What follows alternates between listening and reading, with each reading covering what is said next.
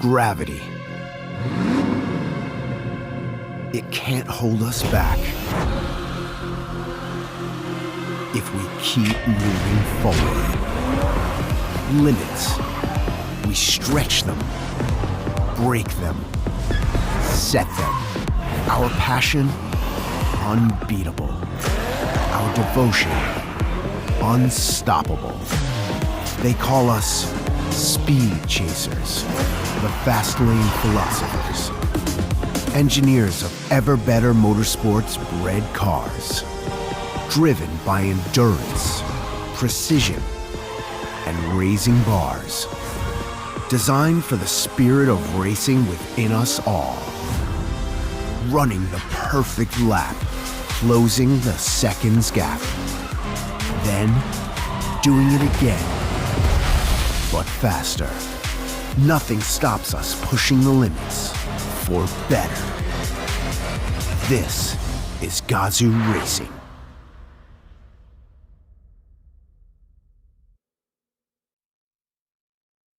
Just what on earth is Gazoo Racing? Gazoo Racing is a spirit. The spirit of pushing one's limits. It's more than just a badge, a symbol, or a poster on the wall. Gazoo Racing is Kaizen of competitiveness. It's the rubber hitting the road again and again and again. Fine-tuned on the world's most demanding racetracks.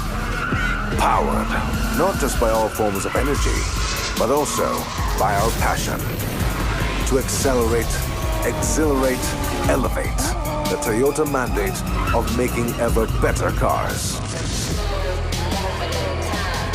Moving not just people, but the human spirit forward. This is our spirit. This is Gazoo Racing.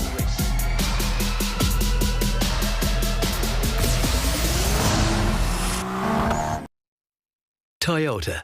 Move your world.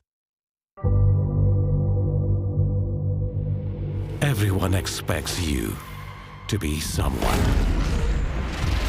But what if you want to be someone else?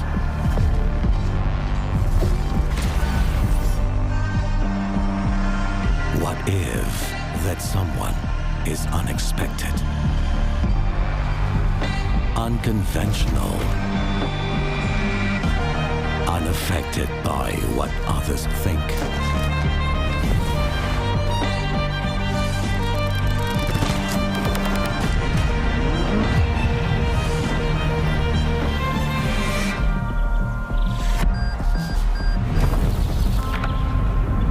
Untraditional, unfazed by demands,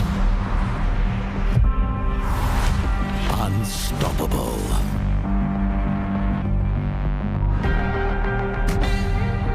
unopposed to change. That's when you become unordinary.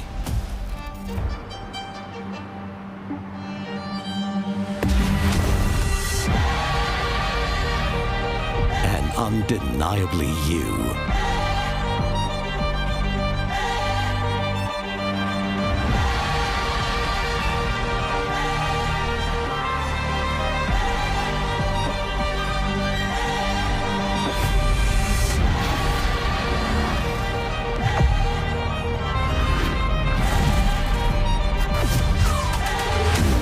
So go on. Defy expectations with the all-new Vios. 10 seconds. Exit standby. 5, 4, 3, 2, 1. Go grid. The goal is always to win. It's a long race, so let's see what we can do. Over 6 seasons, every year, 45 racers compete for a place on this podium. This is Gazoo Racing. Good race. Oh my god, that was the Hardest race I've ever raced in my life, man. Oh, up to the last corner. Oh. This is where champions are built. Nice. Ready to race. Talents uncovered. I mean, tomorrow is a new race. Plenty of opportunities starting from P3. So I'll try to make it work. It's a new day.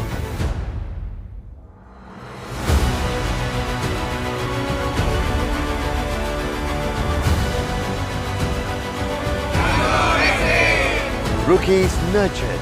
Yeah! Yes! Let's freaking go! P1, baby!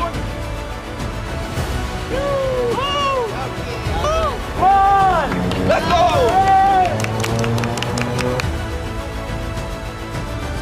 We feel like we have the potential. We're gonna get this one.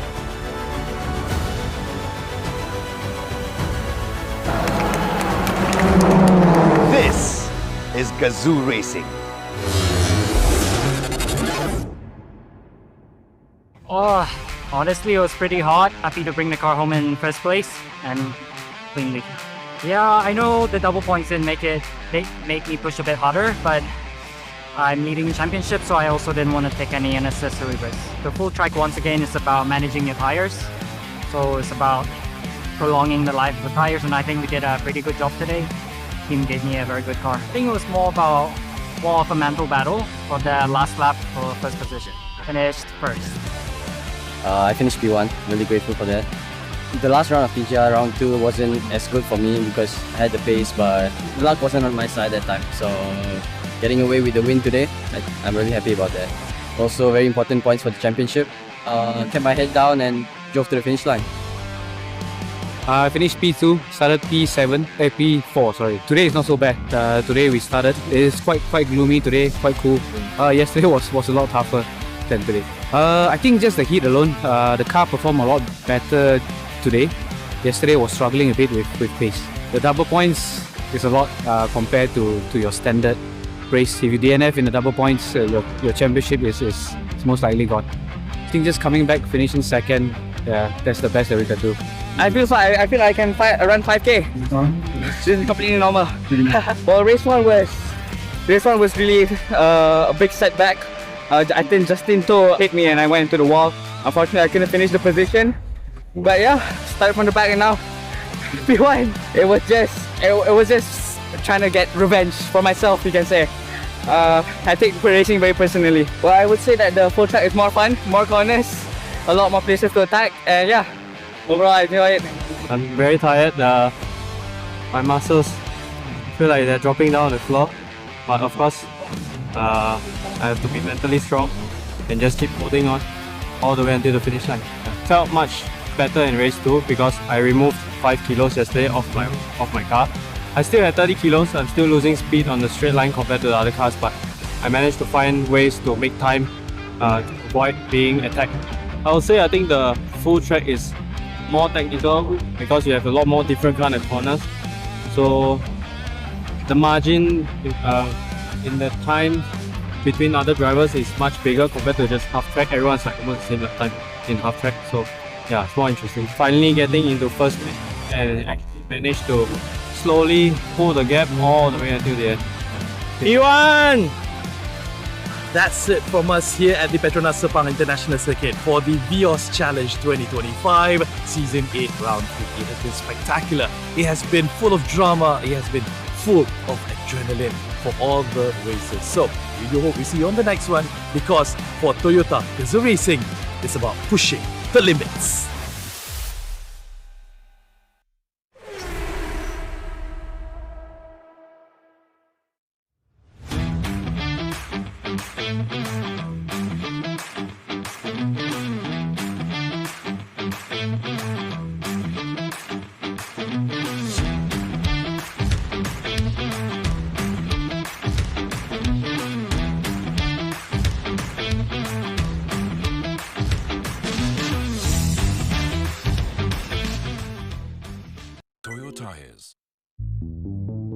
I still remember that season 1, no one knew what to expect.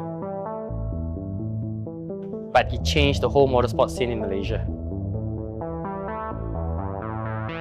During my first season, it's actually the round 1, season 1, held in Penang. That is the most memorable in my life in Toyota Gazoo Racing. That was my first experience driving as a professional rather than me was rampating in the road. One day, I have a chance to came to know that Toyota have a seasonal race called Toyota Gazoo Racing. I'm so excited, I tell you, when the first moment I heard it. One of my dad's friends, the dealer for Telaga Mas at Penang. I think they had one round in season 1 at JB, and my dad asked him, "Hey, what are you doing here?" And he said, "Oh, I'm here for a race, racing the Toyota Gazoo Series." Then my dad was jokingly saying, "Hey, why not you put my son in?" And yeah, that's how I got in. When I first saw the Toyota Gazoo cars was displayed at one of the sticker place. So that's where I was trying to inquire about this race, and that is why I was introduced. I was a very young boy then. At that time, I was 19, I believe, when I started TGR Season 1. And it was a lot of pressure for me to start straight away in the super sporting class as a 19-year-old boy. Yeah, over the 8 seasons, as age catch up, I started off very young and now I'm over 30. It's a very good, it taught me a lot in life. So it's more towards patience and also hard work. I think at the start, I'm always very doubtful, you know, always doubting myself or whether can I do it or not. But I think over time, I've been doing it so long, you know, just have to trust yourself that you're good and just perform. Giving up, there's no such thing because I love driving, and especially when it comes to racing, yes, that's a bonus to me. And giving me a platform such as Gazoo Racing as a one-make race, it gives me the experience to put myself in test. How good am I when it comes to a competition?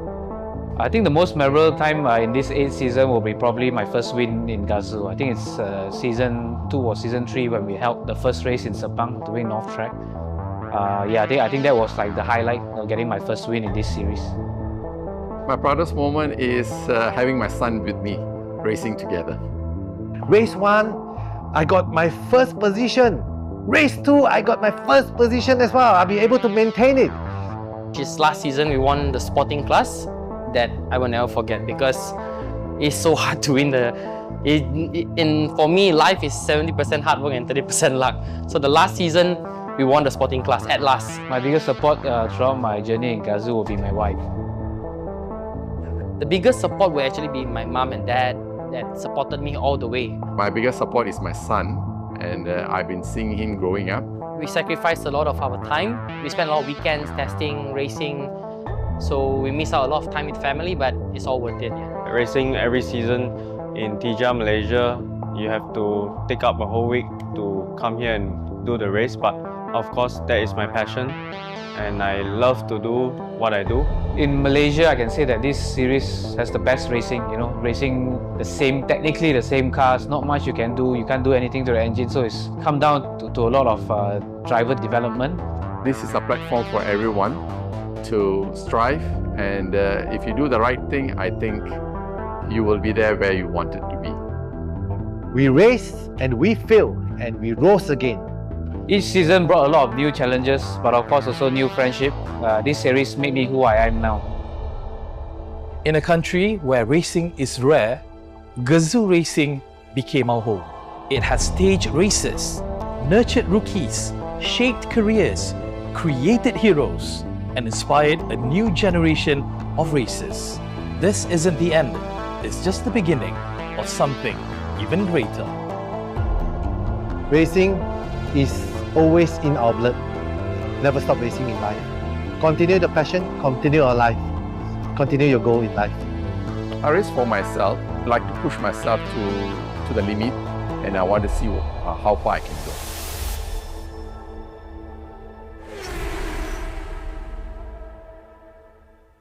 What's the one memory that gives you goosebumps? Beautiful girls. No, I cannot say that. Don't say that, I was in trouble. What kept you coming back seasons after seasons? The money. Can say, all right.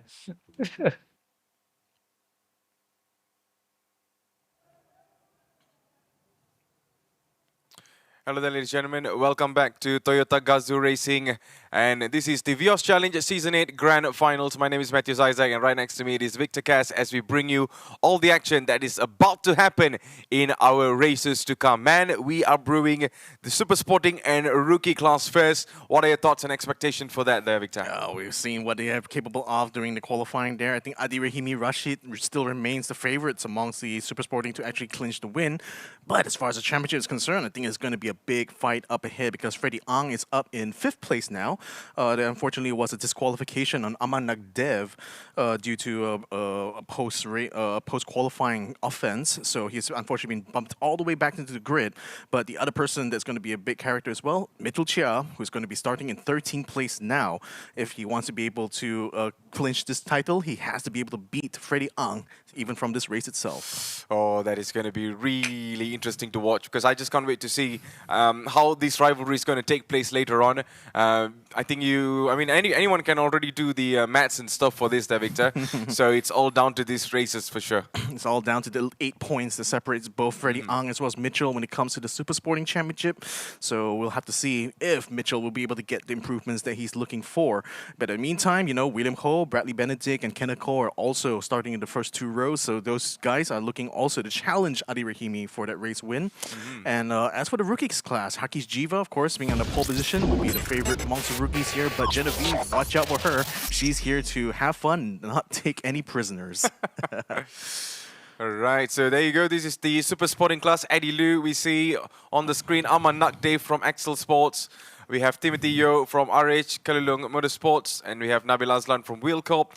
Car number 28, Tom Go, S&D Tama Motorsport 33. William Ho from Toyotsu Racing 39. And Kenneth Ko from PMCM Racing. And of course, Bradley Benedict on PS Automobile, car number 55. We have Najee Ayat from Modern Racing Team. Mitchell Chia, the man that might be fighting all he could today. Adi Rahimi coming in as he had a really wonderful qualifying session today. Shafiq Shamsuddin comes in as well. Ame Harris on the list for this race, of course. And man, that is for all the Super Sport. How about for the rookie class, Victor? Yeah, for the rookie class, we got Justin Rauldev, the current leader in the rookie class championship. Genevieve Oy is last in the championship, but she's here to have some good fun. Ian James is also running in the championship. And Harkish is also having an outside shot, but he is on pole. Aiden Kalik is also another challenger for the championship, and those 5 rookies are going to be looking to make this last race of themselves in the season their very best. Yep, so this is the championship's point, and look at that, Victor, how close things are between Freddie Young and also Mitchell Chia. Yeah, 8 points only separates these 2 drivers going into round 4, but with the poor qualifying performance here from Mitchell, he's going to have a heck of a lot of work to do in order to be able to maintain that lead. But Freddie Ang, conversely, this could be his moment right here.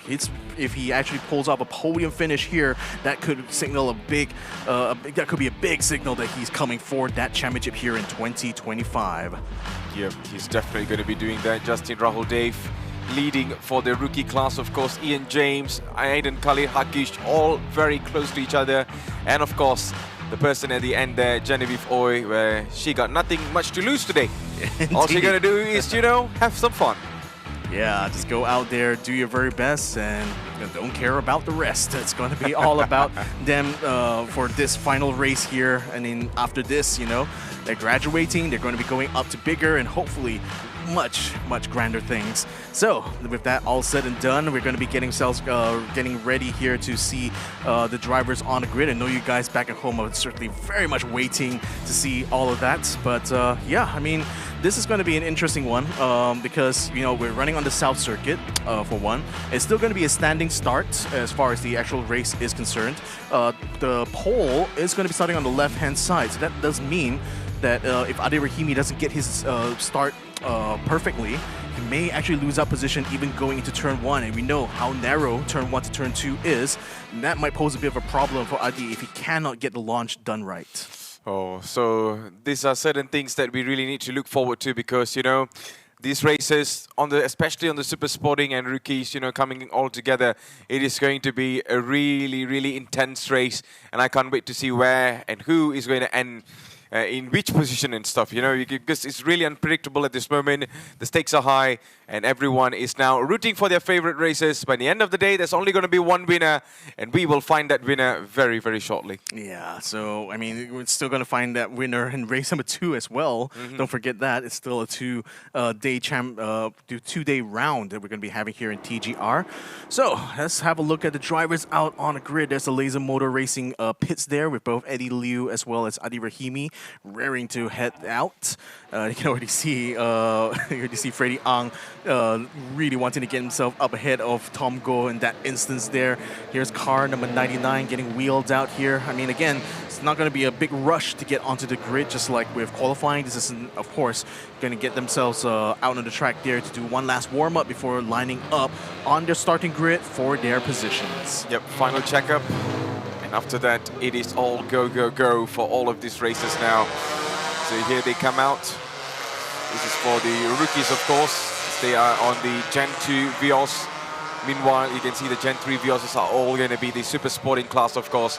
And they are now coming out and just getting everything sorted out. And as what you told me there, Victor, you know, it's going to be a rolling start. No, it's a standing start. It's a starting start? Okay, all right, things change. Okay, so it's going to be a starting start. So the races are out now.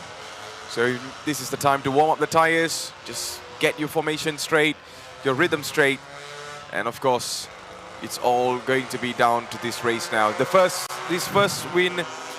race right now is going to be super important, and we have seen, Victor, last time, you know, if you mess up race 1, you tend to mess up race 2 too sometimes. So those kind of things do happen because it affects your mentality and stuff. But I'm very sure all of these races are prepared for that because this is grand finals and we're about to kick in. Well, I mean, again, just speaking about like meeting up with Mitchell Chia just during lunch earlier. I mean, in spite of the fact that, you know, he qualified quite far back, still seems to be very high spirit, still very confident, actually, going to this one here, because he feels that he still has a chance. Of course, when you talk about someone as talented as Mitchell, of course, there's always going to be a chance here. It's just a matter of how he's going to make it. So now you're seeing all of the media people as well as pit crews coming out onto the grid there to receive the drivers as they pull in to their starting lines.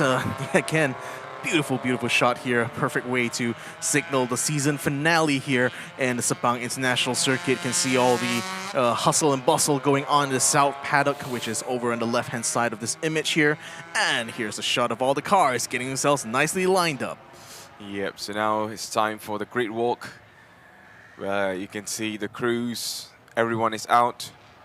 Just, you know, one last final preparation before we go into the race. So in the meantime, ladies and gentlemen, if you just tune in, welcome to Toyota Gazoo Racing Vios Challenge, and this is Season 8 Grand Finals. And I can tell you, if you are rooting for your favorite driver here, make sure to do it on the comments and let the world know. Let the world know who you're rooting for. At the same time, let's see who actually wins this race there, Victor. Yeah, so let's go ahead and hear from our hosts who are out on the grid there. So over to you, Nas and Irene. Thank you very much, Mr. Victor Cax and Matthews Isaac. Well, you guys are in the studio. We are up close and personal, Arena and I. We can smell the rubber burning. We can smell the petrol as well. So we're right here at the safety car as we watch the cars take their places on the grid. Exactly, and while our gentleman is below the aircon, under the aircon, very hot. We are here on the hot tracks of Sepang International Circuit for Race 1. That's right. Round 4 Vios Challenge 2025. That's right, Amazing. ladies and gentlemen. For this round is the finale of the season. As we take a look at the cars lining up on the grid, hopefully we can have a chance to approach some of the drivers and find out their thoughts as they are ready to take to the track. So, of course, from the qualifying that we had just now, we see Adi Rahimi taking P1, while Freddie Ang, who's in second in the overall standings, well, he is right now in P3, even though with the ballast, he's been running a great qualifying. His eyes is focused on the prize. Exactly, and of course, we're going to be starting off this afternoon's Race 1 with the Super Sporting and Rookie classes. racers. Absolutely so right. we're going to see how the elites and as well our young TGR talents pan it out on the tracks. Now this is going to be something very interesting now, Naz. Very interesting. It is the finale of the season after all. No holds barred. So let's take a look at Adi Rahimi at P1. Adi, can we have a little chit chat before we go? Yeah, I can. At P1 and also an outside chance to actually score some points on the podium and maybe give Freddie Ang a run for his money. What are your thoughts? Well, of course, maybe I couldn't fight for the championship because the gap is too big. Okay, so what I can do is I just try my best. I just wanna go all out, score maximum points as I can, and let the rest, decide whether who's gonna win for the championship. Yep. Wow, so you're not going to be a spoiler, you're just going to run a great race, yeah? Yeah. Excellent. So Adi is got his head firmly on his shoulders. He knows the gap is too big, but at the same time, he is a racer at heart. So he's going to give the others a run for their money as well. So let's take a look at our next racer. Areen, yes. Do we have someone else? I think we have one of your favorites. My One favourite? of your favorites. Okay, we're not being biased here, guys. But of course, Mm. someone I think that has been very consistent when it comes to the current Vios Challenge 2025 season standings. Yes. And he's actually currently in second rank Ah. of the overall season. None other than Freddie Ang. And at the qualifying, you saw him perform, and he actually managed to grab the position 3. Okay, let's So take right a look now, at how much let's- ballast he's got at first. This is the car of Telaga Mas Toyota Motorsports, car And number you- 3, Freddie Ang. Let's take a look at his ballast. 45 kilos, and still coming in third place. And of course, Freddie, can we have a quick word with you before you go off? A quick one. Yeah, just gonna try my best and see how it goes. How are you going to be panning out? Because I think the track is slightly different from how we started this morning. It was a hot track. We expect a bit of weather, a bit of a rain. How are you going to pan through this race 1? Do you think you have what it takes?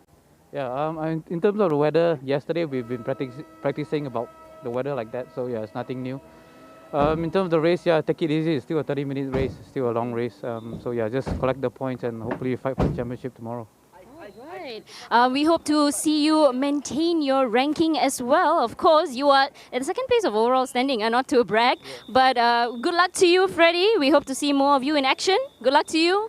And of course, we are about to begin the race. I'm so excited, Naz. Exactly, it's going to be Areen's first race as well. This is the finale of TGR Vios Challenge 2025. The cars are on the grid and we are ready to roll. So ladies and gentlemen, we're going to be tossing it back to our racecasters. Look at the skies, Areen. Will it be a wet race or not? It's going to be an exciting affair. Yes. That's for sure. Meanwhile, it's back to our racecasters, Victor Cax and Matthews Isaac. Take it away, guys.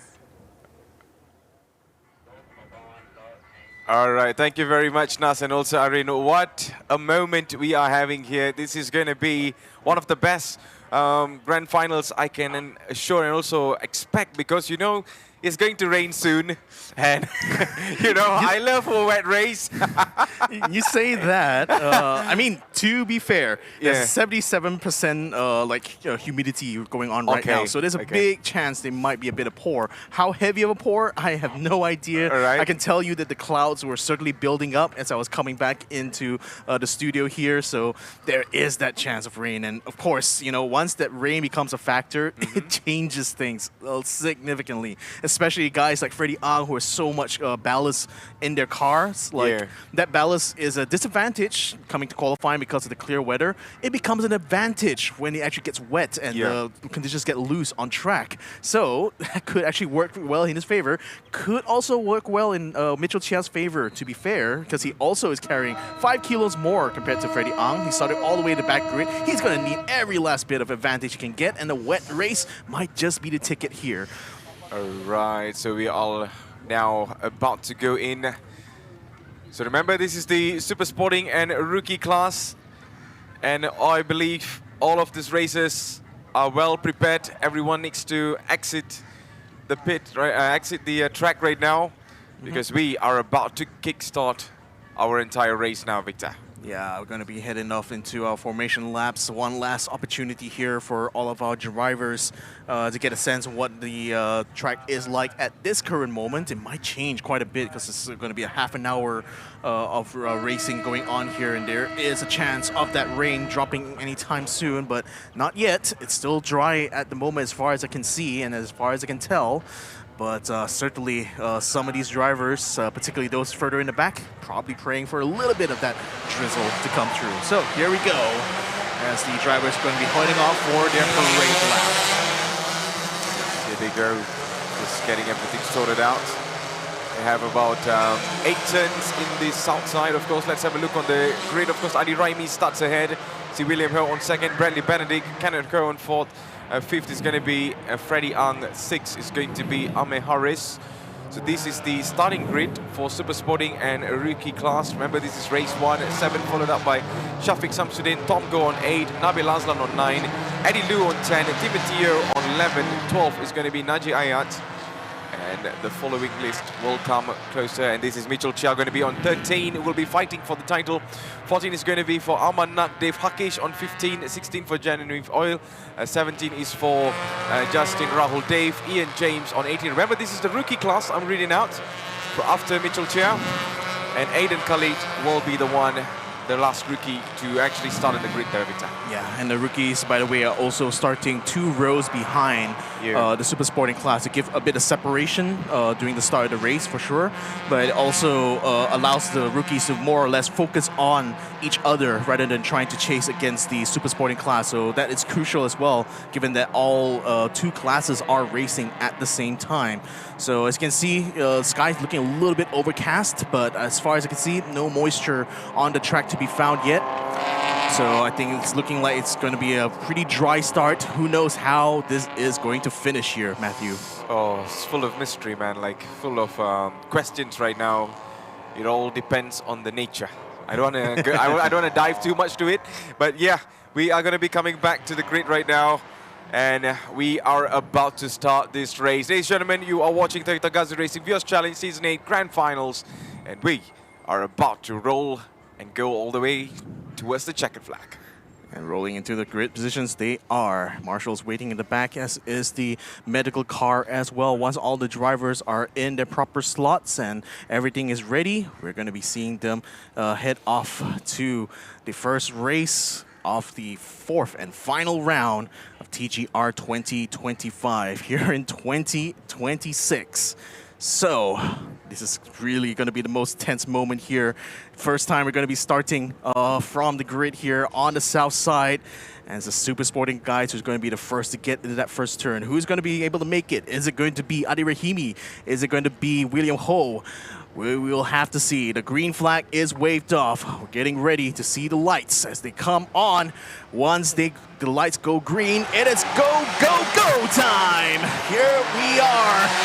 William Ho now trying to pull ahead here. I think Adi Rahimi will be able to block him up just in time. Bradley Benedict is getting a sideways glance here at William Ho. Might actually try to cut him going into turn 1. In fact, coming into turn 1, Adi Rahimi still remains ahead. Bradley Benedict will be side by side. They can only really go too wide in this section because it's so tight, especially at the apex. But Adi Rahimi still holds off that challenge there from Bradley Benedict, who's left outside, goes up to the track and loses a position or 2 as a result. Kaneko is going to be right there to sweep up 3rd place, possibly, although Bradley Benedict is now trying to fight against Freddie Ang for track position. You can see Amir Harris also lurking behind, trying to find an opportunity, have a bit of a peek on the inside.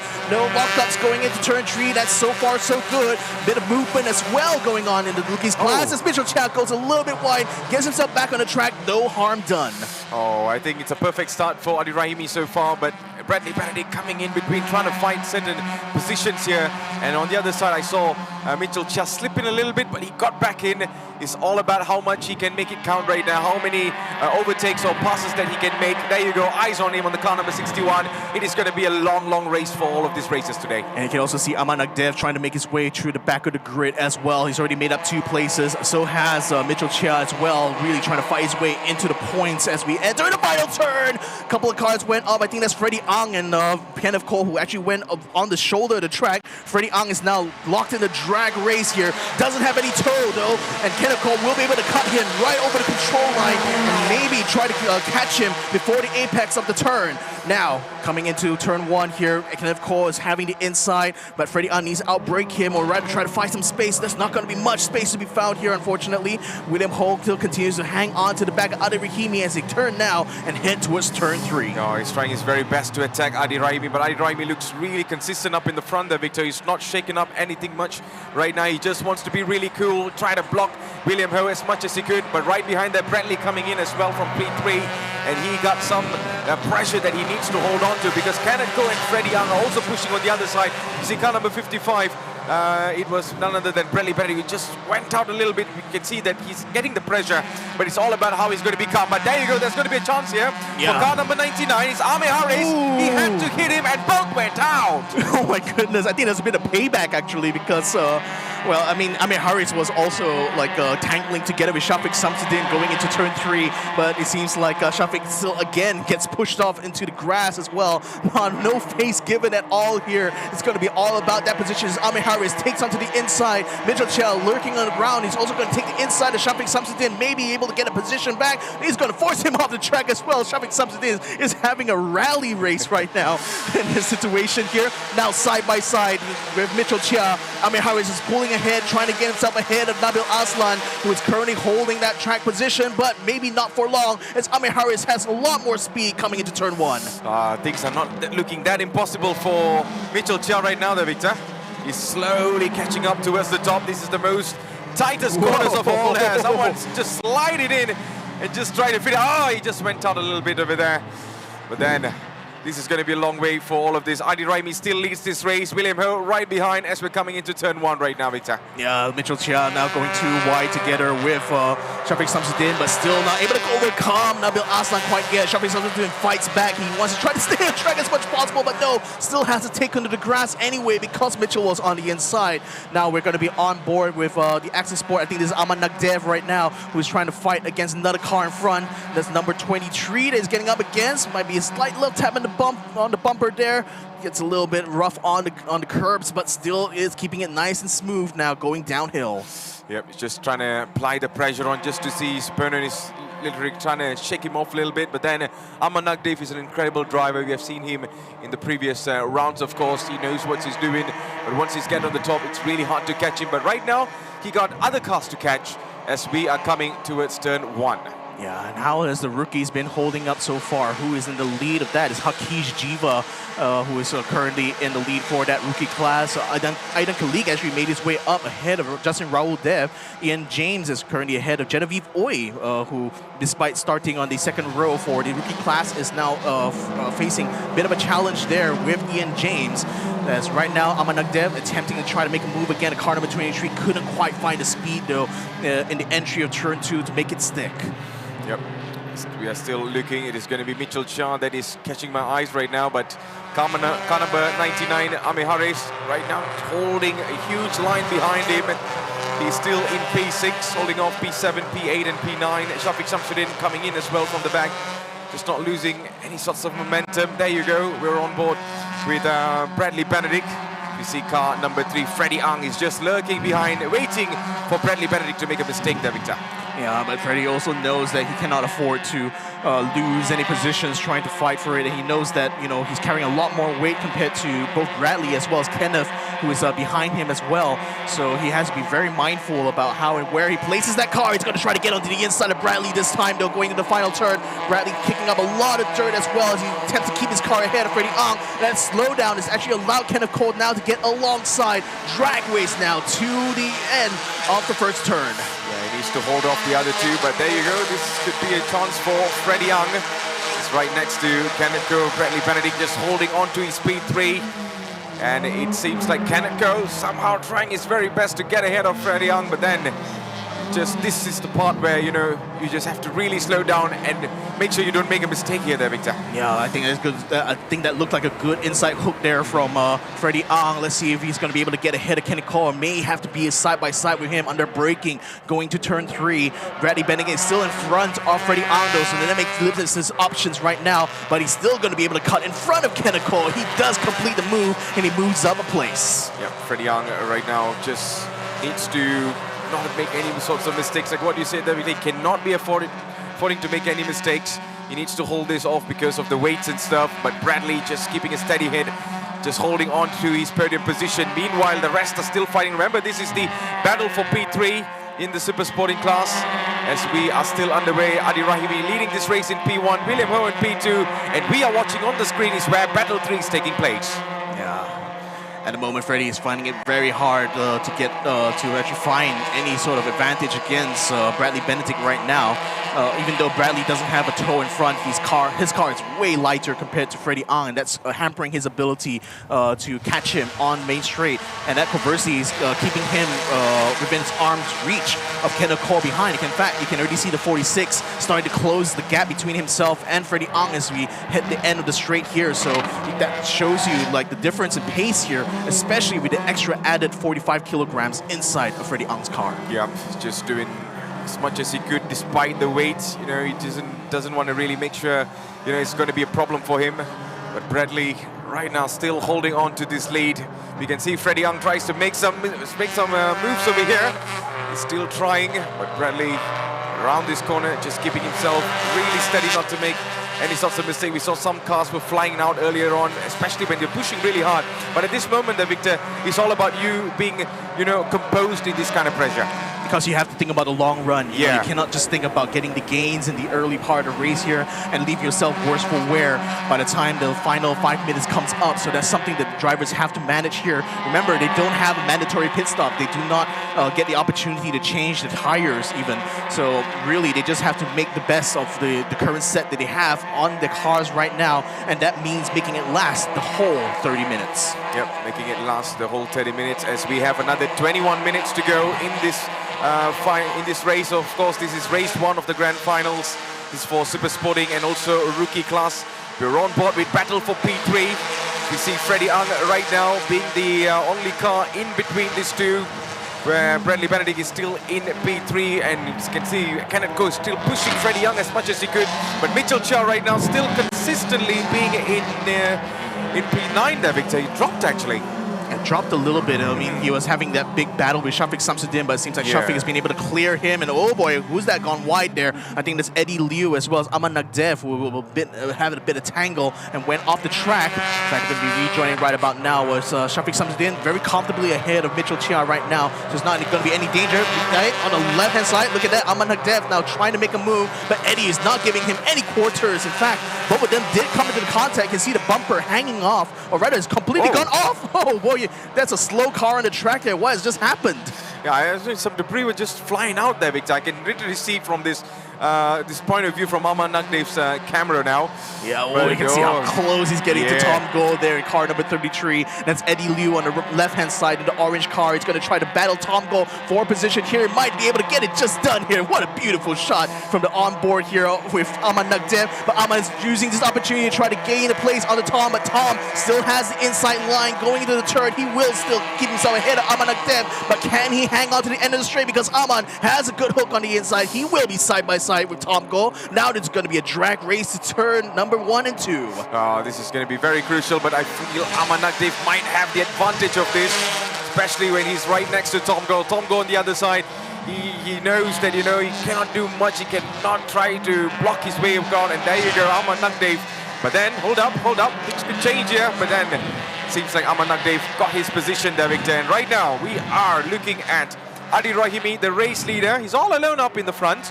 Nothing much to think about with 2 seconds ahead, 2.7 seconds ahead. William Ho just slowly cruising behind him as well. Bradley Benedict on P3, Freddie Yang on P4, P5 for Kenneth Cole. These are the top 5 that is right now fighting for it. but the podium position is what matters, and Bradley Benedict is holding the last position for now.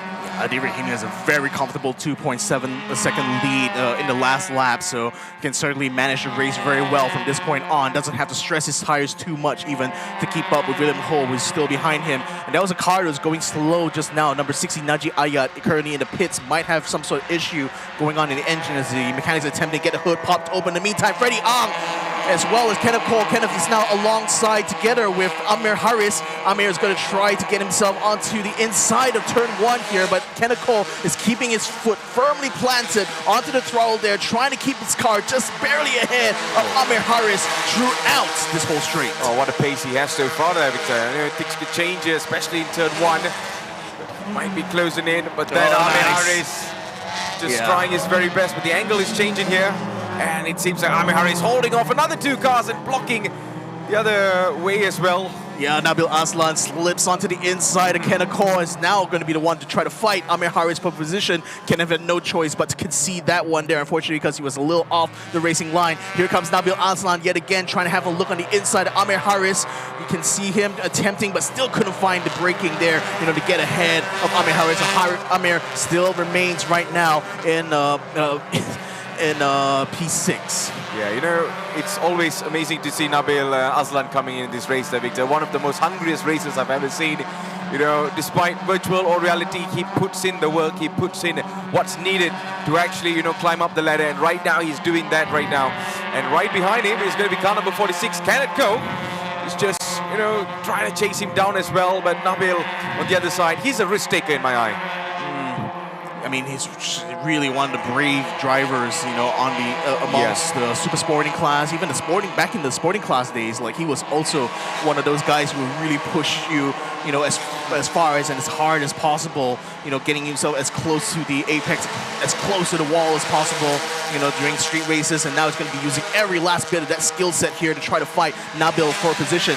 But Nabil's not going to be an easy one to pass either. One of those sim prodigies that came out of Alex Young's training here. He's using a lot of skill here, but Kenneth Cole gets a nice hook on the inside. Still will be side by side with Nabil going to turn 3. So much drama happening right behind P3, P4, P5, David. You know, things are like kind of changing really fast. But remember, this is the battle for P3, and Bradley Benedict is still holding on. But looking at the drama right behind that, it is getting really intense. So we're having a look, Kenneth Cole right now still chasing Nabil Aslan. They're all very close to each other. One small mistake, and that's it. It's a goodbye. Yep, Kenneth Cole still hot on the heels of Nabil Aslan. He's almost bumper to bumper now. In fact, almost touching him going through turn 5 there. Now is going to be the downhill section, which is going to be tricky to try to get it right, especially when you got another car still trying to get himself alongside you, especially into that final turn. But Nabil Aslan is certainly a very talented youngster, as was Kenneth Cole when he first started here in TGR. So it's the new going to be taking the old, or will the old still have the tricks that he needs, you know, to get himself ahead? Oh, for sure. He's just trying his very best to push Nabil Aslan right now, but Nabil Aslan just not giving him space, but he might be changing his moves over here, and the pace that he has is incredible. Kenneth Cole right now will be having the advantage from the outside, and let's see where this lands. And in this corner, that is Victor. Yep, he made it. Braking hard, well yes. done. Managed to get himself ahead of Nabil Aslan under the braking zone at turn 2. So that's perfectly executed here from Kenneth Cole, moving up into 6th place here. So now he's going to be the one trying to chase after Amir Harris, who, with all the fighting going on behind him, has actually managed to gain about half a second ahead of these two drivers. And in fact, that battling has also put Nabil Aslan within the clutches of Shafiq Samsudin. Yeah, been fantastic battle between all of these races so far.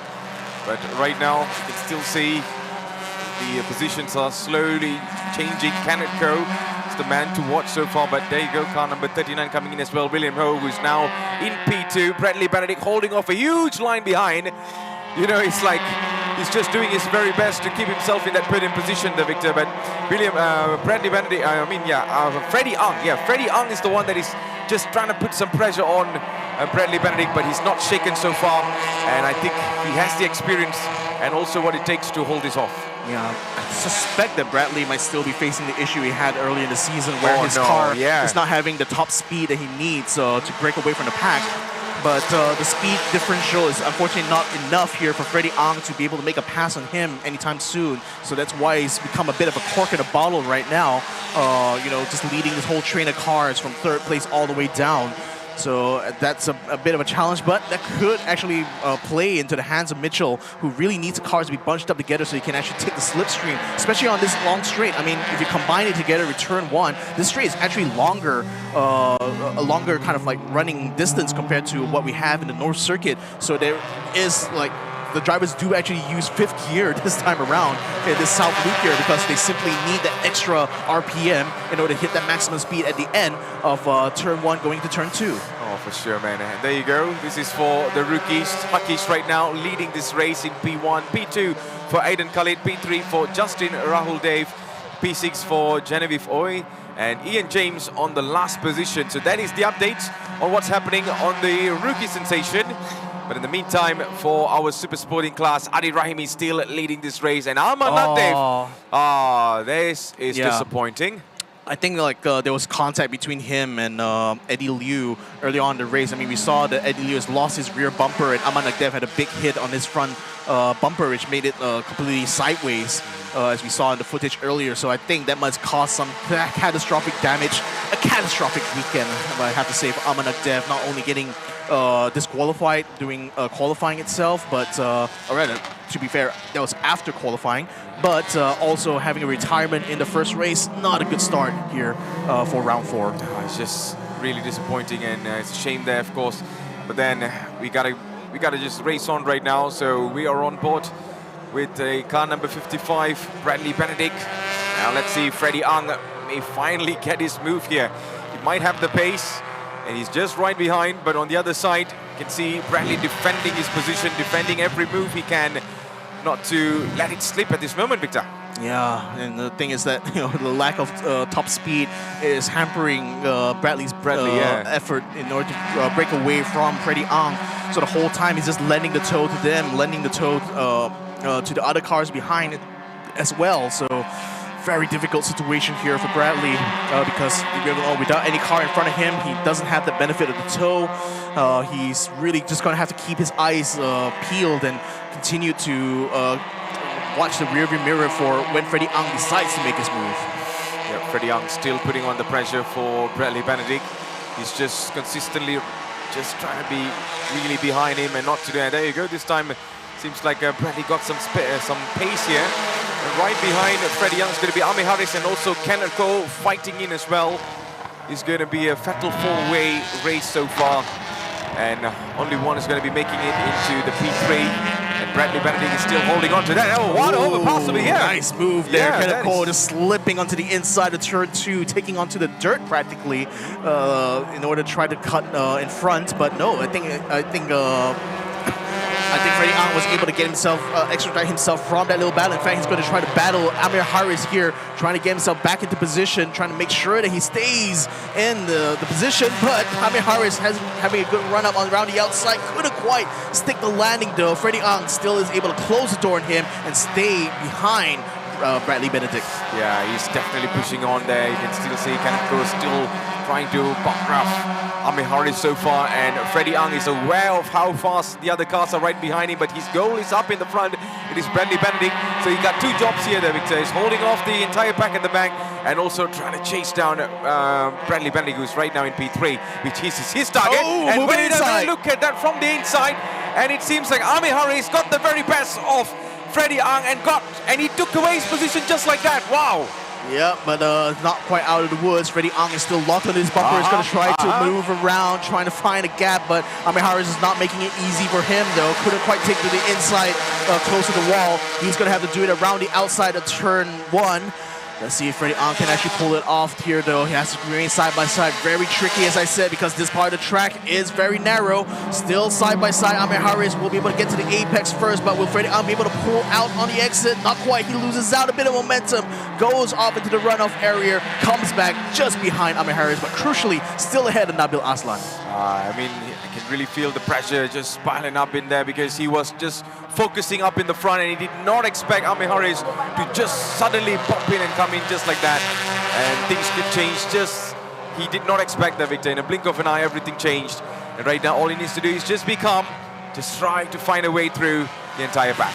But the more places that Freddie Ang loses, the less he's going to be able to whittle away at the 8-point lead that Mitchell Chia has. And Mitchell's only 2 cars behind as well, so Freddie cannot afford to continue to lose places. His pace is actually still good. He's not having any performance drop off. Oh no, what's happened to Kenneth Cole? Stopped on the side of the track. Can he get out of the way, or are we going to be having a full course yellow? The rookies will be passing him by. Can he get his car moving again? Oh no, you can see consternation on the faces of the pit garage now as Kenneth Cole is stranded out on the track.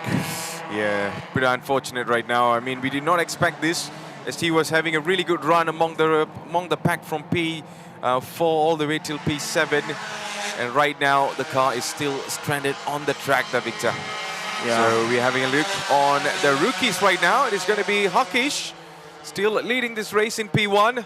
And this is going to be some battle between Justin and also Aiden Khalid. So let's see where these two land so far. They have been putting on some incredible performance. Yeah, this battle could be critical for the Rookie Championship, even though Aiden Khalid is a little bit far off in the overall standings here compared to Justin Raladev. In fact, I believe he's about 9 points behind, so certainly needs to be ahead of Justin if he wants to be able to edge away at that lead.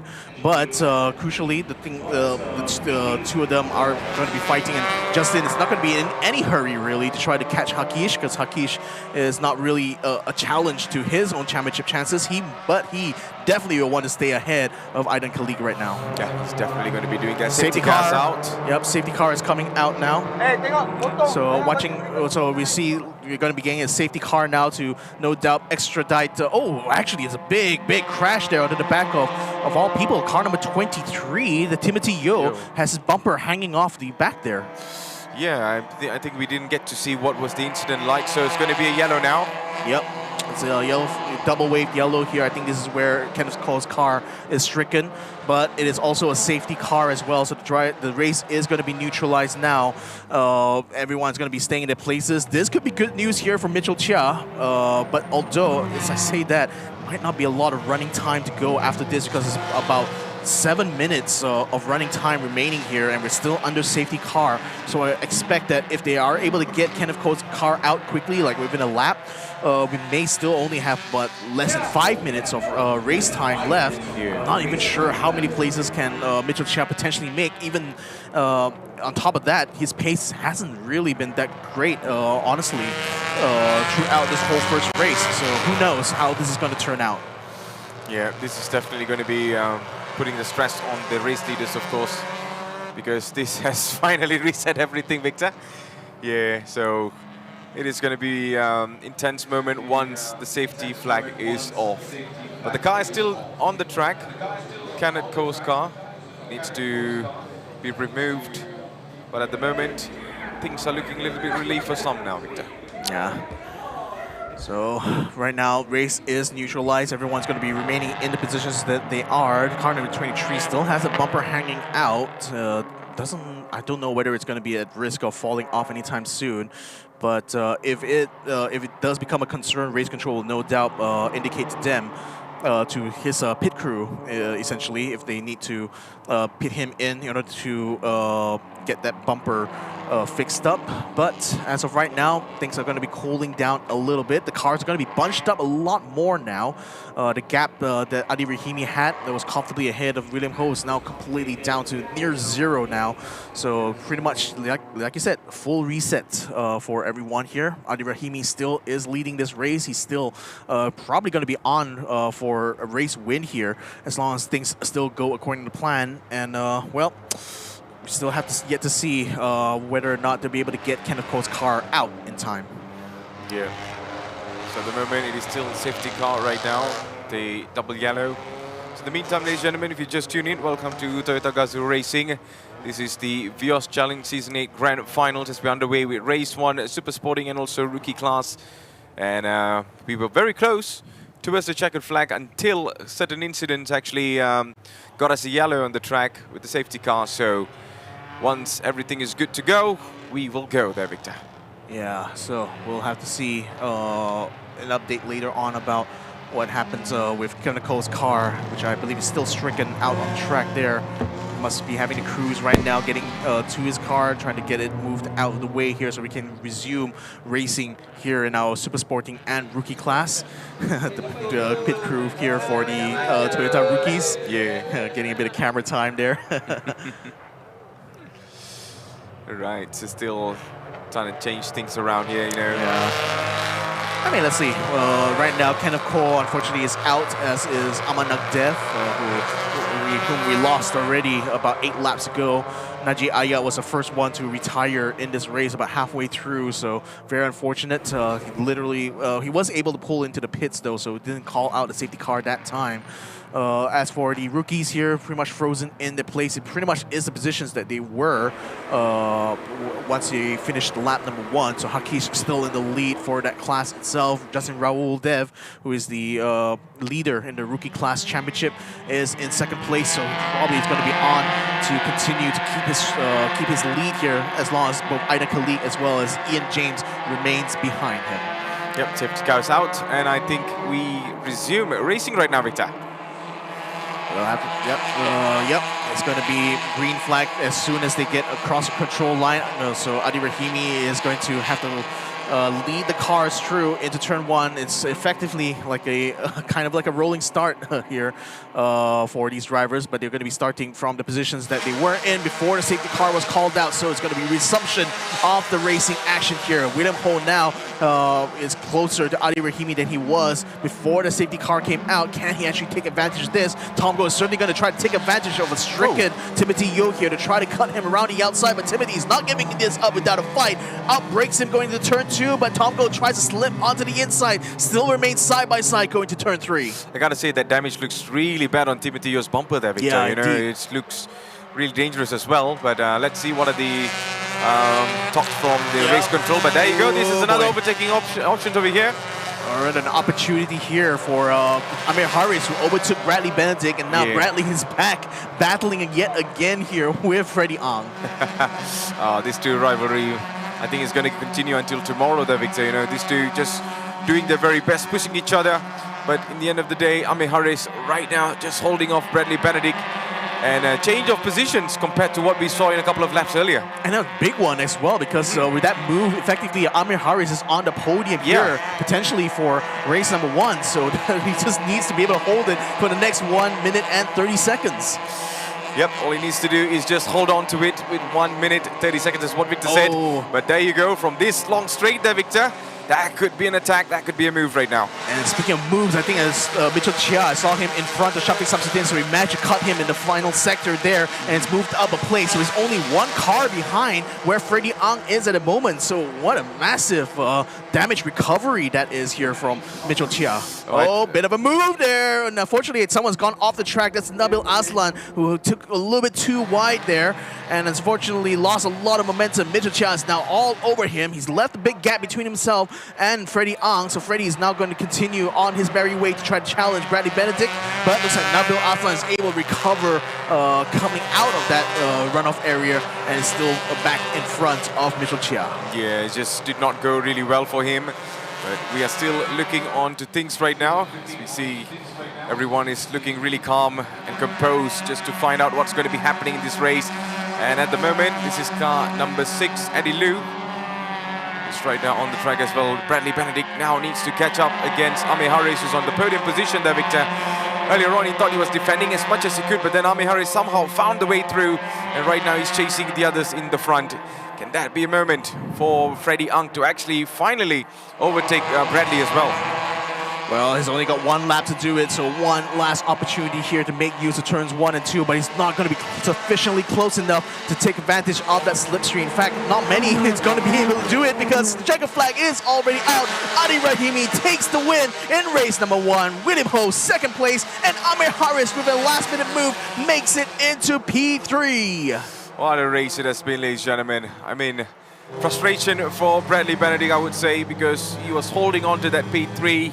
Just needed a couple of minutes, but then Amir Harris just made the magic happen, and he just got into podium position. Adi Rahimi started this race the way he wanted, and now he finished the race the way he wanted as well.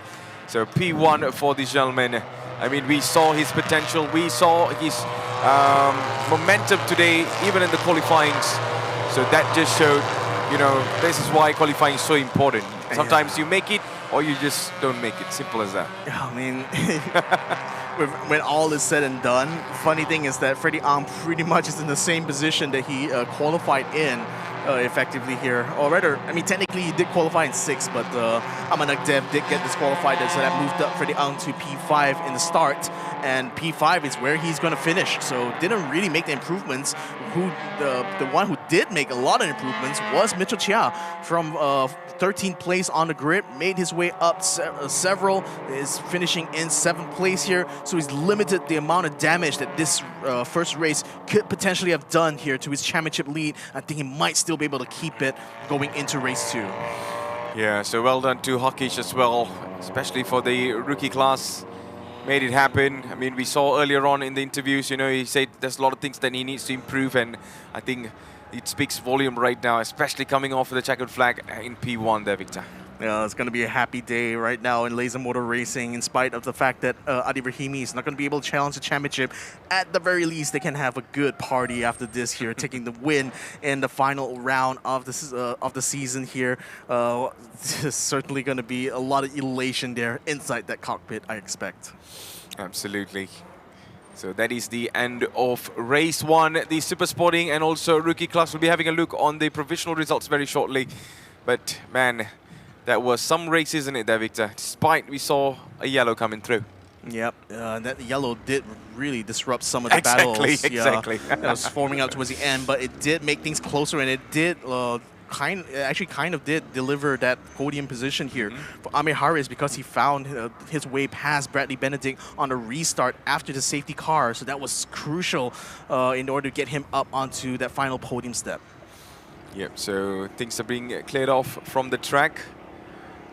As we still see the weather still looking overcast there, Victor. No drops of, you know, no drops of rain or anything. Yeah. I mean, I wouldn't know if there's a single drop or anything. Probably drivers will be able to tell as it patters on their windscreens. But as far as we see here, it's not really any rain going on. So yeah, 77% chance of rain, but we are in the 33% here that didn't have rain. So, here are the provisional results for the Super Sporting class. Adi Rahimi takes the win in the first race of the final round here, doing it in front of William Ho, and also Amir Harris with a final move at the restart after the safety car makes it up to P3 ahead of Bradley Benedict.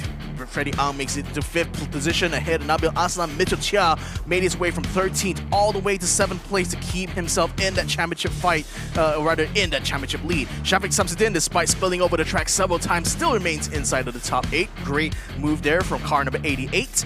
Eddie Liu still survived in spite of the big contact in the back of him, losing his bumper, but still manages to finish P9. Tom Goh rounds up into the top 10. And to have a look at the rest of the list here, Timothy Yeo finishes in 11th place. Kenneth Cole unfortunately retired with 6 laps remaining. Amanagdev with 11 laps remaining had to retire as well. Naji Ayat also pulled into the pits quite early on and was the first of the retirements here in the Super Sporting class. Now, having a look at the rookie class, Hakish Jiva makes it a win here in race number 1 for the final round, ahead of Justin Raudev, who will still continue to keep his championship lead ahead of Aidan Khalik, who finishes in 3rd place. Genevieve Oy, in spite of starting in the 2nd row, only managed to eke into 4th place, and Ian James rounds it up here for our rookie class race number 1. Absolutely, so well done to all of our racers from Super Sporting and also rookie class. I mean, it has been an amazing race, but let's have a look on actually what happened throughout our race number 1, especially rookie and also Super Sporting. Yeah, it's a good start, I think, especially for William Ho and Adi Rahimi as well. Adi was able to keep the lead from this first lap and stayed there until the end of the race. So well done to him, making it a flawless start to the weekend here for Laser Motor Racing's Super Sporting class push.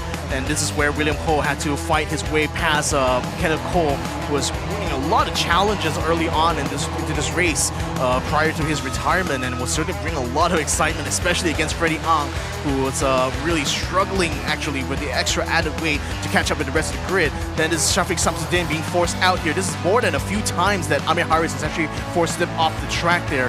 But in spite of that, Shafiq still came back and still continued to fight for those track positions here.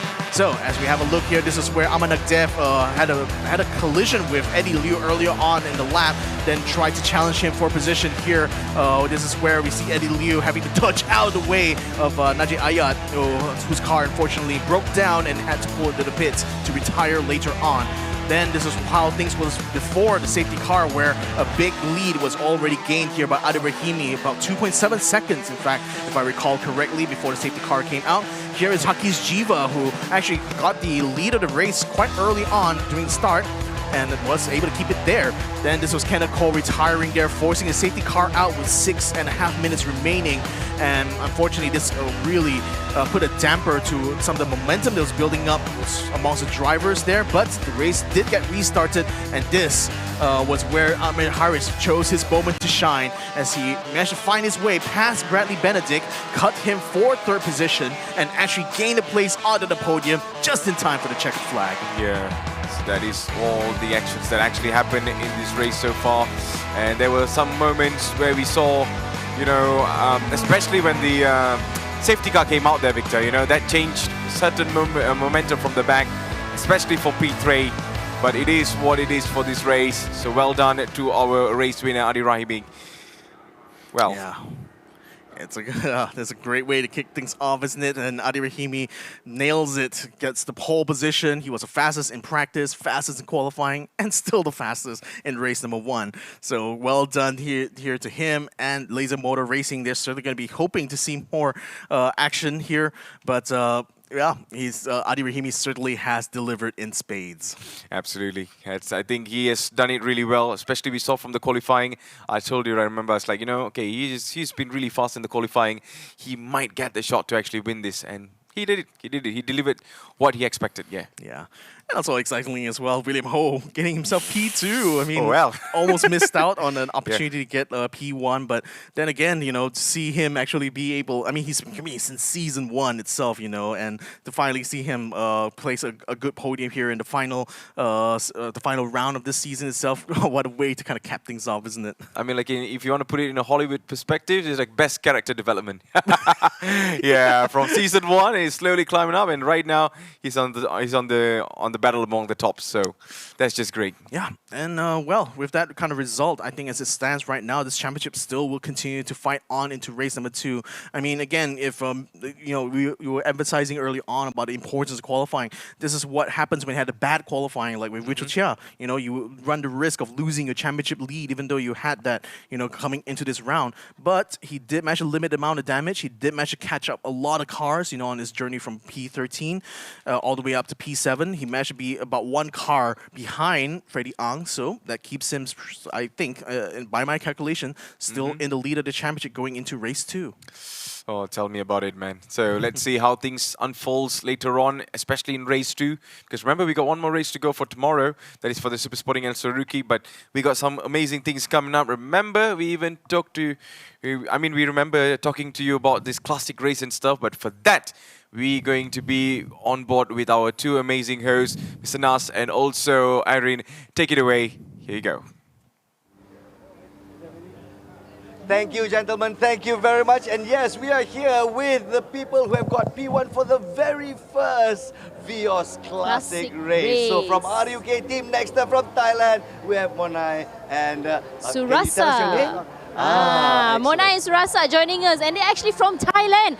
Sawadika, thank you for joining. That's all I know, Nas. That's all I know. So good, so right? far, so good. Excellent, excellent. So Monai and Surasa, you have been driving together a long time? Yes. All right? Also, yes. In Thailand. So in competitions here, have you guys driven together before? This is first time. Yeah. Oh no, I drive with him in the S1K. S1K. Yeah. Do you use the Gen 1 Vios for S1K? Yes, use the Gen 1. So you're used to the car, that's why, is it? Yeah. So you are in P1 with Surasa. Are you excited? And what do you think your chances are? Yeah, I'm very exciting and very happy because it's really good experience. Very good, very good. Okay, very interesting. And I think when it comes to the Vios Classic race, it's a 1 hour endurance. So I think Monai probably has a bit of an advantage here since he has driven 8 hours endurance race before. So that's going to be something interesting to see how you work together. So Surasa, how do you feel about working together with Monai? Because right now this is the maybe second time you work together to drive the same car. So how do you feel? Same time, me and Monai, yeah. I stable time for race. Stable, huh? Stable. Okay, we have a magic question to ask. Magic First question. time P1 for this first race. Who is better driver, you or Monai? Really? Have Surasa, to. you are better or he's better? He's my teacher. Oh, so we have teacher and student team together for Team RUK next. All right. Best of luck. Yes. Thank you for the interview. Thank you. Good luck. Thank you, Please get Surasa. ready as well. Yes. All right. Thank Please, you. After you. And of course, All right. just to also share, thank you Surasa. Thank you, can Surasa. also Please. prep- Thank you very much. So, and of course, just to also share, right? Yep. Mona is also at the super sporting class. That's right. So he's been racing 2 races, and both races he's at P1. So well done to Monai over here. So let him get himself prepared. Meanwhile, let's speak to the team that's gotten P2 for the very first Vios Classic race. And So we have probably some of you are Alistair from familiar Axel with him Sports. as well. Yeah. Hey, Alistair, come. Hello, Let's have you Alistair. right in the center. It's nice to have you back. And here's the thing, we've missed you at Super Sporting class, but you've come back for the classic race. Why is that? You know, it was exciting. New class, old cars, something I'm used to. I haven't been able to drive these new ones as good as they look, but yeah, I'm a sucker for that classic Vios, man. We just did S1K in it as well, alongside Mona and RUK, who are great to be here. It's nice to see some foreigners, I guess. Very good. But yeah, I'm excited. It's a tight field, a lot more open because you can do a lot more with the ECU. So we can see some cars a lot quicker, a lot slower down the straight. Some got launch control, some got pit limiters, which will be helpful for the pit stop. So it's a lot going on, and it's fun to learn all that in one shot, I guess. Interesting, because I think a lot of our races for the classic race, Vios Classic race here, they've also had a bit of an advantage and experience from the previous 8-hour endurance race. Now, of course, it's going to be a little different because it's only a 1-hour endurance race. Do you think you have enough, I would say, skill set, enough prep, enough experience, especially from your previous race as well? Yeah, I mean, it's nice thinking about the result and other people and what could come, but I'm just focused on what I can do, and that's hit every apex and go as quick as I can for that 1 hour, go as far as I can, and where I end up is where I end up. I'm happy to be sharing the car with Aman, who's in Super Sporting, who I've been coaching all year as well, so, you know, two on the front row are kind of teacher-student combos. I see. So Aman is we'll see let's who say, goes- your protege. Not a protege, but I've been working with him a lot this year, and he's a great driver, super nice guy, so it's fun to Excellent. be together. We did S1K together as well, so Malaysian and Indian nationality coming together. And so, we're speaking about reaching the apex. You've driven, or you had the opportunity to drive all 3 generations of Vios cars. What is it about the Vios that makes it so special and it becomes a fan favorite? I mean, first of all, TJ have done a great job to provide a platform for drivers to come and do some sport, you know, go racing, make it competitive. But on top of that, yes, the Vios, okay, it's not a Formula 1 car. It's not the quickest thing in the world, but the magic is extracting a fast lap. It's really hard to extract a fast lap out of a slow car because you're in corners in a lot longer time. So everything you do is a lot more important. And I think that's great to put, you know, newer drivers or drivers who want to go further technique-wise into cars like that. And I think that's why Super Sporting is always so close, because we have those years. I have this thing about intelligent drivers. I have this thing about them. You know, when I hear or see an intelligent driver, I know these guys are going to go far. Well done, Alistair. Well done. Yes, because they know everything, every part of the car, how the relationship is pretty like with your car as well. I think you've had a fair share of experience coming into this race, Vios Classic race. Of course, this is the first ever Vios Classic race, having been competing with the other generation of Vios. How do you think it's like on track for you so far? You've only did the first round of qualifying. We're about to see your race 1 later on. So, do you think it's interesting? How's the race for you? I'll tell you what's interesting. Like between the 2 cars, new to old Vios, it's a 5/10 difference, which isn't a lot of lap time.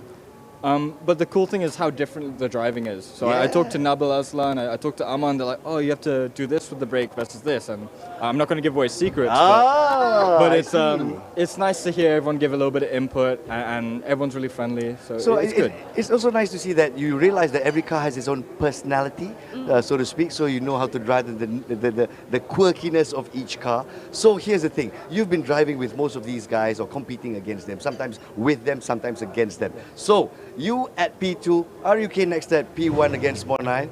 So what do you think chances for Axel Sports for this particular first race? I mean, always looking for the win, right? I mean, I think if you're not, go home. It's fine. What do I think about the race? I think it'll be very interesting. I think tyre wear will be a big factor after 1 hour. The Toyos as well. They're not like the Hancooks and S1K, which our tyre friends are going to have to try and get around this race one. Okay. Secondarily, I see some clouds coming over the grandstand. Yes! And I'm really hoping for some rain to hit, because that RUK car is pretty impressive. Yeah, and here's the thing, here's a little something you don't know about Alistair. He has this thing about wet races. He loves wet races, don't you? I love them both, but yeah, slip and slide's a bit of fun. That's right. So he's probably in the background here hoping and praying it's going to rain anytime soon right now, please. He's definitely not going to be complaining. Alistair driving for Axel Sports together with Aman Nagdev. Thank you, Alistair. Best of luck at P2. Good luck Best to you, of luck. Alistair. Can't wait to see you on the tracks. And of course, Absolutely. I'm sure you guys are very, very excited as to what's coming up next. We have Race 1 Sporting Class for the Vios Challenge 2025 GOLD Championship. And of course, we'll move on to the very first Vios Classic race. Stick around for that, ladies and gentlemen. Meanwhile, for our viewers, it's back to the studio with Victor Cax and Matthews Isaac. All right, so we are back here, and of course, we just finished one of the most amazing races so far, which is the Super Sporting and also Rookies. And right now, we are moving forward towards the Sporting class. Well, Victor, Sporting class has always been interesting. And what are your expectations from this race? Expectations wise, I mean, I'm expecting to see Juan He like continue to massively improve upon his lead. I mean, he's already had a huge lead so far, but you know, being in the top of the qualifying here, he's definitely going to again. I think coming into this final round here, this is his championship to lose here, as far as I'm concerned.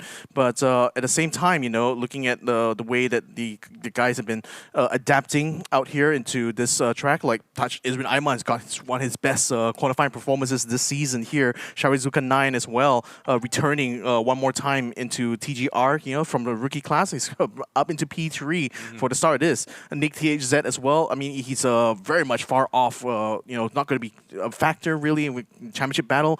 But this, the pace he's been showing from practice up until now, I think he's got a good chance to try to fight Juan He for the race win here. So yeah, I think that's kind of expectation I have. All the really fast guys, you know, are all in those front 2 rows. So I really want to see who's going to be the first one in. I have a strong feeling it's still going to be Juan He, knowing how he's performed over the last few rounds. But you never know.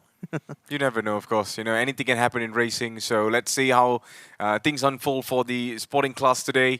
And of course, we got a lot of numbers of races that will be going in for this race, of course. And I just can't wait to see how things unfolds for this class there, Victor. You know, and at the same time, I'm also looking forward to the classic race. Yeah, that's going to be a 1 hour long race to kind of cap things off. I think, you know, based on how the weather has been going here, I mean, the clouds has been building up, still building up steadily. I like how you always check in on the weather. You know, it's like a weather report. You got to, you know. You're always the weather report. When you're always out here in Sepang and you're racing, you know, you always got to watch the clouds. You got to watch the weather radars and try to find out, you know, is there going to be rain? Is there going to be a change in the climate? All these kind of things. These are factors, right? I mean, I'm doing a bit of that here inside the commentary booth, but you know, down in the paddock, they're doing that all the time. You know, getting all the information, getting all the data, giving the drivers the best possible opportunities. You know, that's exactly what these guys do day in and day out. All right, that is something to look forward to. But at the meantime, we're still getting prepared for the Sporting class.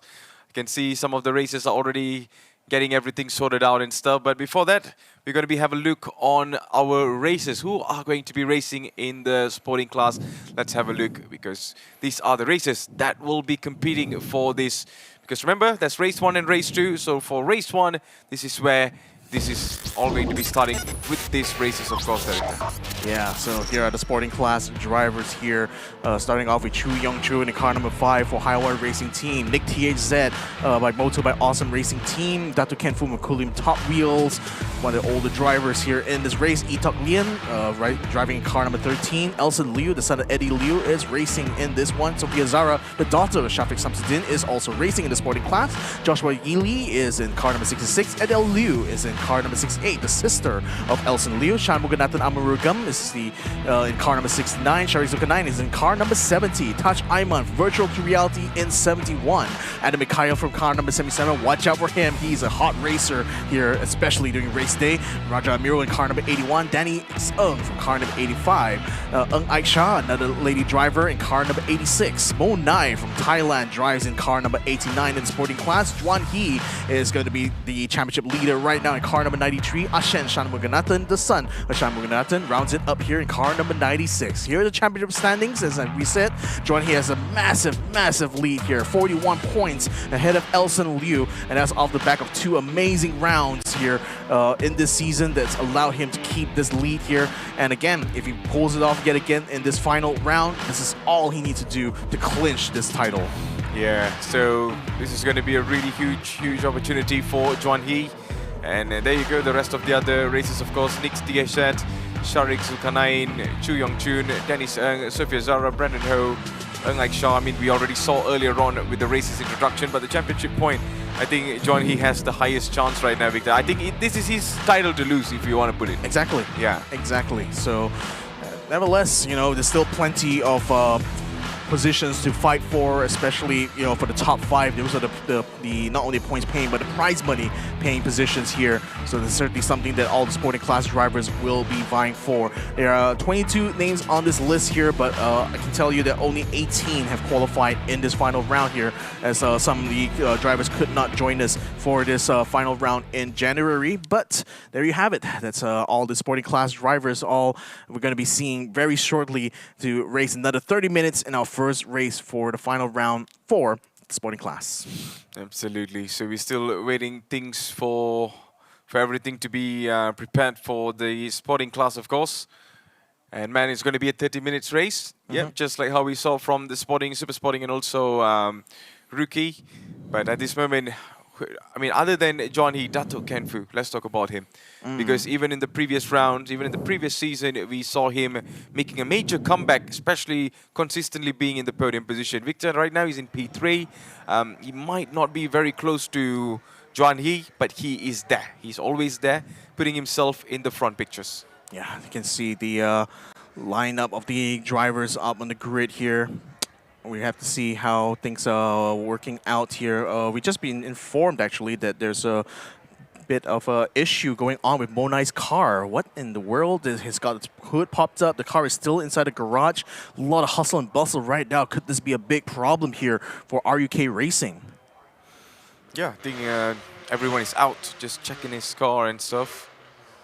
Yeah, I think it's good to go. Okay, it's good to go. Okay, seems like I see a thumbs up going on from the crew chief there. So hopefully Monai will be able to pull out and get himself on track, because all the other competitors are out there. He's the only one still left on the paddock here. So that's that might be a bit of a scare there, I think, for RUK Racing. But hopefully we'll be able to see him pull out. Indeed, there his car right at the bottom of your screen there, pulling into the pit exit, and we'll be rejoining everyone here in the pole position. So here is Nick THZ, a driver who certainly wished he had a lot more luck during this season, because he could have been a contender. He's certainly going to be a contender in this final race here, that's for sure. The pace is shown from unofficial to official practice, all the way to qualifying has been exceptional, you know. So in this case here, he's probably going to be a big challenge for both Adam Mikhail, who is starting alongside him, and also with our pole position driver, Monai. Yep, so everyone is now slowly living out of this track right now, because all these races are pretty much ready. I'm just wondering, I think, yeah, Monai is definitely joining in, because earlier on we saw his car was in the pit, and then it was coming out. So I don't think so there's any huge problem there, right? Isn't it, Victor? Well, he still has to be able to line his up grid here. is still empty. Yeah, his name is there, but the car is not here yet. He still has to go one whole round around the track before he'll be able to join into his position. And, well, he needs to be able to hit it in time, though, because I think Race Control, they still run a very tight and strict schedule here. So hopefully Monai will be able to get himself in position in time for the start of the formation lap. Otherwise, he'll be conceding the lead here to Adam Mikhail, who is no doubt going to be very happy to receive that. Oh, no, in fact, he's actually still in the pit exit. So looks like he will be starting from the pit lane. That means he doesn't, he's not going to be able to take his position on the grid. That's odd. Well, we'll see how it goes here, but I think by rights, you know, because he's late to get to the track before they are releasing them for the formation lap, he may have to start from the pit lane here, and that's gonna be heartbreaking here for RUK because you know Monai's worked so hard in order to be able to get himself up there, but no, he's not going to be able to join the rest of the grid here during this formation lap. Oh, that's going to be a disappointing moment for him and also his team. So there you go. Car number 9. It's going to be Nick THZ. Well, earlier on we saw even in the classic race during the qualifying, he has been showing a really amazing performance. But right now, this is what matters. In the sporting class, you got to put your name up in that podium position. 18 drivers now lining up, both in the grid and one in the pit lane. Juan He, championship leader right now in P5, but he's very comfortable, I think, in terms of his points. So still we'll be seeing him fight for positions, but nevertheless, I think as long as he keeps it nice and keeps it clean, still continues collecting points throughout here, may still be able to clinch that title. Even without getting those race wins, and that's just how dominant his run has been so far in Season 8. So I think the horn just blared out for the final few seconds, and the lights will be sent out here to allow our drivers to go ahead and head out for their formation lap. And again, because Monai was not able to pull out of the paddock, pull out of the pits in time, he's going to have to wait for everyone on the grid to go out first before he's going in. Yeah. So off they go right now, trying to do some warm-up right now, because just warm up your tires, just get the rhythm straight. But Monai there, Victor, that is the most painful part right now. Yeah, it's going to be painful because like either it's going to be starting from the pit lane or effectively start from the back of the grid, you know, even though he qualified in pole. So that's just, yeah, it's just so unfortunate here, like a issue discovered a pit lane here at the last minute, but RUK, I mean, good on them for being able to get him back out track. Otherwise, you know, that's literally like abandoning this first race. But Monai, in spite of the fact that he qualified in pole, may not be starting from that position at all, given the circumstances here. But Adam Mikhail and Nick THZ, they're going to be the ones actually fighting their way into turn 1. And Adam Mikhail has a huge advantage because second place is on the right-hand side of the grid, which is going to be the perfect position to defend both turns 1 and 2 come the first lap. Then over here in the next page, we have Raja Miro, Sharik Sukan9, Joshua Yi, Itak Lien, Chu Yong Chun, as well as Elson Liu in 12th position here. And in the next page, Datu Ken Fu, one of our oldest drivers here. And yeah, he's certainly had quite a lot of good performances in past seasons. Let's see if he can actually do it again in the final round. Got Eng Aik Shah, Ashen Shanmuganathan, Adele Liu, Shanmuganathan Amurugam, and Sophia Zara in P18.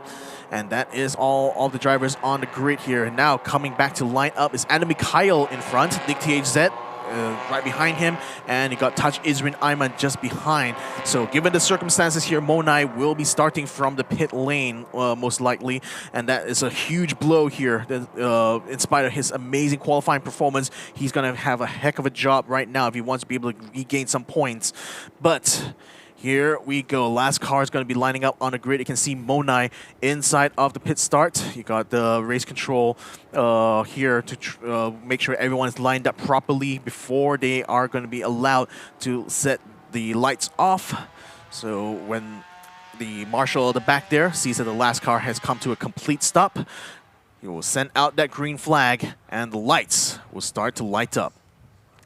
So here we go, the first race for the sporting class in the final round. The red lights go on, and we're off for race number 1 of the sporting class.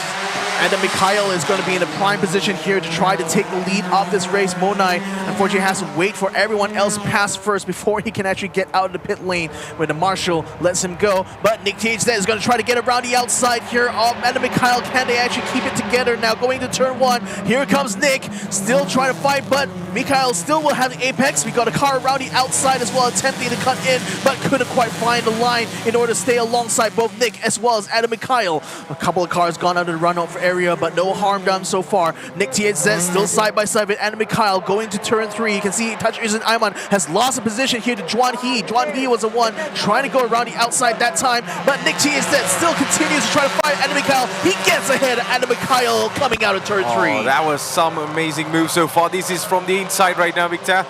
We can see how it looks almost like a bowling alley right now. It's just one small move, you know, one small contact, everything is going to spin over here. But then, it's super tight here. But man, this battle is not ending between car number 9 and also 77.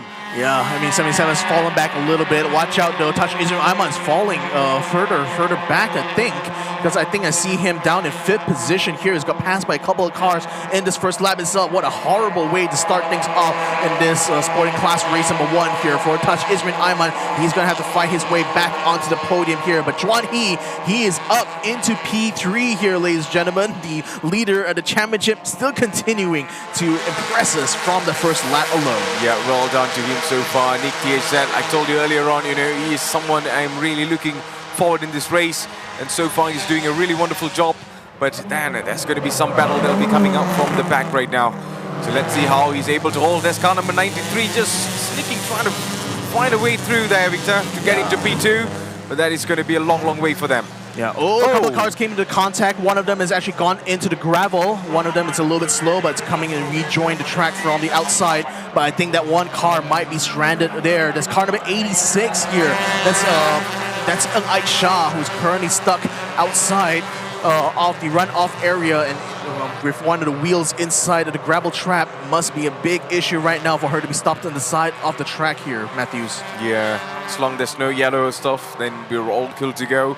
Nick right now still leading this race in P1. Adam Mikhail coming in P2. Juan He, the race leader in the championship, is right now still keeping himself in the podium position, which is pretty much safe for me. But then if he's time to lose more, then there's going to be a problem, because we know pressure is slowly filling up from the back. Look at the gap now that Nick THZ has ahead of Adam Mikhail. Oh, wow. Safety car has been called here. Unfortunately, it looks like Ait Shah wasn't able to get a car out in time, so safety car has been sent out to collect them before going into turn 1. Yep, safety car right now is definitely out. As you can see, some of the cars right now needs to get back in the line. So all cars must reduce speed immediately, and there is no overtaking. We saw an incident for car number 86, Ait Shah, where he just stranded in the middle of nowhere and then just didn't go to plan. So, well, another yellow for us today, Victor. Yeah, another yellow indeed. And well, I was thinking this could be a bit of a lifeline to Monai, to be fair, because, you know, with the pit lane start, he was effectively far away from the pack. So he was in a very bad position, quite frankly, for the start of this race. But now that he's now that he got a safety car, he's able to actually catch up to the rest of the pack. He's now right behind Adele Liu here, and knowing that he had the pace, you know, from qualifying, I think we're going to be starting to see Monai start to cut some cars, you know, once the safety car has been ordered to leave the track. Yeah, that is surely going to be something to see, of course. This is car number 89, which is Monai. I mean, just didn't go to plan there, Victor, but maybe this could be his time to actually slowly, you know, climb up the ladder and stuff, because we're still very early in the race. Yeah, I mean, there's like what? There's still 16 cars, you know, he has to get to in order to take the win. It's going to be a very tough one, even in sporting class, much less like the other classes. But Monai has the pace, he has the speed, and he certainly has a hunger for sure. You know, having come all the way from Thailand just to compete here in Malaysia. So he certainly will be looking to try to not just try, but to literally do his very best here. So we'll have to keep an eye out for him later on when we get to the restart. But Nick THZ, you know, in spite of the fact that he got a huge lead from the start, now the safety cars completely neutralized that, allowing Adam Mikhail to stay within touching distance of him, and also crucially, Juan He at the same time. So I'm expecting to see we're going to be having another repeat, I think, of the cars bunching up together, going to turns 1 and 2, and oh boy, the chaos that potentially could come from that. Oh, it's just getting everything, you know, formed up right now.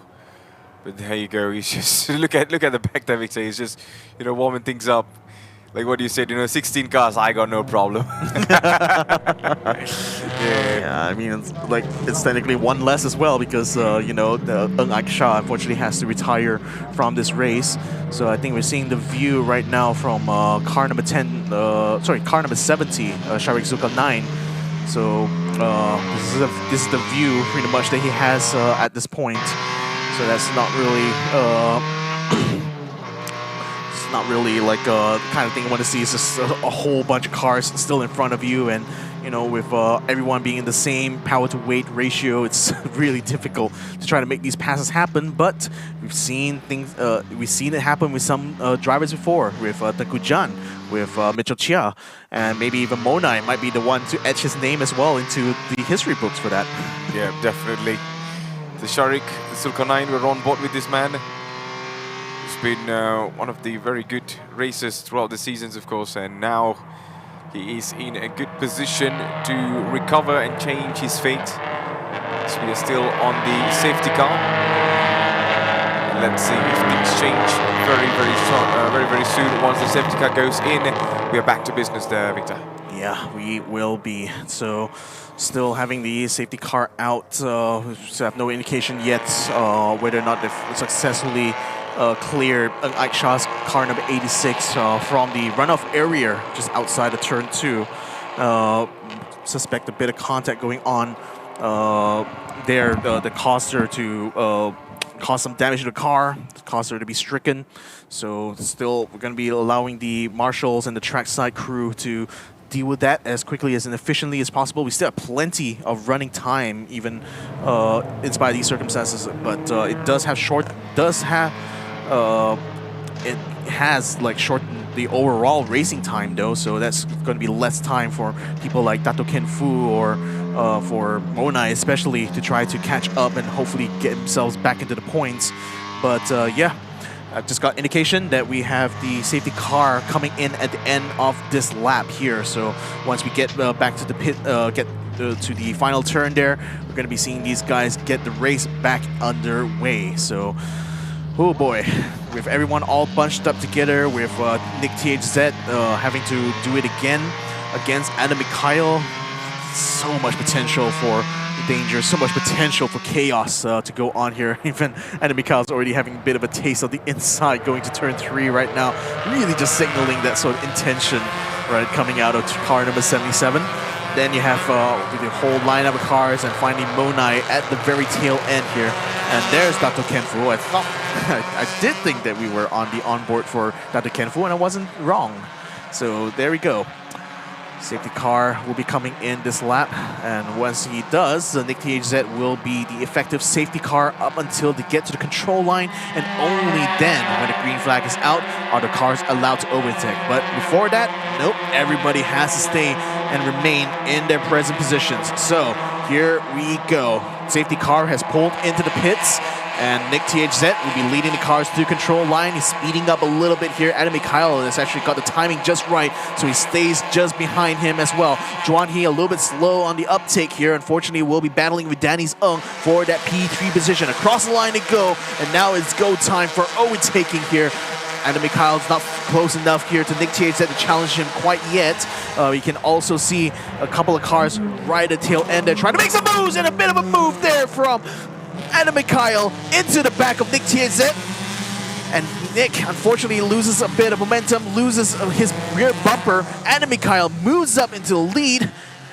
And oh boy, that's going to be controversial for sure. But Nick JZ, he's fighting back. He's not going to be letting go of this lead without a fight, and he's going to fight his way through turn 3. Gets onto the apex first, tries to leave Adam Mikhail's little space as possible. Adam's forced to take onto the grass here to try to stay alongside Nick THZ. Nick still is going around the outside, even with the full damage to his rear end. Still not going to be affecting his pace coming through into turn 5. He's still around the outside. Adam Mikhail still gunning his way, trying to take the lead away from him the whole time now. Nick TZ still trying to fend off not just Adam Mikhail, but also Juan He, feeling a little bit racy right now as he catches up to the 2 front runners. Tries to attempt to move around the outside, couldn't quite nail it against Adam Mikhail. Nick TZ unfortunately left the gap a little bit too wide there. Going into the final turn, Adam Mikhail tries, but he couldn't quite capitalize. Nick TZ still remains in the first position here, and oh boy, what a restart here. And Touch Ayman getting in on the action as well. He's alongside Danny's Ung, who is alongside Juan He. Wow. A 3-way drag race into turn 1, but can they keep it going into turn 2 though? That's the big question on my mind. What? Yellow flag, double wave yellow at turn 2 here. A caution has been thrown out, so they can't quite pass even if they wanted to on this very turn because there's a car on the outside. Shan Muganathan Amurugam has unfortunately found himself stricken outside the turn 2. Oh man, I mean, the heat was just rising, isn't it? And then the straight yellow there just paused everything right now. But Nick TZ still on the front view, on the front line. There you go. Let's have a look at what he did. This was something, isn't it, there, Victor? Yeah, that was. Oh, no. Adam was really trying very hard to find that gap, and again, there's not really much room to maneuver once you're in the entry point into turn 2. So Adam really had nowhere to go actually. So unfortunately, clips the side of the rear bumper there for Nick TZ. And caused a bit of a drag race going on between the 2 of them through the lap. But in the end, Nick still reigned supreme, still managed to get himself back up in the lead, and it looks like he's going to be staying there for a bit. Yeah, it's definitely going to be staying there for a bit. And off they come out right now. Well, there you go. Another bumper damage at the back there, Victor. You know, it's just coming out, isn't it? Yeah, this is again immediately following that contact between the 2 of them, the way they were having to fight through. And Nick literally forced Adam Mikhail off onto the shoulder there, but Adam, look at that, still riding over the curbs and onto the grass here to stay alongside Nick TZ. What an amazing drive there from Adam Mikhail. Yeah, perfectly done so far. Well, seems like Nick right now still in P1 there, Victor. I think we are continuing back, isn't it? No safety car anymore. No safety car. I think Shan, either his car is far out or he's been able to get the car moving again. Yeah. Can't quite get an update yet. I don't see his car actually at the end of turn number 2, so I think he's managed to get himself back underway again. And perhaps maybe pull into the pits for whatever issue he's facing. And speaking of issues, you can see there's a bit of like a bumper that's hanging out on the side of Adam Mikhail's car. That's going to disrupt the aerodynamics coming off of his front bumper, and certainly it's going to be slowing him down actually in his attempt to try to catch up to Nick THZ. Yeah, that's going to be a problem. But you know who actually caught my eye right now, Victor? It's going to be Touch Renaiman. He's in P3, man. Can you believe it? Wow. Well, finally he got himself back up into position here, but that was a position that he started the race in here. Finally managed to get past Raja Mioj and Dennis Ung to regain his rightful position, if you want to call it that. Tell me about it. So there you go. Touch Renaiman from Saksama Motorsports. Car number 71 right behind. He's being pressured there by Raja Amir Shaukat. But then this is the battle for P3. Earlier on in the Super Sporting, we saw lots of drama, but this is the drama for P3. It's going to be Touch Ayman that will be holding on the pack from the back there, where we see Raja Amir Chaukat, Dennis Ung, Joshua Lee. And there you go. This is another way to go in front. It's car number 5. Yeah, Chu Young Chun, yeah. And Juan He, who actually dropped off quite a few positions on the race restart here. So wonder if he had some contact with someone early on, but his car seems to be undamaged though, so it looks like he will still be able to continue running, but he has lost certainly a lot of positions as a result. You also see car number 13, can they make a move on the inside of Chu Young Chun? He will, sorry, not Chu Young Chun, that was Sharik Soka 9, he's just passed there, so he's going to be able to keep up with this rest of the pack. In the meantime, I think Chu Young Chun himself is looking to try to find a way past Joshua Yi, who has that bumper hanging out. It is disrupting the airflow on that car, so he's certainly going to be a bit stricken right now, especially on the main straight, and I think that's exactly what Chu Young Chun is banking on. Yeah, that's one thing And right now, we're still getting things, still on the way for Nick TZ. We see some battle coming in from P4 to P7. So we are all pretty much very close to each other. It's car number 66, Joshua Lee, just battling between Chu Yong Chun, who's right now is the battle for P6, if you want to put it, in the sporting class. Juan He now dropped to 8th there, Victor. What's going on? Yeah, I mean, Juan He, I think it was during the safety car restart, he was just lost a lot of positions. Now we're going to be seeing if Chu Yong Chun can finally find his way past Joshua Yi. And a bit of a bump in the back, and look at that, Juan He just slips on by, says thank you very much for this 2 position. Oh, even more contact here as he loses control. That's Joshua Lee, clatters into the side of someone there, but is still able to regain control. His bumper still continues to hang on for dear life though, and he's continuing to hang on for dear life in front of Chu Yong Chun. Oh, what's a grand final without the bumper hanging back, you know? We've seen this many times. Oh, this is worse than Tom Go earlier on, Victor. Yeah, he's literally hanging off there with only hopes and dreams right now is that rear bumper. But here comes Ashen Shanmuganathan now trying to put up the challenge here against Joshua Lee. Yeah, Joshua Lee right now on car number 60. He had to take a couple of hits earlier on. Let's have a look on what actually happened. There you go. He was exiting towards turn 2. He got pushed off wide outside. And then he got a couple of contacts that actually, made the bumper come out. I mean, there you go. This is the moment. Yeah, that was I think it was in the car. Yeah, it was Chu Yong Chun actually who actually hit him. Yeah. In that instance there. So yeah, I mean, again, you already saw even before that there was already a bit of damage to begin with for Joshua Lee. So maybe that was definitely not the first time that they gotten together at turn 2. The Pirates already had contact earlier on, but that final one was certainly the last straw. Ooh, there goes the bumper straight into the pit lane there. So that's going to make it easy for the marshals to pick up, that's for sure. All right, no yellow flags, no worries. Oh man, and now he's without a bumper at the back. Joshua Lee needs to manage this race with 13 minutes to go.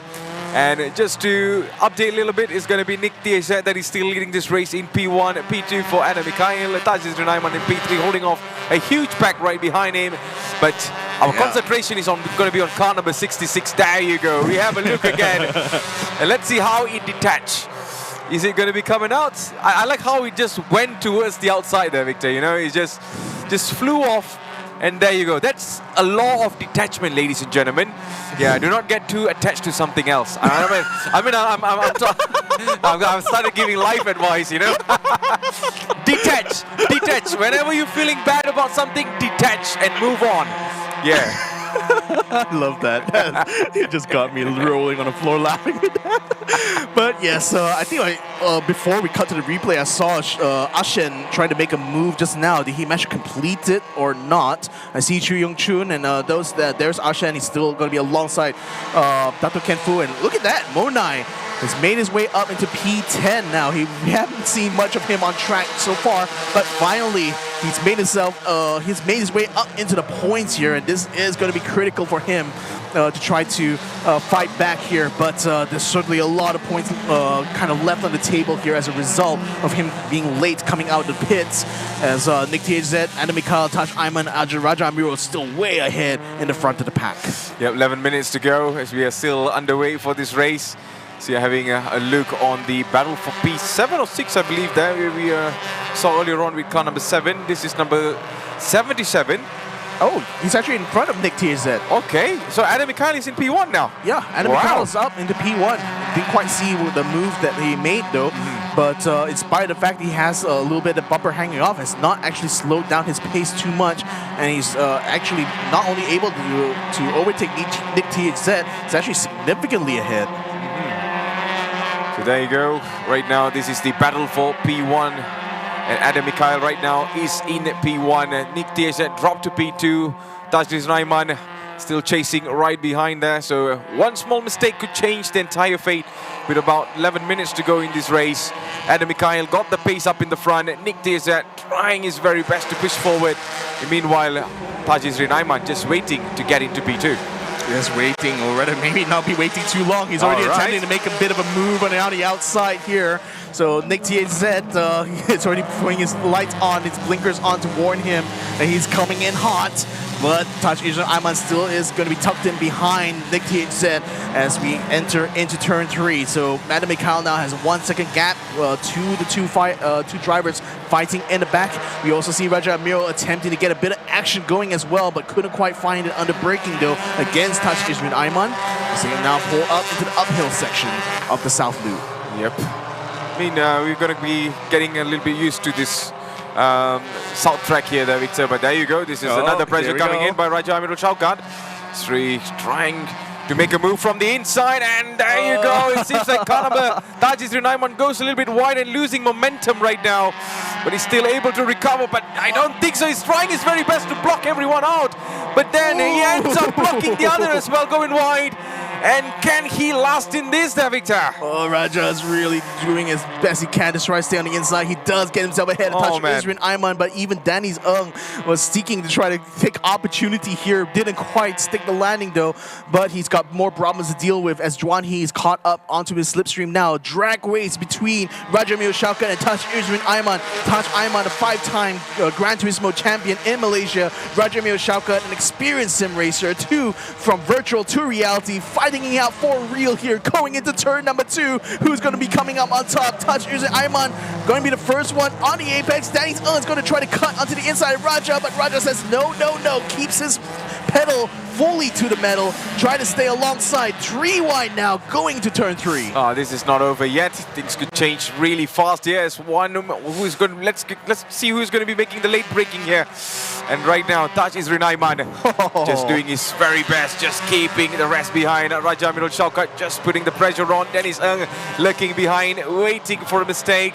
On the other side, we also have yeah, this is going to be another huge problem there for Taj Ayman there, Victor. Yeah, I mean, with Raja Amiro hounding him all throughout, that's opened up a huge gap now between Taj and Nick THZ, where it was so close early on. Now he's so far ahead. Side by side now is Juan He and Danny's Juan He takes around to the outside and takes the position away from Danny's to move up to 5th place. Yep, that was some really good move. Well done. Right now, it is all about, there you go, this is the gap between Nick THZ and also Taj Isran Ayman. And now the gap to Taj Isran Ayman and Raja Amiro. Very close. And the gap between Raja Amiro and Juan He is literally within 3 seconds. These 4 cars are to each other, although a big gap between Taj Ayman as well as Nick THZ. So Taj is more focused on the defense now, especially against Raja Amiro Shaukat. Needs to be able to break away from him, but Raja is attempting to try to outbreak him around the outside. Taj Ayman doesn't quite give in to the pressure though, but he does leave the gap a little bit open, goes off onto the curbing there. That's going to allow Raja now to get around the outside of turn 3, but again, Taj Ayman still has the inside. If he can still keep it under braking, he will still be able to keep the place, but can he though? Coming into turn 3, still stays on the apex. He needs to be able to get the exit nice and tidy. Still keeps it nice and tidy ahead of Raja Amiro Shaukat. Oh, pressure after pressure. Raja Amiro Shaukat is not letting him breathe there right now, Victor. No, yeah, he's not at all, of course. And there you go. He's still trying to attack, trying to push Taj Isran Ayman to make a mistake. Earlier on, we saw Taj Ayman panicked a little bit where he was actually contacting with the rest of the other cars as well, but he managed to pull it through. But right now, Raja Amiro Shaukat doesn't care. He just wants that position. Yeah, if he beats Taj Ayman, that's podium for sure here. So that's why it's so critical for, especially for Taj actually, because he wants to be able to finish on the podium here, you know, to cap off this whole season, his debut season here at TGR. So, but he's got another sim racer coming in hot on his heels as well. This is incredible stuff. As Taj Isran Ayman continues to stay just barely ahead of Raja Amiro going to the main straight. It looks like his top speed might not be as good as compared to Raja Amiro Shaukat. In fact, look at that. Juan He is already caught up here to Raja Amiro Shaukat. Gets a little bit of a love tap in the back. That's a bump and run if I've ever seen one here from Juan He as he swiftly goes in for swoops in and takes the position away from Raja Amiro Shaukat. 6 minutes left in this race so far for the sporting class, and things are really heating up for a battle of P2 right now. Yeah, here we go. Here we go. Here around the outside. Taj Ayman will still be ahead, so that gives him a little bit less room to maneuver. But again, Juan He still locked in that battle there with Raja Miyoshoka. I thought he had that done and dusted, but no, Danny Ng is also taking under the inside. Whoa. Now it's a three-way battle here when you thought it's going to be a two-way. And now Raja Miyoshoka is facing not just one position loss, but two now, with Danny Ng having caught up in front of him going through turn 7. Yeah, you know that's Juan He, right? In car number 93? Yep. Yeah, right now he's chasing Taj Isrin Ayman. Well, Victor, this is getting super intense as we're coming closer and closer towards the checkered flag. Yeah, Juan He is still comfortably ahead, but it's still a bit of battling going on between Raja Miro and Danny Ng. They were still side by side going into that final turn. They're still side by side-ish. Although, no, sorry, it's Sharik Zulkan 9 now who's actually got side by side with Danny Ng. Is going to be gunning his way into turn 1. This is an opportunity now for the former rookie from several years past to now actually get some good points on the board. Yep, get some good points on the board. Talking about points, it's going to be Taj Ayman, who right now needs to be aware that Juan He is finally putting some effort to actually chase him down right behind. And on the other side, that's all right. We're going to be having a look on the replay on what actually happened here, Victor. Yeah, so this was Taj Ayman. He actually left a bit of gap there, and you could see later on that allowed Raja Miyoshoka to get alongside him. And in fact, like going off into the runoff area certainly didn't help his case at all. And that slowed down his momentum getting into the braking zone of turn 3. So that was why Raja Mio was able to give him that big challenge and that lap there. It's just that slight mistake going out of turn 2, which in all fairness, the South Loop is not a racetrack that, features much in Sims, much less in real life as well. And much less here in the TGR series. Yeah, that's for sure. So as it stands right now, Adam Mikhail still currently holds the lead here. Is now 2.3 seconds ahead of Nick THZ, who up until that point was the actual race leader after Monai had to start from the pit lane. But with Adam Mikhail back up in the lead, could he actually turn this into a race win? Because I think we have less than 4 minutes remaining. That could be very much on the cards here for G-Mart Motorsports. As we are seeing now, Taj Ayman is going to be able to keep Juan He behind him. There's still a big gap between the two of them, so not really under too much threat. And this time around, he takes turn 9 pretty well this time. Doesn't quite leave too much space on the table there. Here comes Adam Mikhail, our current race leader now. Actually extended his lead by another 1/10 of a second since we last checked in with him. So that's already a significant improvement now for Adam Mikhail. Yep. So that is the gap between these two. And right now, Nick THZ just cruising through, trying to find a way. And Taj Isrin Ayman coming in from P3. I mean, for Juan He there, Victor, if he's able to, pull a magic out of Taj Ayman right now, that would definitely help his championship point. And speaking of championship points, I think Monai has lost a couple of positions since we last checked in. So it's Dato Ken Fu right now who's in 10th position behind Chu Yong Chun. As right now, Taj Isrin Ayman getting a challenge now from Juan He as he tries to hook on the inside. Couldn't quite nail the exit though, but he will have a bit of a toe, maybe not that much of a toe that he has hoped for. He was certainly trying to gun to get alongside Taj Isrin Ayman, but Taj Ayman, cool as ever, still continues to stay ahead. I mean, the experience of him, becoming a multiple champion on the virtual side, and right now he's applying all of that on the reality, and that shows. He's born to, go further and further. So, I mean, if he finishes in the podium position, that's going to look really good on his profile, Sir Victor. Oh, for sure. And again, another feather to his cap already, being a Gran Turismo champion and now trying to be a champion as well in TGR. Or rather, probably have to do it baby steps first. Get the race win first here for Taj Ayman. But right now, a podium is certainly going to be a sweet way to start things off in this final round of the season. On board right now is Dato Ken Fu, who is currently trying to fight together with Chu Yong Chun for the 9th position.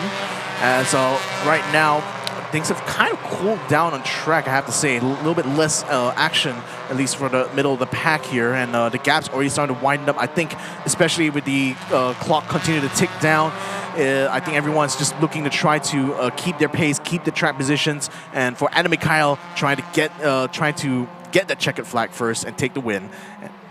Yep, so Adam Mikhail right now, still in P1.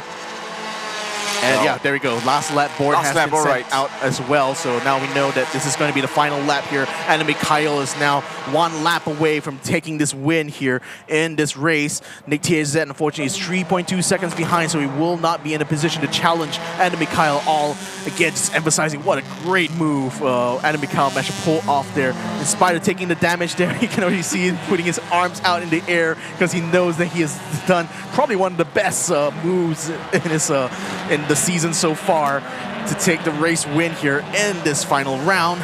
But all eyes as well onto Taj Ayman, whether or not he can keep Raja Miro and Juan He behind. In fact, I see it. Juan He's actually gone down 2 places. He's actually behind Danny's Ung right now.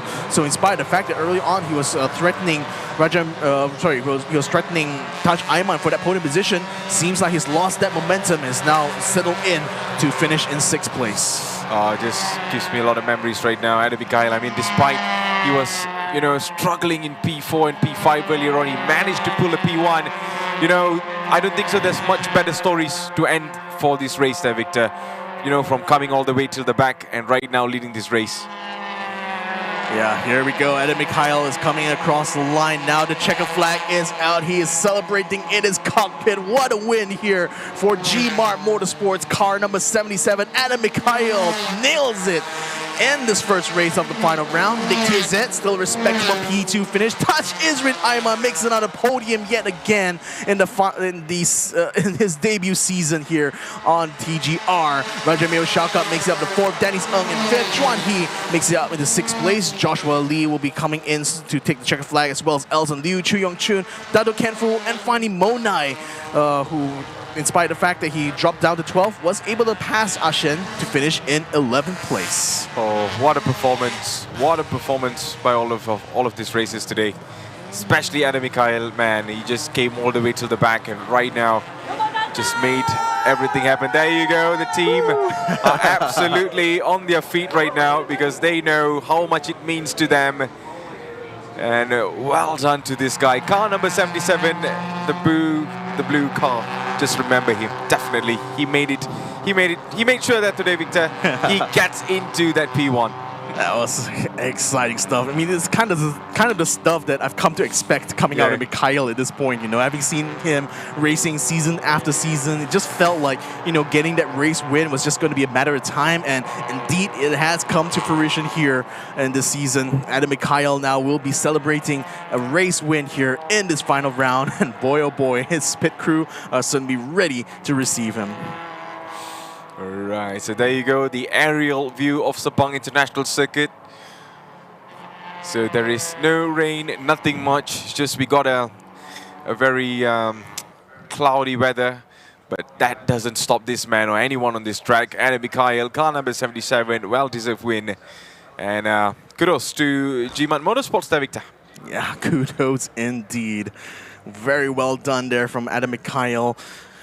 And well, I mean, again, it's a mix of luck and circumstance as well, if you think about it, because if Monai was able to get him onto the grid, Adam Mikhail wouldn't have been in this position really to try to fight for the race win.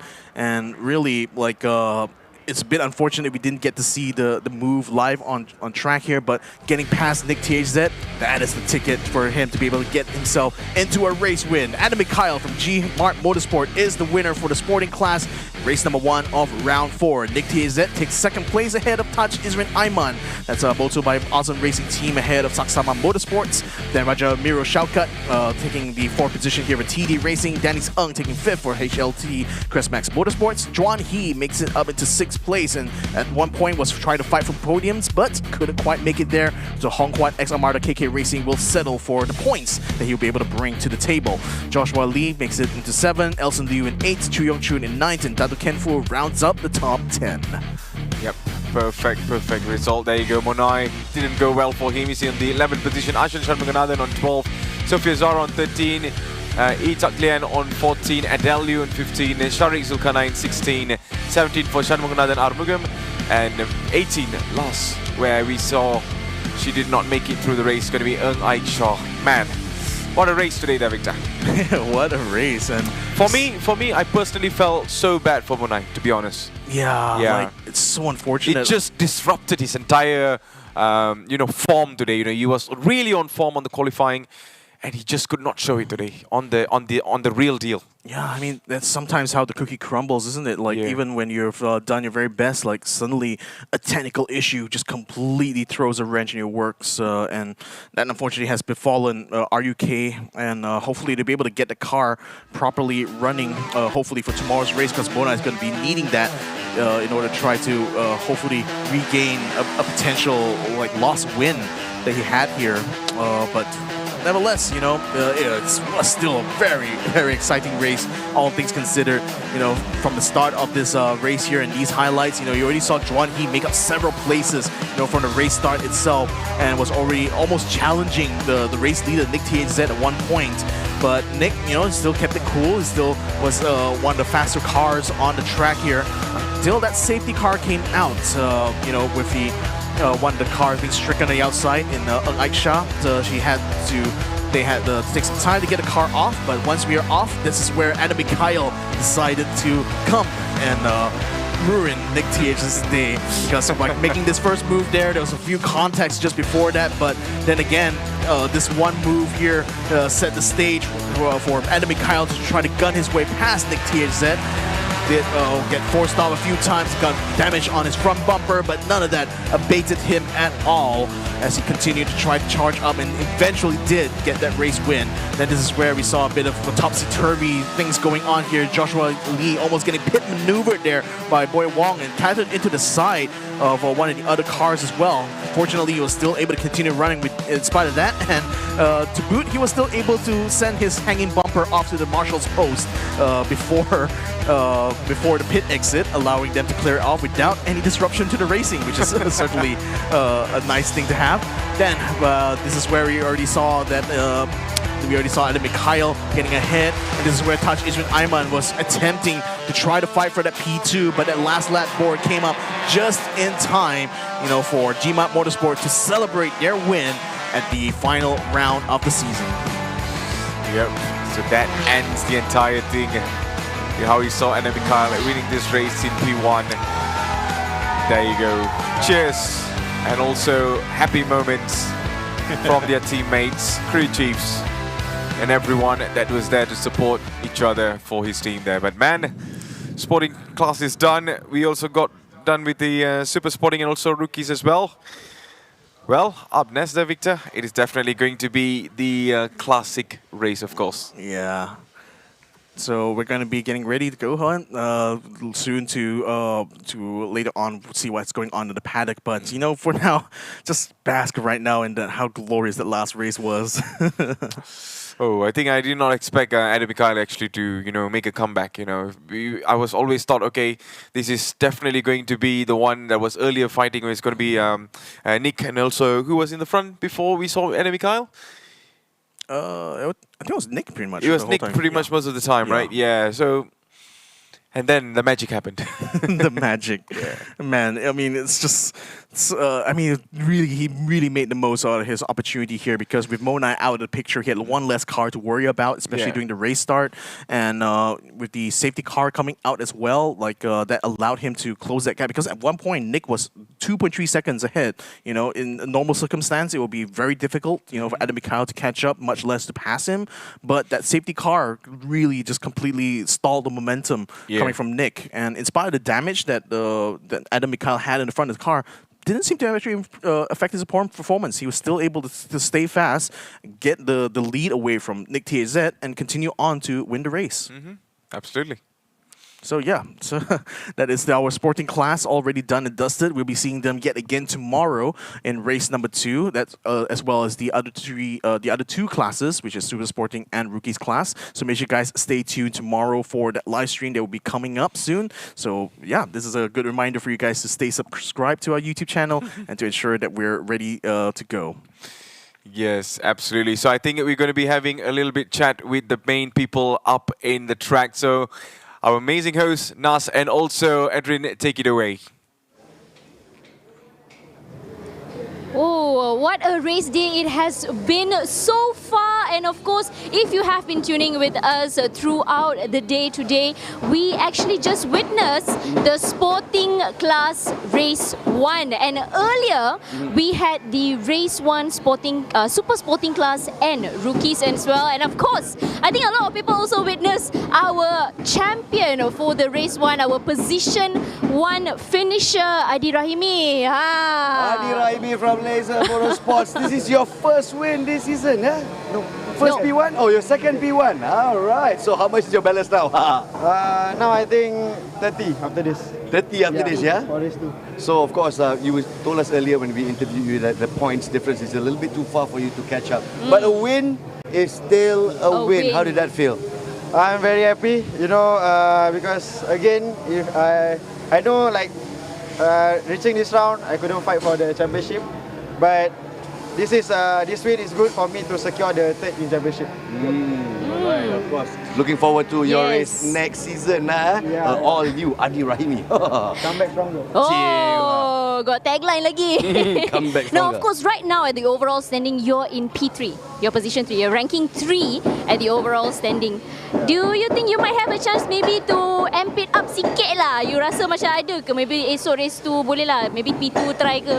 Well, for me, my plan tomorrow is just to, you know, go all out to maximize the position, the score, which is try to get another win tomorrow. But then I still feel like it's not enough for me to get even second in the championship because both of them like very far from me. Very far, very far. But we at still the same have a time- lot of new season coming up, eh? Exactly. So of course, maybe some of you are focusing on the new season already, but I'd say one more race. Give it all you got, Adi. Congratulations on the win, man. Good luck to you, Well Adi. done, well done. You know something off Yes. camera that he told me was that I don't know what happened behind the scene. Oh, yo. I just drive just sampai habis. Focus, yeah. This is what Adi told me. But one thing we are going to be finding out what's happening behind the scene is when we speak to our next 2 gentlemen. Excellent, excellent. Thank you once again, Adi. And congratulations, Thank Laser you, Adi. Good luck to you. Motorsports. All right, Now- so we speak to our 2 contenders this year for Super Sporting Class, Freddie Ang from Telaga Mas and of course Mr. Mitchell Chia from Prima Pearl. And both of you guys didn't score this time around for this race. Were you expecting a little bit more maybe, Freddie? We did score. We did score some points. No, as in top 3 podium. That's what I meant. He My got a bit apologies. stressed You did there. score. You did score. Yes, yes. You got 5th place. My apologies. My apologies. Yes. But did you expect more? No, not really, because I think with the weight we have, I think I'm carrying 45 kg. So 45 kilos. Yeah. yeah, I think when we were 4th trying to pass Bradley on 3rd, we were just losing on the front straight. So I can't even get past. I mean, alongside him on the straight. So yeah, I mean that's predicted with the weight that we are carrying. I see. So is part of the strategy then to sort of let Yes. Bradley go ahead and get him to have more balance? Not really. I mean, fighting for the championship, every point counts. So I was trying to pass him, but at the end of the day, due to the weight that we are carrying, it's just almost impossible. Yes, we did witness your race. There was a lot of tackle, a lot of back and forth, especially you between Bradley and also Harris as well. It's quite a remarkable fight to see. Do you think you gave it your all? Because I feel you could have done more there. Or what do you think about it? At the end of the day, it wasn't racing so much against them. It's more of Mitchell. So, I mean, we have another race tomorrow. I can't win the championship today. So, yeah, we bring it on tomorrow and see where things goes. It looks like Freddie's got eyes at the back of his head because Mitchell was all the way down to 9th place and still looking out for him. But of course, you see Mitchell as your biggest contender. You are leading the standings right now, despite a little bit of a setback. Was this expected, Mitchell? I mean, coming to the weekend, definitely was expected that we will struggle with pace, having 50 kilos in the car from the start of this weekend. But after yesterday's practice actually looked pretty good, but it didn't pay out in qualifying, having bad qualifying. So we started last actually in quali for race 1.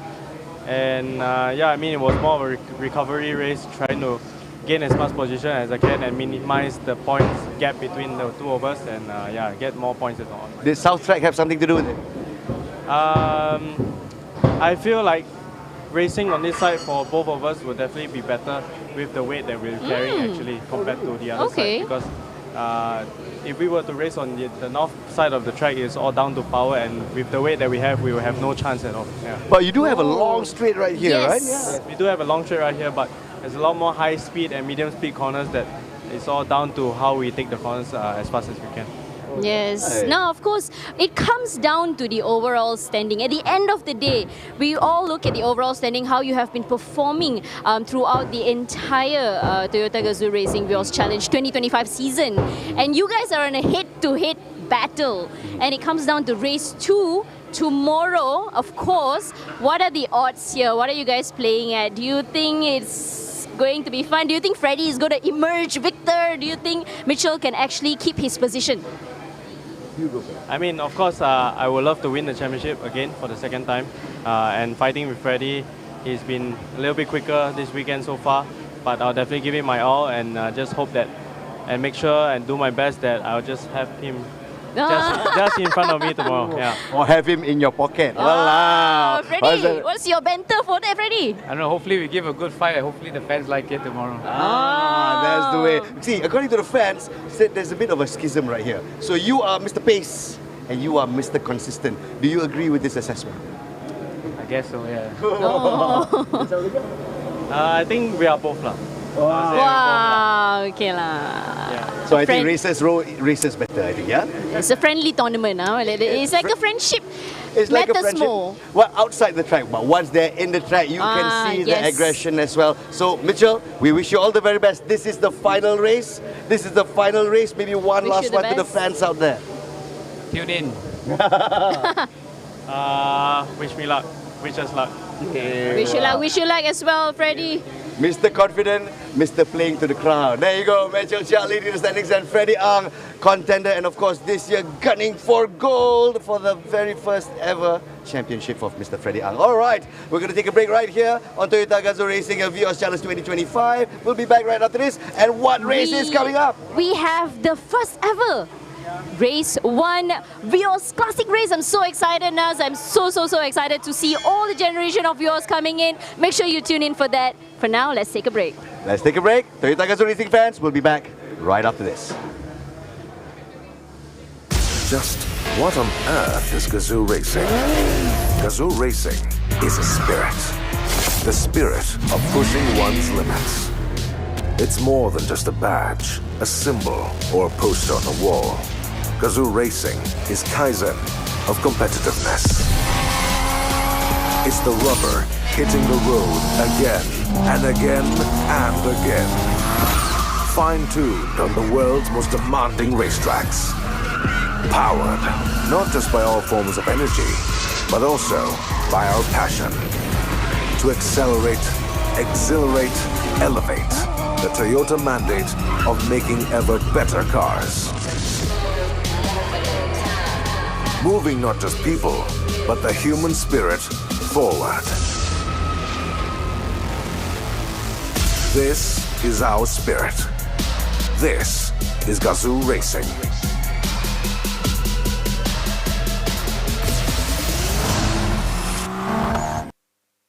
Toyota.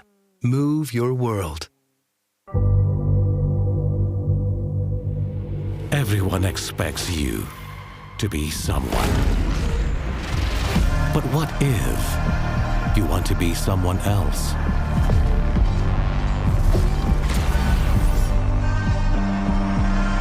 What if that someone is unexpected, unconventional, unaffected by what others think?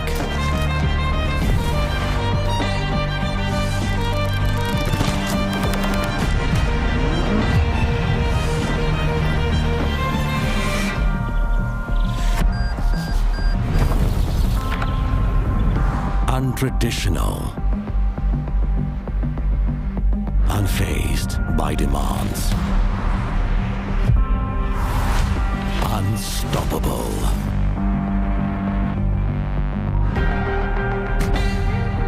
unopposed to change.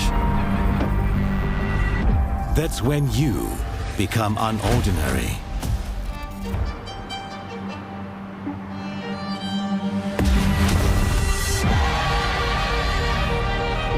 Undeniably you.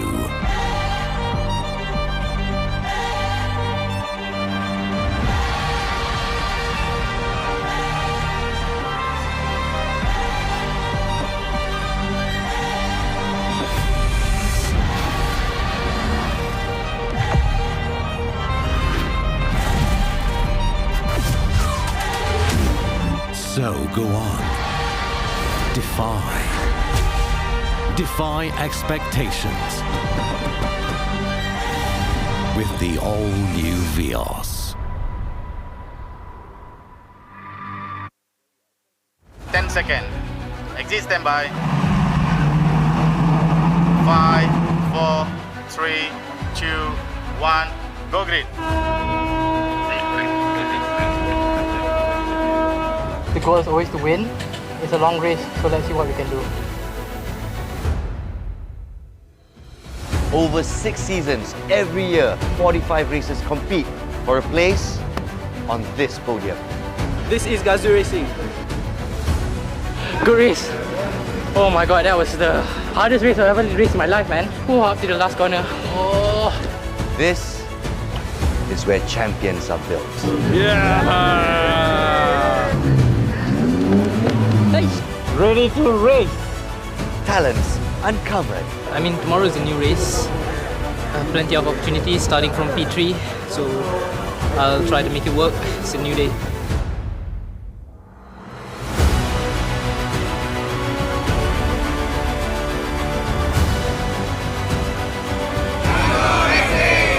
Rookies nurtured.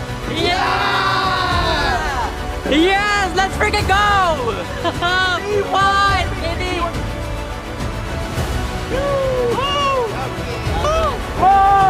Let's go!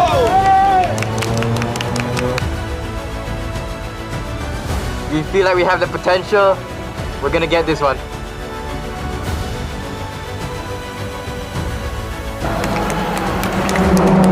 This is Gazoo Racing.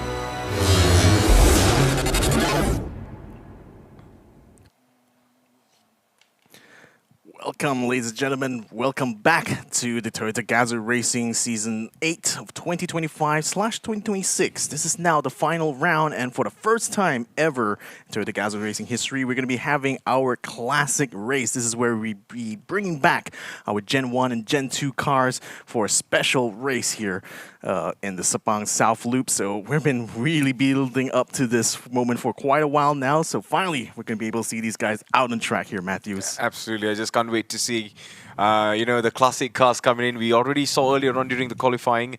I saw some special cars as well. Some cars that brought a lot of amazing memories throughout our commentary career with Toyota Gazoo Racing. And this is a flashback for me, a flashback moment. Yeah, a blast from the past, if you like. So yeah, I'm so excited. This is going to be a 1 hour long race, sort of an endurance style format. Some of these drivers have multiple. Some of these cars have multiple drivers inside, so they will be making a mandatory pit stop in between, so that does shake things up as far as strategy is concerned. But also, with the Gen 1 and Gen 2s both racing together, for realsies this time, not really doing like a rookies versus super sporting guys. These are all like professional racers actually that's coming in here. So here we go, the Vios Classic Race Series. Here we got Alistair Young representing Axel Sports, Aman Agdev also from Axel Sports driving car number 21, Sophia Zara from Super Evergreen Motorsports joins her father, Shafiq Samsudin, in car number 36. Lo Yin Yi will be driving car number 38, and she will be joined by Kenny Lee Wan Yuan for the Kagani Racing Academy. Nurul Aruni from Rock Racing driving car number 44. Shan Muganathan Amurugam joins in with car number 69. Lim Yongkit, car number 76. Kenneth Cole will also be driving car number 76 as well. Kirill Shira Pushkinsky will be joining us here from Canada. Kair Nur Adli as well as Kair Nur Adi are two brothers who are driving car number 80. Surasak Dakeng from RUK team as well as Monai from RUK team will be joining us in car number 89. And Ashin Shan Muganathan will be joining us in his solo car together with his dad on the grid. All right, so we see a lot of familiar faces where we saw they were already racing previously just now. Yeah, but these are the same faces that will be going in and also battling out for the Classic Race today. And to find out more about Classic Race, this is the best moment for you to actually come and watch our race today, because this is a full-fledged 1 hour endurance race. Indeed, it will. Only 10 cars will be lining up the grid here. but this is going to be a race that's more contingent upon strategy more than anything else. A 1 hour race means that drivers have to be more mindful about how they handle their car.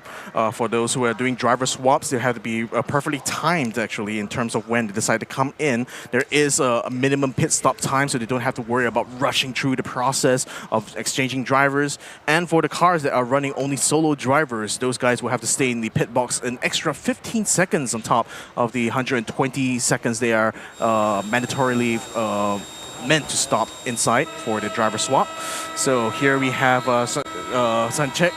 He's going to be getting ready. He's already very, very focused, actually, compared to how bubbly he was early on during the interviews. But then again, you know, this is going to be a big moment, especially for RUK, especially after Monai's unfortunate start to the race number 1 here. They're going to be looking to try to regain some glory from this classic race. Yeah, that's for sure. So there you go, Alistair Young for his team, where he will be competing. Just like the good old days where we see some flashbacks of his dad using almost a similar helmet back in the Formula 1 days. But man, this is just bringing memories. Hence why it's a blast from the past, isn't it? Yeah, it's a blast from the past indeed. I mean, the son continuing on from the father. I mean, it's a lot of father-son and father-daughter stories to go around here on the grid. I mean, you know, they got Shan Muganathan and his son Ashen. You got Shafiq Samsudin together with Sophia Zara. You got Nurul Auni, who is currently, I think, in the car, though you also see Nurul Hushna, but I think only Auni is going to be the one driving in this round particularly. Then also we have car number 76 here. That's going to be interesting to see who exactly is going to be driving there. Actually, yeah, YK Lim is going to be the one starting the stint off here. She's going to be joining Kenneth Cole later on, joined by Kenneth Cole in the same car as well. Then we got KK8 Racing. I think this is Kirill, who hails all the way from Canada. He's actually of Belarusian descent, and yet another foreigner who has joined us here in the TGR Championship. Yeah, so everything looking good. There you go. He's fully motivated, man. It's like, you know, this is my day.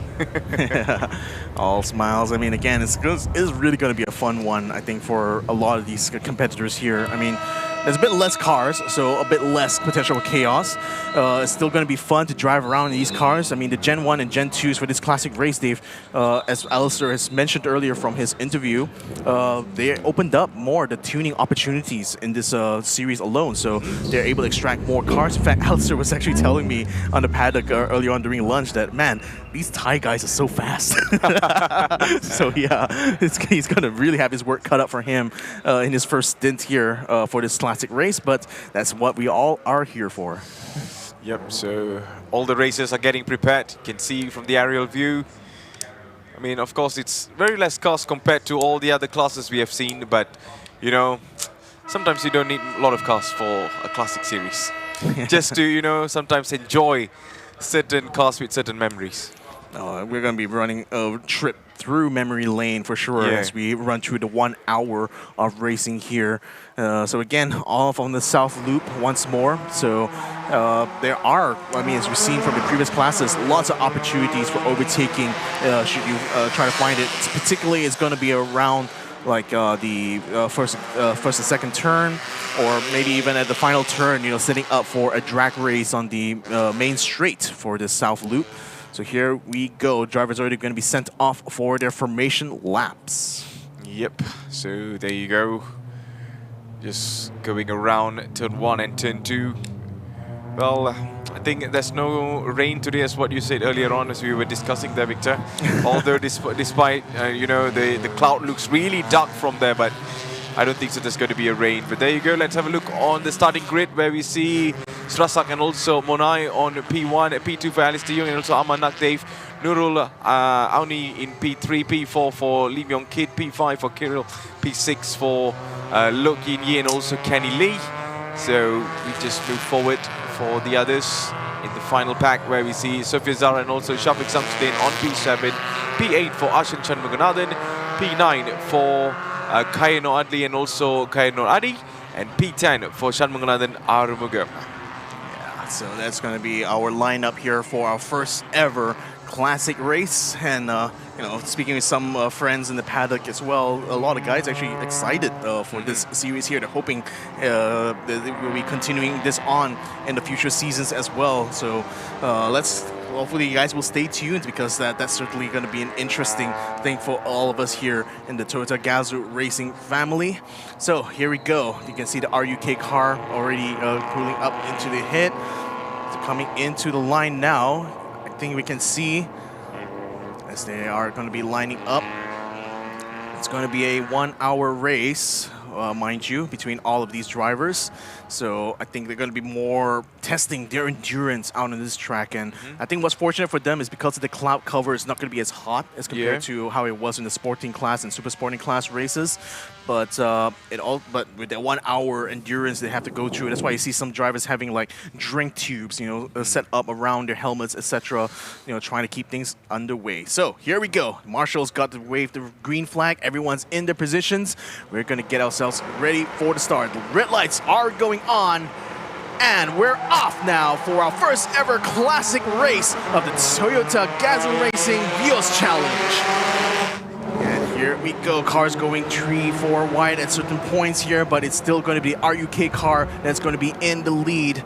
He's going to try to keep himself in the lead there for now, as we see other cars jostling for positions going into turn 1. Still very much clean at the front of the pack right now, although the car number 21, Also Yo, attempting to try to get himself closer and closer. A little bit wide there actually by our lead car, and more wide as well for the cars in the back. And I think one of them has actually lost the tire completely, or rather a liner has actually completely separated there.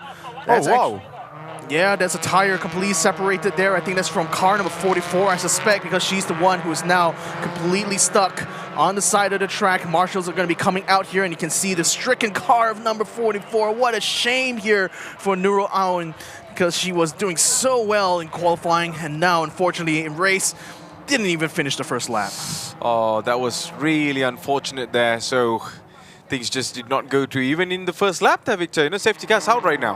Yeah, I'm trying to, we'll hopefully bring you guys a replay to tell you guys exactly what happened here. But again, it was looking clean up until that point, but a final move actually at the second turn has unfortunately caused the safety car to come out. So we'll have to see how that gets extradited quickly, and hopefully we'll be able to get the racing back underway. We still have got plenty of time, actually, as far as the race is concerned here. We're, of course, running a 1 hour long endurance racing series. Here we have a look at the replay one right now. You can see Shan just behind where Nurul was, and I think he must have touched her rear tire, and that actually caused the tire to separate, and that's what put her out of the race. So you can also see I was thinking there was a tire that was hanging out of Shan, but I think that's actually the lining inside the wheel well that's hanging off there. So Shan is still able to roll on, but Nurul, unfortunately, she is out of this race. Yeah, I think she cannot be continuing this race anymore. But then the safety car is still on, and there's going to be a couple of other cars making some changes here, Victor. Yeah, that's Shan getting a tire change right now, rather trying to get the wheel well fixed up as well. And given that it's a safety car situation as well, this is an opportunity right now for the pit crews to get the car sorted out and hopefully be able to pull him back out into the track. Again, Shan was in last place actually before the contact happened, so in the grand scheme of things, not much harm done for his race in particular. But certainly that incident together with Nurul, that will certainly be investigated afterwards to see who may be at fault or may not be at fault. Could just be a racing incident alone, because one of the things actually about the Gen 1 Vios, or rather the Vios races actually, is that the tires are very fragile, especially on the rims. And one of the problems was that even a simple contact on the side actually causes the tire to completely separate, from the rim itself. And we've seen that, in the previous seasons when we were running the Gen 1, even the Gen 2 cars. So unfortunately, that same situation has unfolded here for car number 44. Yeah. I think even in our previous commentaries, back then, we have seen these kind of incidents there, Victor. Yeah. So, I like how you say it, you know, blast from the past. Maybe still seeing the same stuff, you know. Who would have thunk, you know? The same exact things would happen. Yeah. So we're having a look at a replay of the race start just now, and you know things look pretty much nice and tidy up in front. Although like the RUK team car moved out a little bit too far out, but still was able to keep the lead. But the contact at the back there, that's what caused the safety car to be called out here, as they had to remove new rules stricken car. So unfortunately, that's put a bit of a damper right now to the start of this race, but don't worry, ladies and gentlemen, we still have plenty of race running time to go here in this classic race. Oh boy, still a long way to go. Yep. Yes, but it looks very calm, you know, like when you see like very little cars, you know, there's not too many cars, too much drama, too much like bowling alley in every corners, you know. Yeah, it just looks like it's going to be a clean race, but yeah, maybe the fastest man or the fastest women actually, or the team, a duo or something, be the winner for this. But there you go, safety car will return into pits at the end of this lap. Yeah, good job there to the SIC marshalling and race control team for getting that sorted out. We're going to be able to get our classic race back underway. So for now, it is still going to be RUK team in the lead. We still have Axel Sports following closely behind them.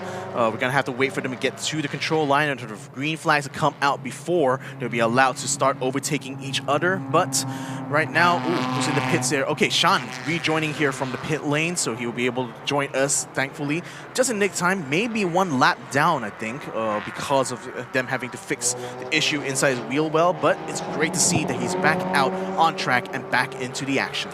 Yep, back into the action. So you can still see car number 89, I believe. It's out right now, so I think, yeah, I think this is where the safety car goes in, and we are back in business there, Victor. Yeah, or rather back in business once the green flag comes up, because remember, they're not allowed to pass until the lead car has gone past the control line, and there we go.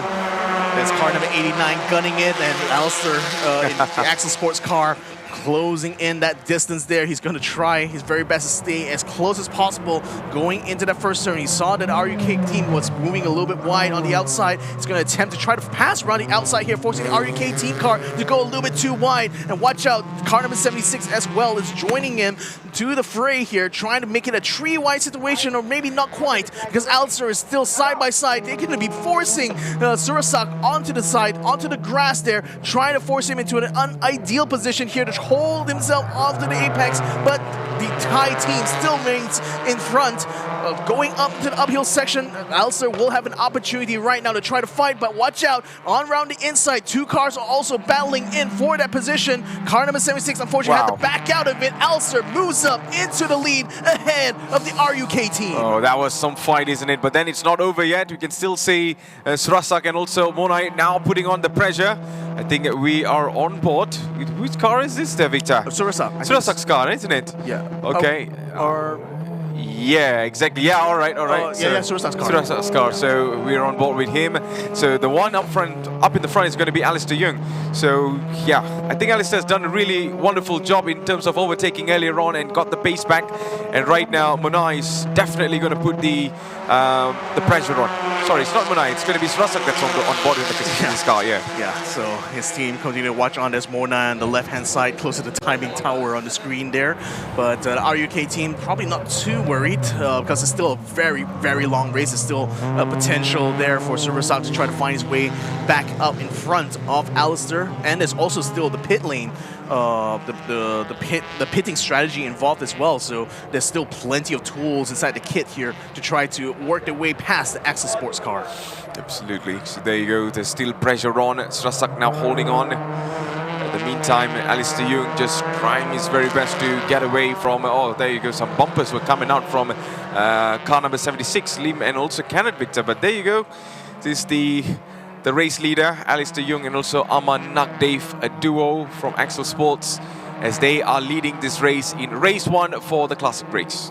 Yep. Still continuing to push on here. Surasak still keeping Alistair within like 0.6 of a second, even going downhill. That's the bumper starting to slip out there from Lim/Kenneth's car. I think Lim is the one behind the wheel of the number 76. And oh boy, really going under the ragged edge there is Surasak attempting to pull a little bit of rally-style moves there in order to try to close that gap. I don't think that's going to work as well here inside the South Loop. Meantime, a bit of a side-by-side action here. Sophia / Safiq versus Adli / Adi. And car number 36 versus car number 80. They're going to be gunning it now into the first turn. I think car number 36 will have the advantage, though, going into turn number 2. We'll be able to nail it under braking as well. The two Gen 2 cars now coming together here. But will car number 80 find a better exit coming in? Yes, he will, because car number 36 went wide. Oh, just went too wide over there, and he had to lose that position right now. So there you go. This is the battle between car number 80, K Adli, and also K Adi. Then we see Sophia and also Shafiq. I think it's Shafiq on board right now, right? Not too sure, unfortunately, but yeah, I think we just call them as the duo, you know, yeah. Shafiq and also Shafiq. They are a team, though, right? So here we go. Car number 80 attempting around the outside, couldn't quite nail it down though, but they will try to go around to the inside here. Still can't quite find a way past the number 36, but he's going to try again into the inside this time around. Well, 36 still hangs on nicely onto the position here, still stays in P4, and now you can already see the KK8 cars just behind there attempting to close in the gap. In fact, they're almost bumper to bumper now to car number 80, so either Adli or Adi, whoever is behind the wheel right now, they're going to be very nervous seeing that those two cars are getting closer and closer, and unfortunately the 36 just moving further and further away. Yep, just moving further and further away. So in the meantime, we can still see car number 36 right now, Sophia and also Shafiq. Is holding on to that P4, and that is an easy pass, just like that. Oh! Hold on. No contact, Victor. No contact. That was smooth, but not smooth enough. I hardly would call that smooth, to be honest, but that was another classic case, in the words of Martin Brundle. Ambition ahead of adhesion. He didn't quite have the grip, actually, to try to make that turn work, and now he's going to be completely swallowed up here by the Kigani Racing Academy cars. Oh, that was some move earlier on. And there you go. We are still having more shows from these two cars, car number 38 and also 80. So none other than Locke and also Kenny up against K Adli and also K Adi. So I believe both are twins, I guess, because they share almost the same last name, Victor. I mean, they're certainly brothers. I'm not too sure. Yeah, I'm not too sure if they're actually twins, but it's kind of funny they have a very similar sounding name to each other. Exactly, that's why. I mean, luckily they're both in the same car, so not going to be too confusing for us here in the commentary box, that's for sure. But oh boy, looks like car number 80 is going to be attempting to try to make another move here to regain a position that car number 38 is taken away from them. So Luke / Kenny, whoever's behind the wheel, is now attempting to keep that car blocked up as best as they can. But the whole time they are donating that tow to the orange car. Let's see if car number 80 will be able to find a way come into the breaking point here. Very narrow this part here. We saw the ambition go ahead of adhesion. I think the adhesion should be good this time around for car number 80, and indeed it is. Yep, indeed he is, and definitely doing some really good job so far. Well, everyone sitting there nervously watching. In the meantime, you can see there's still pressure coming on from K Adli and also K Adi at this moment. Lock-in and also Kenny Lay holding on this from the KK8 Motorsport, I believe. Just holding on to this position and not letting any takeovers happen at this moment, Victor. Yeah, so car number 80 still attempting to stay as close as possible to the 8. I think the momentum is kind of slowed down right now, but that's mostly because these guys are, of course, running for the long run. This is a 1-hour race as opposed to the normal 30-minute formats that we run for our other classes, so a slightly different kind of situation here. And on top of that, the mandatory pit stop is going to throw certain strategic curveballs every now and then, so we'll have to keep that in mind. But at least for now, Surasak still keeps himself in the lead, still 0.3 of a second barely ahead of the Axel Motorsports car, driven by Alistair Young at this point. Two cars are still going to be battling it out for the lead here. Alistair is looking like he's trying to keep himself bumper to bumper with Surasak right now, or will he actually try to go for the move, because he managed to find a way to hook onto the inside. Couldn't quite find the momentum on the exit though. Surasak still is able to keep himself ahead. Yep, Surasak now just doing his very best, but this is the battle for P1. So we see Alistair right now just right behind. You can see even the lap progress on the graph on the right as well for these Thai drivers. I mean, you know, Victor, just now you say Alistair was giving some comments on how fast they were on the track. So I think they're proving it right now. Well, I mean, again, like the Axel Sports car there as well is also a pretty fast one, and given that they have unlocked ECU tuning for them, certainly they're going to be extracting as much performance as they can out of their four-cylinder engines here. But same can also be said actually of the car number 89 at the same time. And the Thais, well, they certainly have been bringing their tuning powerhouses to work here to make sure that car stays ahead so far, even from qualifying all the way up into race 1. Well, 45 minutes of actions to go in this classic race. As we can still see lots of Gen 2. Oh, there you go. There's the Gen 1 Vios right behind their car number 76. Lim and also Kenneth. And up in front is going to be the Gen 2. I think these two are just battling it out. And that might be a move for car number 78 earlier on, Victor. Kirill, I believe, yeah. No, sorry, it's Sofian. Yeah, Sofian also. Sorry, Lim and Kenneth, yeah. Yeah. I think it could be Lim behind the wheel, but don't quote me on that because I can't quite get correct. A you know, we just don't know. Yeah, I can't quite get a good look at the helmet. Look at this. Oh, that bumper has been hanging out for a while actually, but well, hopefully if it stays out of the way like that for the duration, it's hopefully not going to affect the aerodynamics too much, but it still will have an effect, especially coming off of the spoiler and the rear boots, the airflow, I should say. But in spite of that, you know, the 76 actually has been one of the faster cars so far in the session. Like the last lap they did was a 124.5, and that's the purple. That's the fastest lap, of the session so far. Interesting, absolutely interesting. Maybe running the bumper out to actually make the car faster. Who knows? Well, we'll see. There are some mysteries, you know. They got no answer, but there you go. This is another move by Alistair. Yep, and this time he's got the inside now to Surasak. Can he actually stick the landing this time around? Surasak's going to try to beat him under braking right now, but Alistair will beat him to the apex first. Can he hold the line together here, or will Surasak find a way past? No, the exit is good here from car number 21. Yep, well done. The exit looks really good, but then it's not over yet there, Victor. These three have been battling all out. It's like it kind of like gives me, you know, the battle of Gen 2 and Gen 3.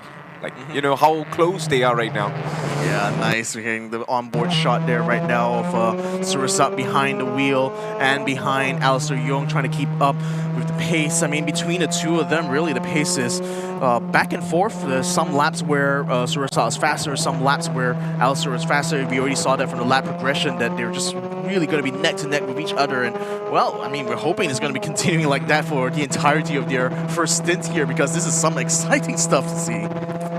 Yeah, definitely exciting. I mean, especially from this view, you can see how Alistair goes a little bit wide there, and he needs to immediately dives in and close the gap.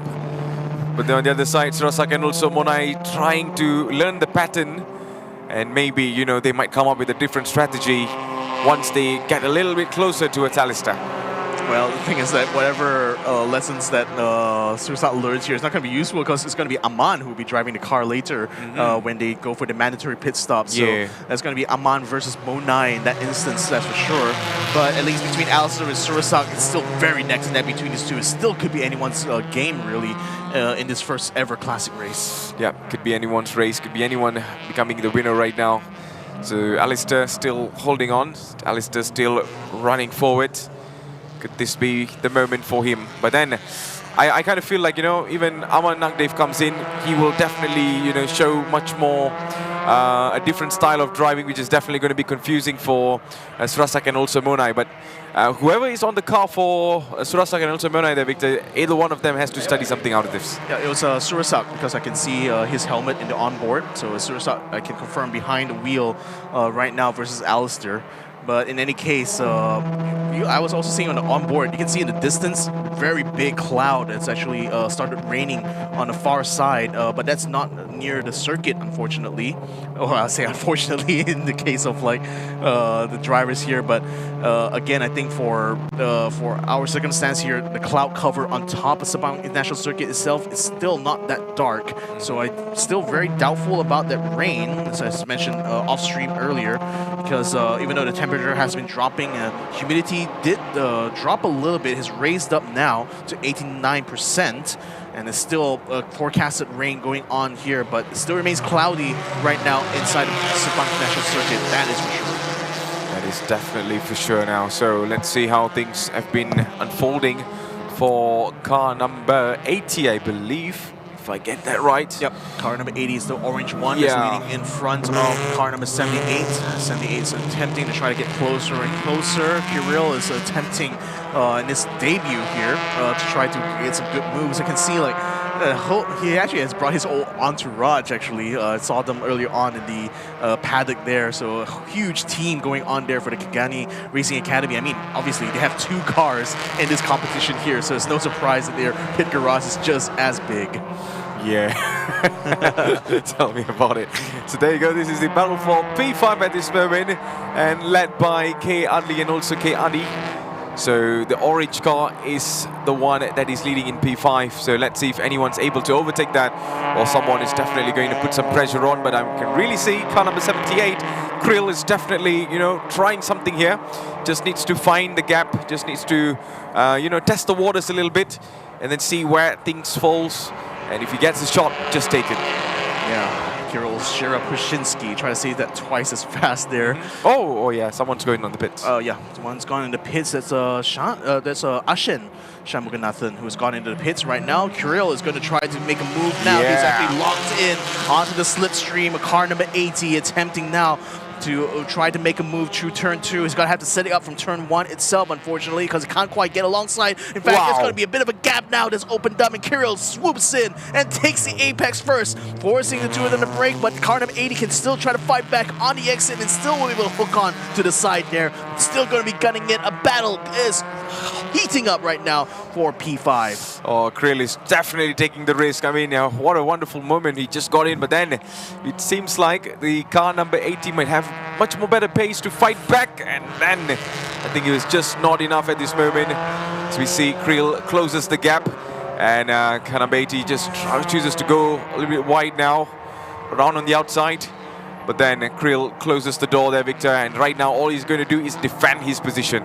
Yeah, there we go. Nice and tidy there from Kirill, and certainly left very little drama actually trying to make that move. But now he is up into P5. Either Adli or Adi, whoever's behind the wheel now of the car number 80, is going to have to try to chase up here to try to keep up, hopefully get the slipstream coming on the main straight, because there still could be an opportunity for them to fight back. Kirill has not pulled away too far yet, so now under the slipstream, car number 80 is slowly gaining and gaining and gaining onto 78. I think a bit of a bump draft actually between the 2 of them, or rather it looks so close that it looks like they were literally touching coming onto that main straight. But now going into that turn, Kirill's going to have to be absolutely precise on his braking here to ensure to keep car number 80 behind, and he does keep it very late though, very wide, and car number 80 slips in onto the inside and tries to retake the position. Kirill forced to go onto the runoff area. He comes back in still side by side with car number 80.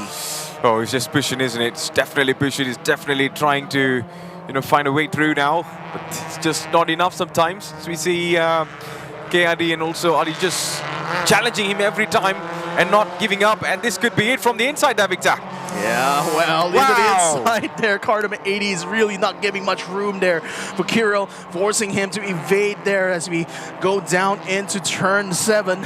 Attempting right now to hold on for dear life here. Well, Kirill has to unfortunately concede that position here, allowing car number 80 back into their original position before he passed them on the straight. Yep, perfectly done. Holding on really, really well right now.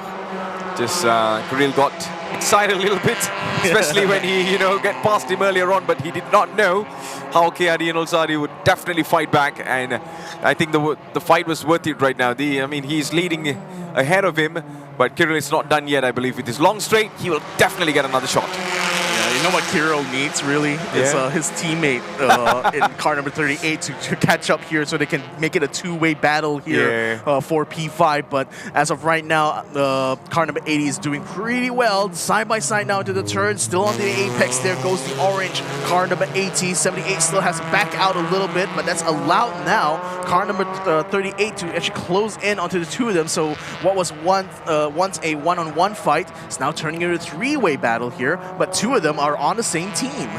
Yep, two of them are definitely on the same team, just going all out. Oh, here he comes! Here he comes from the inside, and well done by Kirill. Like I said, he just needs to find the space, and he just did it. And he just surprised him with another factor now. Oh, things changed really fast now, Victor. Look at that. And look at that. I mean, the best part about it is that his teammate was able to join together, and now both of the Kagani Racing Academy cars are ahead into P5 and P6 respectively. Yeah, that's turned into a handicap match, isn't it?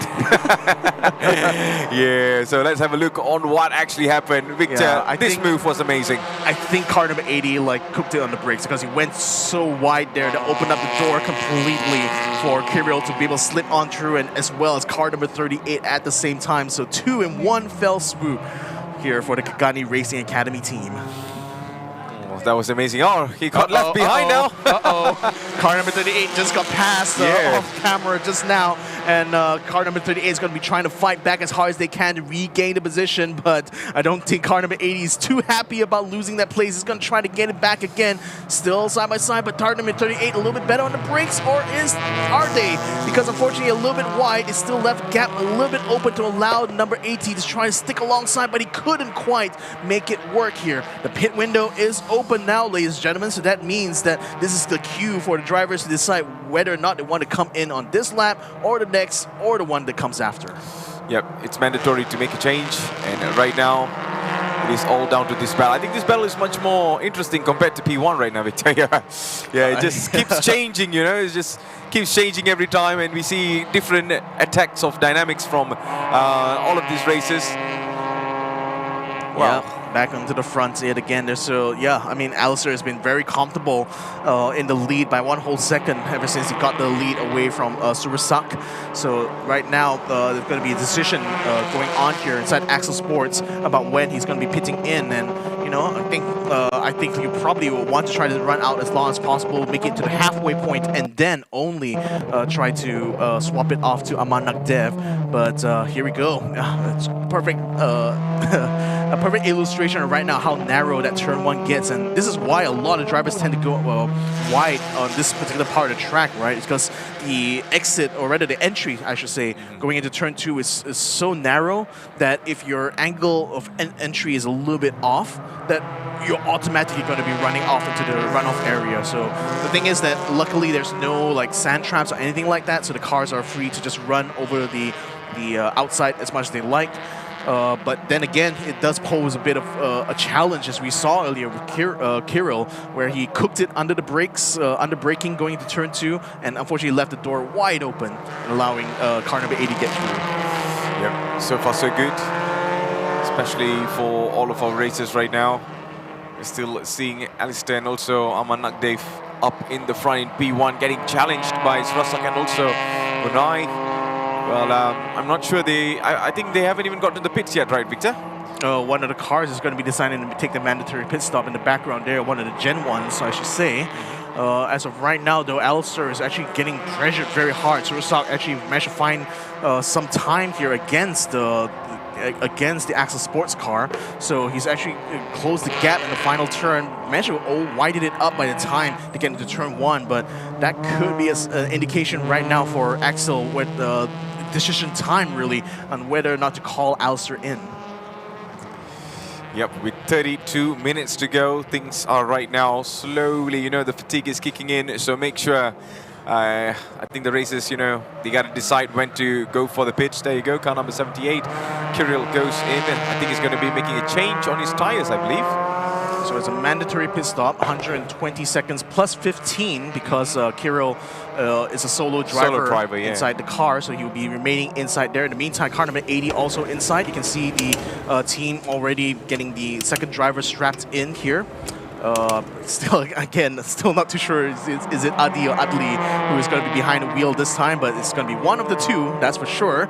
As of right now, I want to see whether or not Axel is going to be calling in here. Look at that. Look at the way Shirasa is actually cutting onto the inside. Is he going to be coming into the pits first, actually? Yeah, he's actually turning in way tighter, and yes, he is going into the pits first. Yep, he's definitely going to go into the pits, you know, make the change. But in the meantime, things are going to be changing over here there, Victor. Yeah, Monai is going to be taking over the wheel from Surasak. Surasak has done an incredible job, not just of qualifying onto the front row, but also battling with Alistair in the first half of this classic race. But now is going to be off into the hands of Monai in order to try to bring it to a photo finish.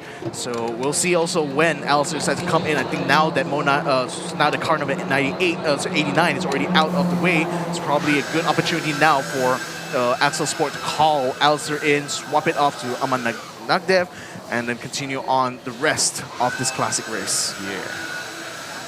There you go, a couple of changes coming through. Ladies and gentlemen, if you just tuned in, welcome to Toyota Gazoo Racing Vios Challenge Season 8 Grand Finals, as we are underway with our last race of the day for the Classic Series, where this is race number 1. We'll continue again for race number 2 tomorrow.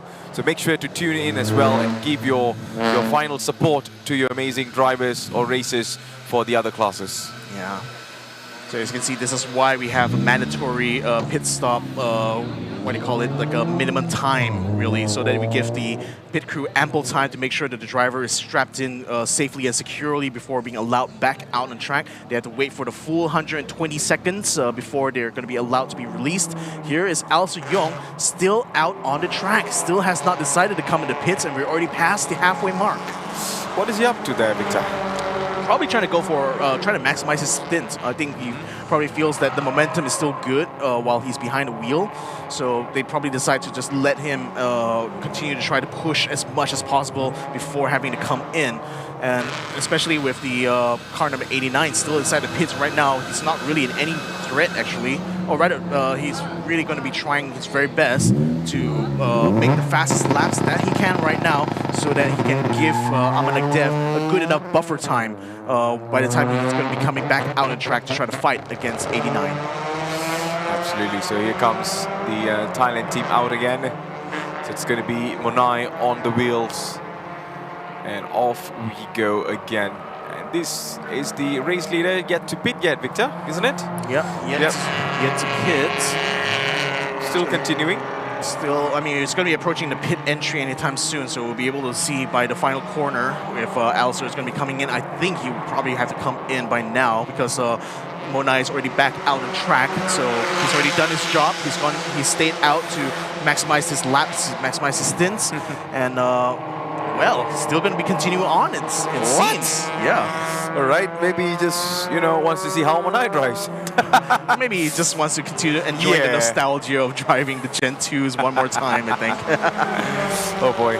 Here we go. So it seems like Alistair's still out on the track, despite, you know, this giving me flashbacks of some Disney movies I used to watch when I was a kid. If you know, you know.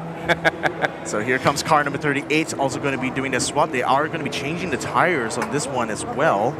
We did see some of the other teams either kind of like tightening up the bolts on the wheels. You know, it's an important thing to make sure that the wheels are nice and secure. We also got car number 76 as well, getting their driver changed out.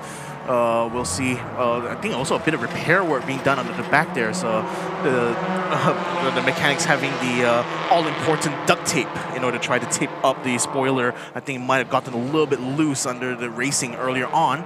Here comes Monai in car number 89. He came out in P4, so it's going to be behind Kenneth slash Lim or Sophia slash Shafiq at the moment, but those cars have still yet to pit though, so we'll have to see where they stack up once they come out. And speaking of coming out, Luke slash Kenny in car number 38 already out back on track. They will be rejoining in 5th position, it looks like.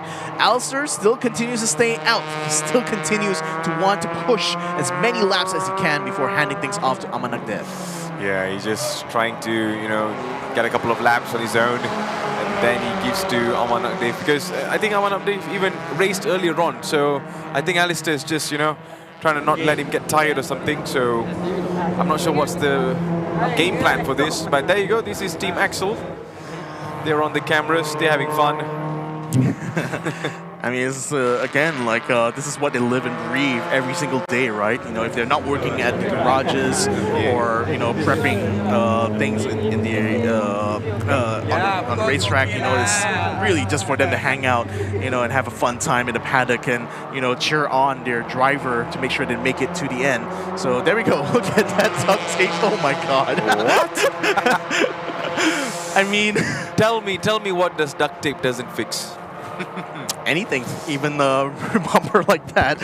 Okay. I mean, I question it slightly. Why not just chop off that bit of the bodywork? You know, if it's like if it's going to be hanging out. But I don't know. I guess you duct tape it like that as best you can, keep it secure, and hopefully it doesn't fall out in the middle of the race. I think like any car is going to be running into the back of that one. It's going to get duct tape on the hood. That's for sure.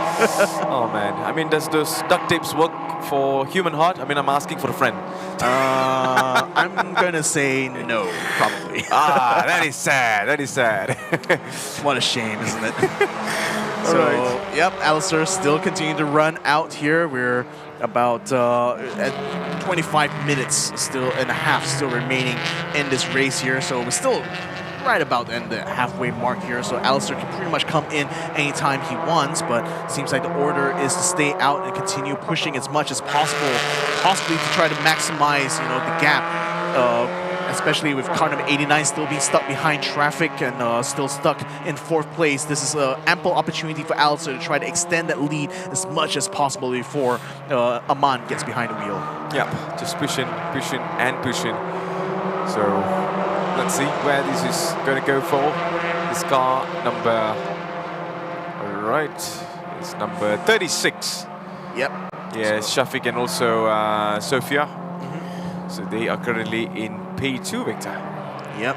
So again, cannot quite tell who's actually behind the wheel here, even from this distance, or rather, not too familiar with either Sophia's or Shafiq's helmet design, but they still are in P2, still have yet to make their pits, I believe. So that's why they're significantly ahead right now of Surisak at the moment. But no doubt they will still have to come in. It is a mandatory pit stop after all. It's same as well for Axel Sports here, so they continue to let Alistair continue running as long as he can. Axel already getting some tires ready. I don't see where exactly Aman Nagdev is, so we'll have to wait and see when they decide to call him in, because then we're going to be able to see whether or not he's done his job, whether or not he's been able to open up the gap between himself and Surisak. But as of right now, the strategy is to stay out as long as possible, possibly until the final moment here before the pit window closes, so that Alistair can continue to keep the lead here for Axel Sports. Absolutely. So we are right now as nervous as everyone is on the cameras because we do not know who's going to be winning it, because things could change anytime, and Alistair's still out. Yep, still staying for now, coming up to the final corner soon, so we're going to be seeing whether or not he's going to be making that move in yet. But as of right now, a 13-second gap to Sophia, or Sophie, whoever's behind. I think that's Aman Nagdev right now, who's getting himself suited up, so I think they are getting ready to get racing. Oh no, Alistair still continues to stay out. So, man, he's still really enjoying his time in the Gen 2s again, isn't it? Tell me about it, man. So, 22 minutes to go in this race. Can't believe we are down to nearly 20 minutes, because this is a 1-hour endurance race and we're coming closer towards the end. But this is the time where things are going to get a little bit much more intense. This is where you gotta push, and also, step on the pedal as much as you can, and also get to the position that you desire. But Monai right now on board, and he is now just trying to climb it through despite being P3. Yep, I mean, it's just gonna hope that, that he's going to be able to close the gap that Alistair has already built up so far. But again, he is still yet to pit. So we're seeing and waiting for them to make that move to swap them out. That's Aman Nagdev. Yep. Yeah. So he's just waiting for Alistair to get a cue to pull into the pits. Still keeping it very, very fast, actually, going towards this final turn. Now let's see, is he going to be coming in yet or not? Yep, there he is. He's going into the pit entry now. Axel Sports, into the pits they go to take their mandatory pit stop. Let's see whether or not Monai will be able to get himself either alongside or just behind Alistair. Because if he does, that means that the job is done here. Yep, the job is definitely going to be about to be done here, and let's see. Right.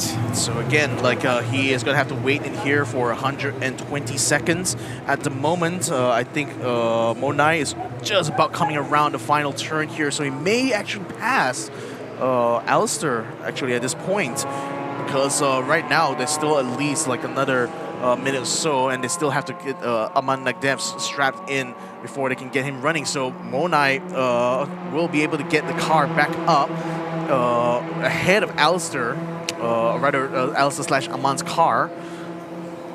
That it's going to change the order here, although we still have car number 36 still out on track, still ahead, I believe, at this point. Yep. In fact, oh wait, no. I think car number 36 has also gone into the pits as well. So we're going to be seeing the timing update as soon as these cars get across the control line yet again on the next lap. But as of right now, Aman has to wait in, as his crew member is going to be strapping him in properly. In the meantime, Monai is going to be going up another lap once more. So let's see, it's going to be cutting it very close, I think, between the two of them, because again, one lap around here is about 1 minute and 20 seconds. It's right about the same amount of time here for them to come out. So Monai is now getting around towards turn 6. You're already getting the doors closed here, just waiting from the queue from the marshal to be allowed to head out here. It's going to be very close now. And let's see who has done the job better here, Alistair or is it Surasak? Right, off we go. Off Team Axel goes right now, car number 21. So it's Aman Nagdev on the wheels right now. We're having a close look on the Thai duos. Yeah, there we go. There we go. Big gap still between the two of them. I think Axel has this in the bag because Aman Nagdev is already at turn 1 and Monai is still only 3/4 of the way through the turn. And now he's tucked in behind where car number 21 is. So Alistair has done his job. He's kept the Axel Sports car ahead of the RUK team. Javi has done a really good job so far. It's all now needs to hold on to his position. Well done to Alistair. He has done his job. And right now it is all down to his teammate. Can he hold off Monai? We'll have to see, because it's another 18.5 minutes to go in this race. So in the hands of Aman Nagdev now, who no doubt will be looking to try to at least take this win here in the classic race to make up for the disqualification that he experienced here inside of his class race. So with Monai being tucked in behind, Monai actually has car number 76 caught up to him as well. So he's going to have to play a bit more defense as well against a Gen 1 car. So see as we come around the corner here. Again, that's the car with the duct tape just hanging, just keeping that bumper hung onto the back there, making sure that it doesn't fall off anytime you're going to race. So that still would be, well, relatively safe as far as the race control is concerned. Yep, so far so good. So far, there you go, the duct tape again. Just, I think, like, speaking of like memory lane, it reminds me of like Ashen's car. Oh yeah, I remember that. Remember that? Like, the full duct tape job on the front. Ooh, a bit of a touch there on the RUK car coming out turn 2. That's actually gotten the bumper a little bit loose on the back, perhaps. Whereas car number 76 also wants another car to also have a hanging bumper here, but Monai still remains up in front here, still braking nicely and gingerly here, but I think I do see a bit of lining on the bumper starting to hang out a bit, so that did do a bit of damage. So let's see how things unfold right now. Alistair, it's Aman still up in the running. Seems like Monai now just chasing right behind, Kenneth coming in as well from P3. This reminds me of some good old days, but now this is going to be much more intense to watch. As you know, these three are now battling all out there, Victor. Trying to push as hard as possible right now. I think the 89 is actually catching up here. Mona is catching up to where Aman Nagdev is, and the gap that he had enjoyed early on is coming down to almost nothing now. A three-way battle for the lead here in the final 16 minutes and a half. This is going to be exciting. Yep, towards the straight with the tapes at the back. Let's see which one does a better job. But of course, Aman right now has the pace, has the momentum. But Monoi at the same time just tries to get close to him, tries to close the gap and, you know, put some pressure on. Everyone looking really nervous. Yeah, I mean, it's literally up in Aman's hands right now to try to keep Monai behind. I mean, the two of them have been fighting early, not really fighting in this round in particular, but then again, this is not an opportunity for them to actually try to gain some good glory, and it's going to be much needed as well here for the RUK team, especially after a disastrous start to the race one, where unfortunately Monai's car was not able to get out of the pits in time to join for the formation lap, and as a result he had to start from the pit lane itself, and that pretty much put a big damper onto RUK's chances in actually gaining a race victory for that sporting class. But this time around they have a good opportunity here, but they still have to get past the Axel Sports car, getting very close now. RUK Monai attempting to get into a good line, but still couldn't quite find the momentum on the exit though. Still is tucked in behind car number 21. Yep, 15 minutes to go.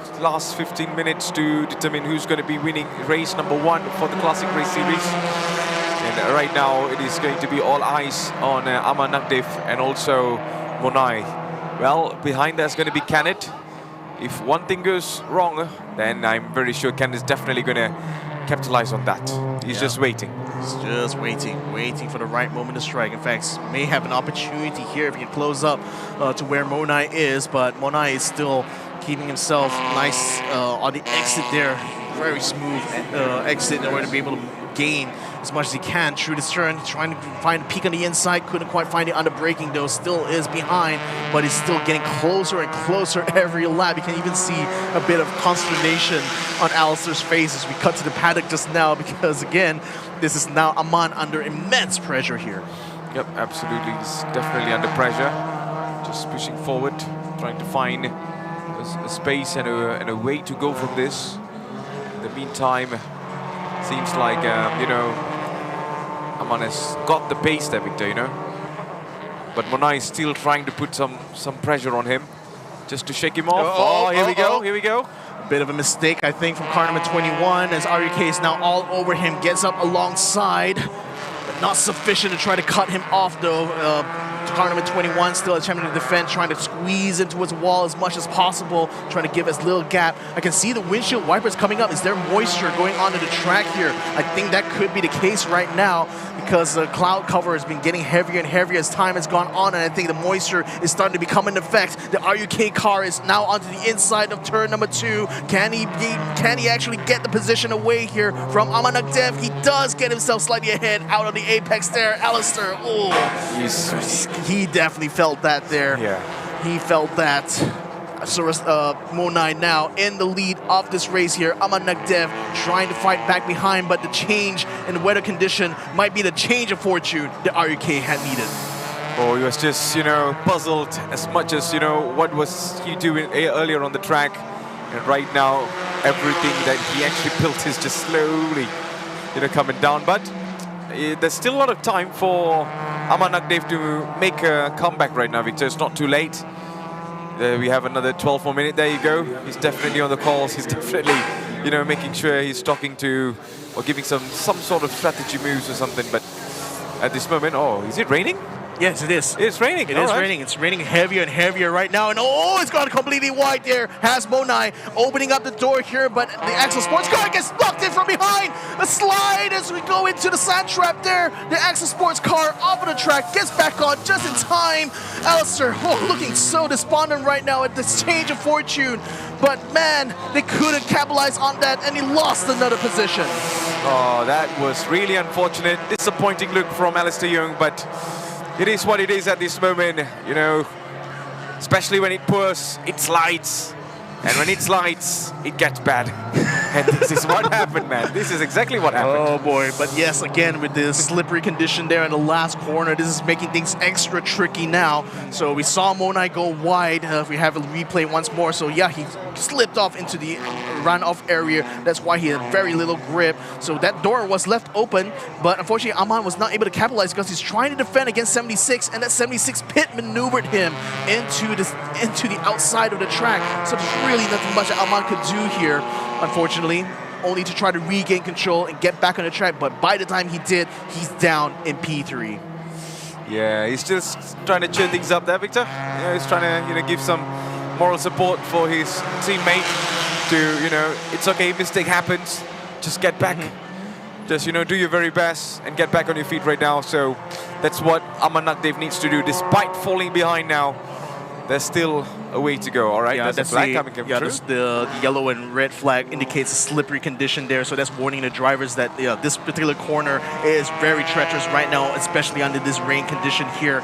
10 minutes still remains here, and the changeable conditions has changed the order of running here. Monai is in the lead, car number 76 in the second place, but now Aman Nagdev trying to fight back, trying to get the position back here from the car ahead of him. Can he do it though?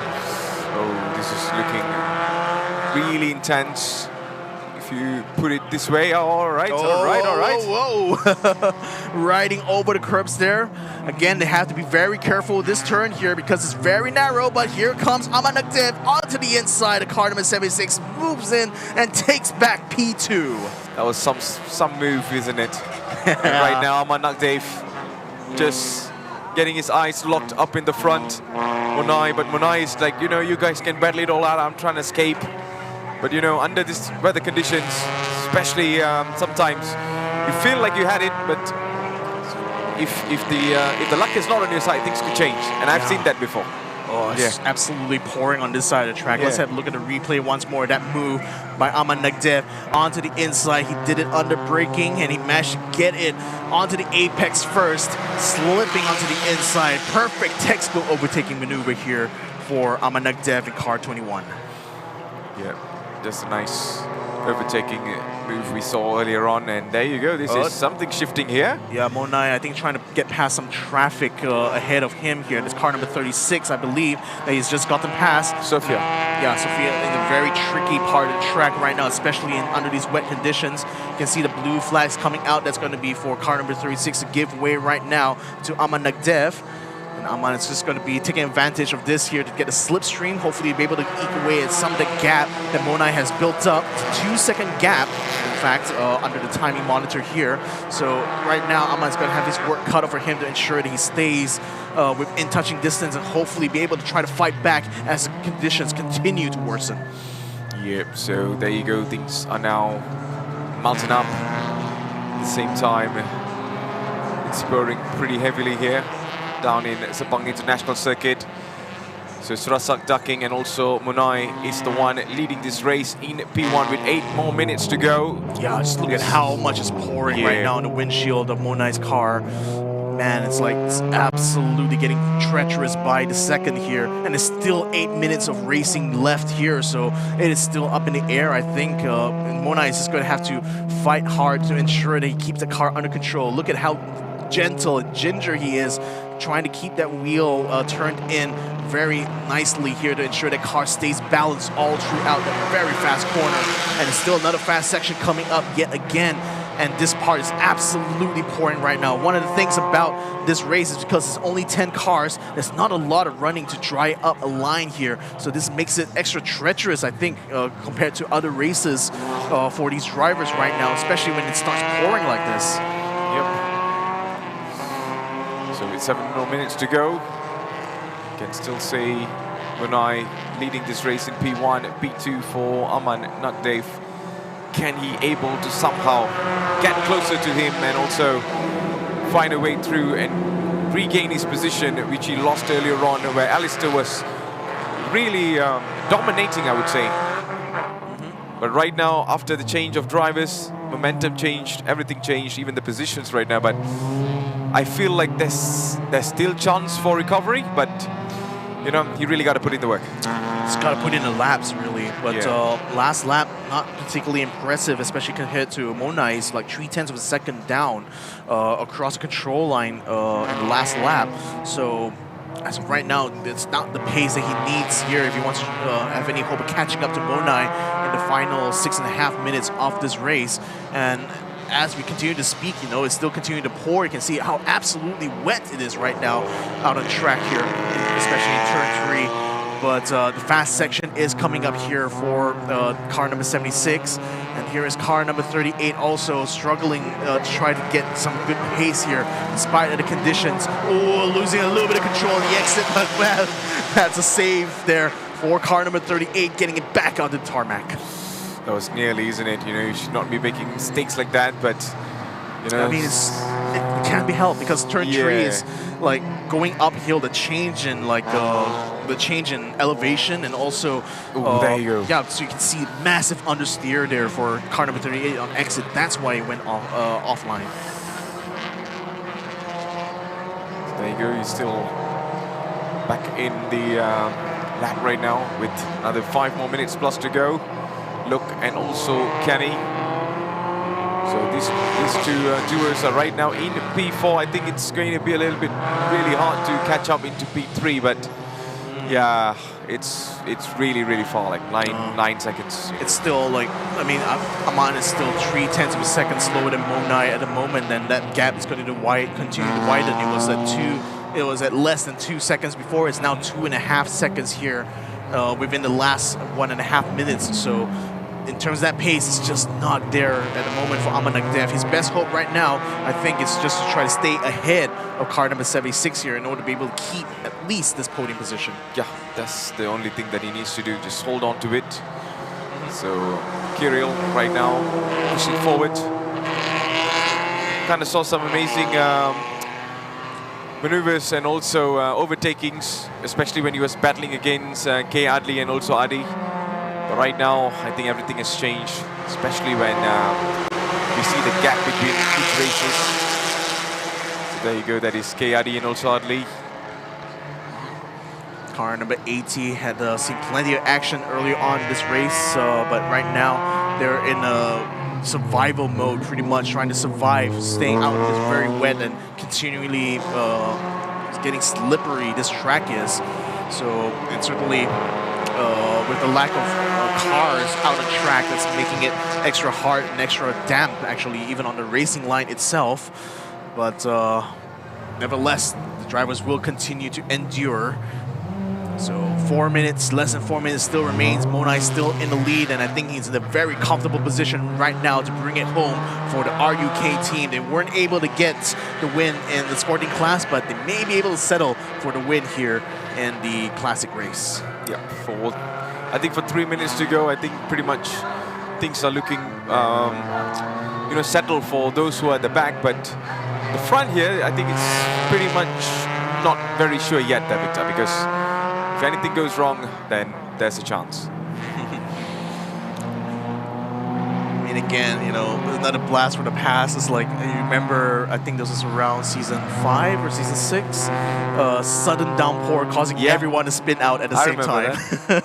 That was the perfect bowling alley, I would say, you know, because everyone was just sliding through and hitting each other. So, yeah. I remember that. I remember that clearly.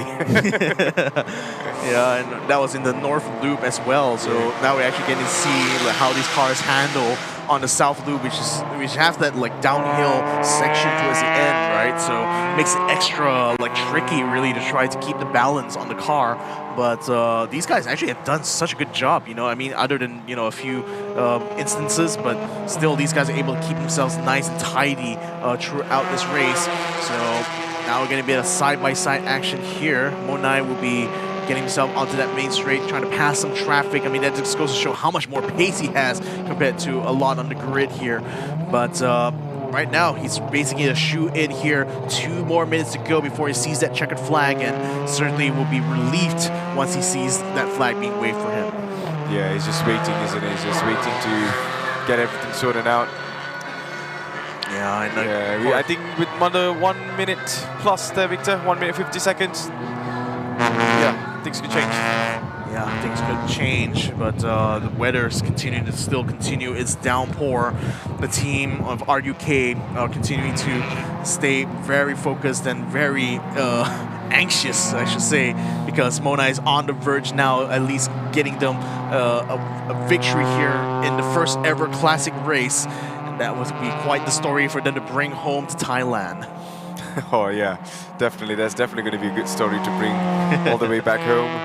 You know, despite the weather conditions, despite who was on the wheels or the challenger, I think it played out really well for these duos from Thailand. But at this moment, I think we are getting very, very close towards the checkered flag.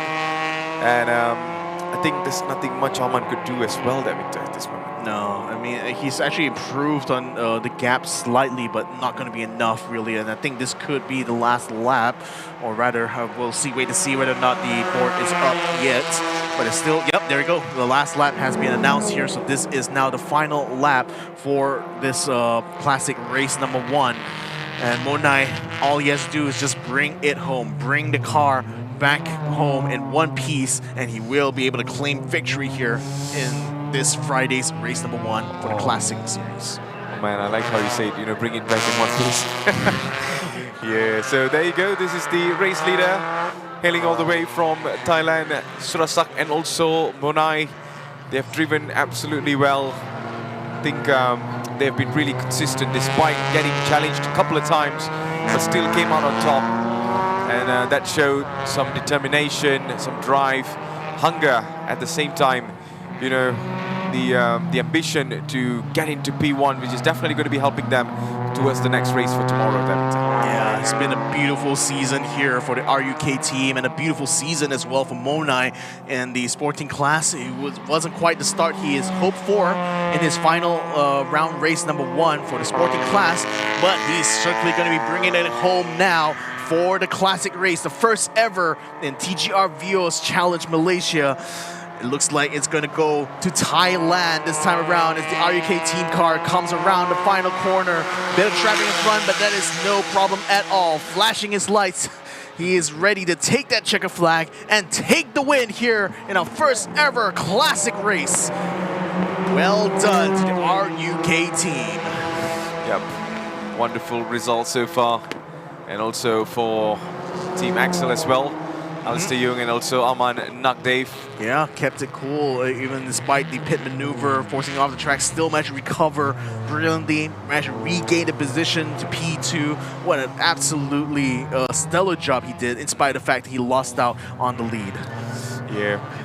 I mean, this is where the chemistry and also the teamwork comes to play there, Victor, you know? Right. Yeah, different driver, different dynamics.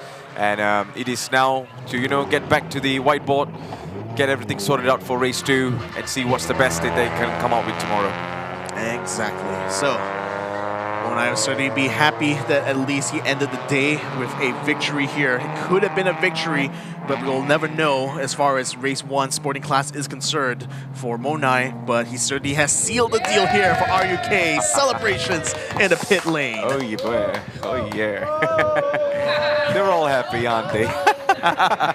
And it's well deserved as well. I mean, you know, this format here is a testament not just to the driver skill, mind you, but also the tuning abilities of these garages, because again, you know, they've opened up the ECU, allowed them to change more things that they otherwise would in the normal like super sporting or sporting class. So these are this is a very good job here, you know, even from coming from Alistair himself saying that, wow, this Thai team's car is extremely fast, and it really shows here on track. Definitely. So well done to this amazing Thailand duos, Surasak and also Monai. Amazing race today, and they truly deserve it, Victor. Yeah. No doubt.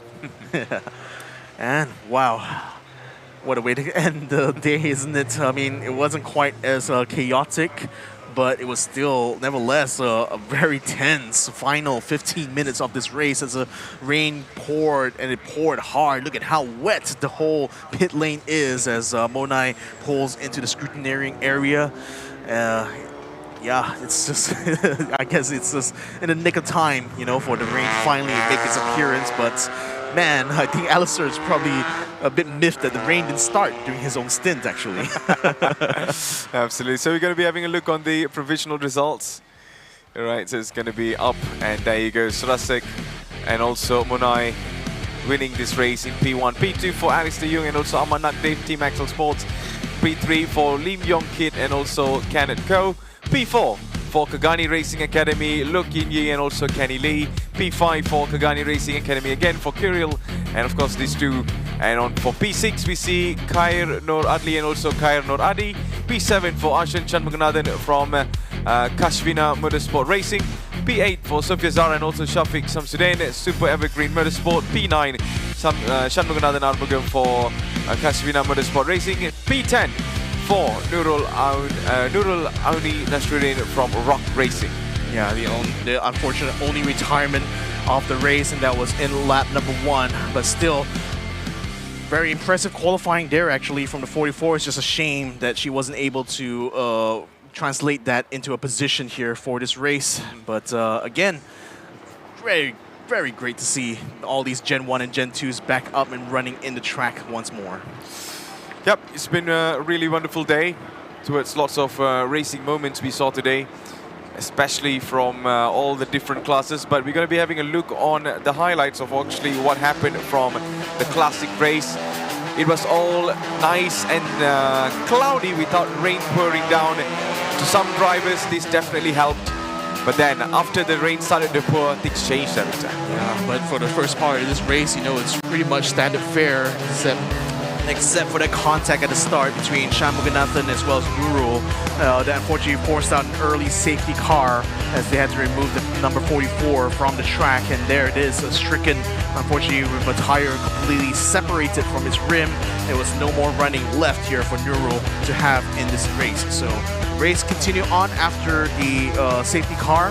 We saw Alistair's spending a lot of time here trying to chase up to Tsurasap, who was behind the wheel in the first stint, and he certainly did a very bang-up job of actually getting his car not only ahead, but also building up a huge gap as car number 89 had to go into their mandatory pit stop. So from that point on, you know, it looked like Alistair was going to try to maximize as much of the running as he can to build up a big gap before inevitably handing things off. And RUK was the first one to pull the trigger on the mandatory pit stop. He got Monai into the car earlier compared to Aman into car number 21, and this is where Alistair continued to stay out of the track, trying to push as many laps as he can before handing it off to Aman with 20 minutes to spare. And from this point on, it looked like the gap was quite big actually between himself and car number 89. But unfortunately, the rain started pouring 5 minutes into his stint, and that's where things started to change. Perfect results, perfect moments that we saw. And lots of this moment, Victor. Yeah, spinning out into the grass, but still was able to keep the car under control and back out on the track. And this is where he managed to regain a position here. Amanak Dev, in spite of the horrendous situation there, still was able to come out on top. And a P2, not too bad considering all the circumstances involved. So, as we bring this day to a close right now, RUK team can certainly enjoy a celebration at the end of the day. They would love to have celebrated 2 wins, but I think a win in the inaugural classic race is still things to celebrate indeed.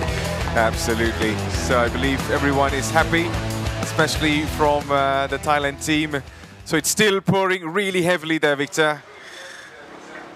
I mean, look at that. Yeah. Still, you know, it's raining really, really good, isn't it? Yeah, I'm surprised none of these drivers are actually jumping out into the rain here. That's Monai celebrating number 1. The victory that was promised. He didn't get in the sporting class, still got it in the classic race.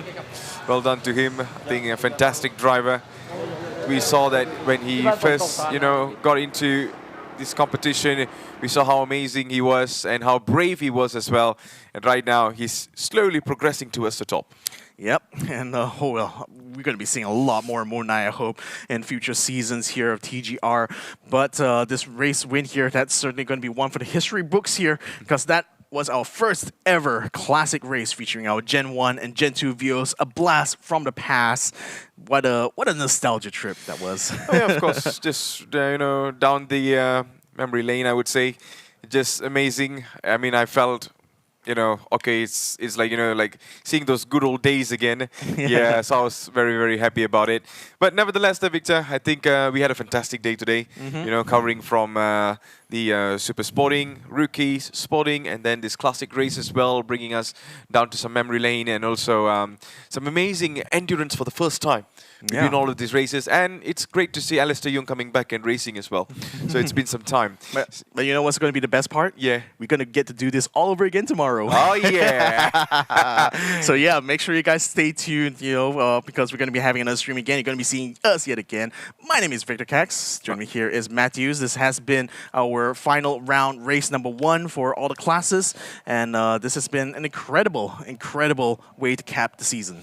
Definitely. And I just can't wait to get things started for tomorrow, because tomorrow we will definitely find out who is going to be the champion for this season.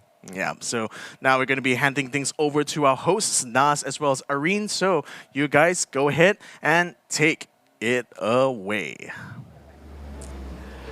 Thank you, dear gentlemen. Always a pleasure working with the both of you, and we feel absolutely safe when the both of you are racecasters. Yes, absolutely right, ladies and gentlemen. The streams begins tomorrow, 9 a.m.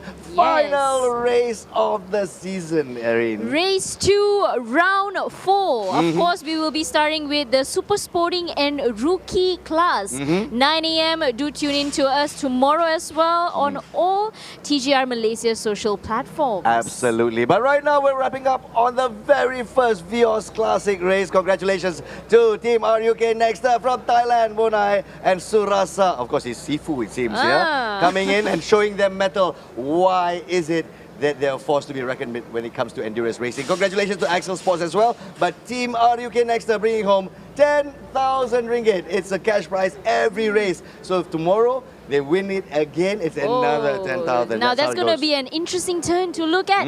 What's going to happen in race 2 of the Vios Classic race. Now, of course, as we end the show for today, before we also end, we have a bit of youngsters lah. Absolutely, absolutely. So we talk about the Prestasi Cewa. And of course, we take a look at the great race run by Harkish and as well as Aiden from the TGR Rookie program. Let's come on in, guys. Aiden and Harkish. Harkish began this round in 4th place. Yes. And here's the thing, it's so tight with the rookie class. The skills are so similar. From 4th, suddenly he's gone all the way up to number 2. Did you expect this, Harkish? I didn't expect anything. I just wanted to drive, I did my best, and yeah, thankfully I'm here now. Harkish is always like, I do my best, I just drive. And now I'm here.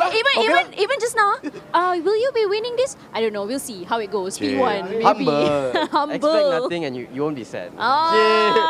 Bro, that's not the talk of champions, bro. Expect everything and you'll gain everything. Well, hopefully so. So for Aiden, how's it been like? So you started this particular round at 3rd place, right?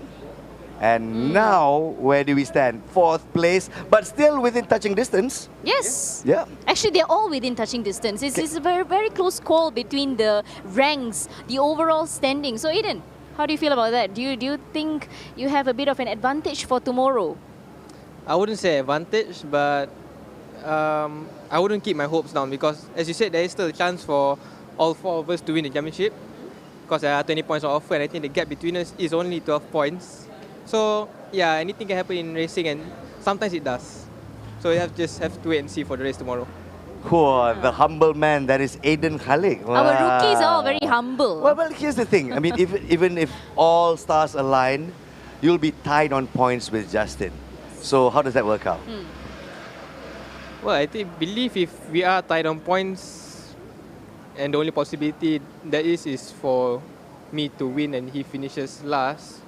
If that occasion happens, I believe championship go to me based on comeback. But of course, I don't want to wish bad luck upon anyone. So here's what you need to do, Aiden. You need to get fastest lap for that 1 point. Yes. And you get P1 for another point. P1 and then fastest lap. That's it, and you win the championship by 2 points. Puyo! Easier said than done.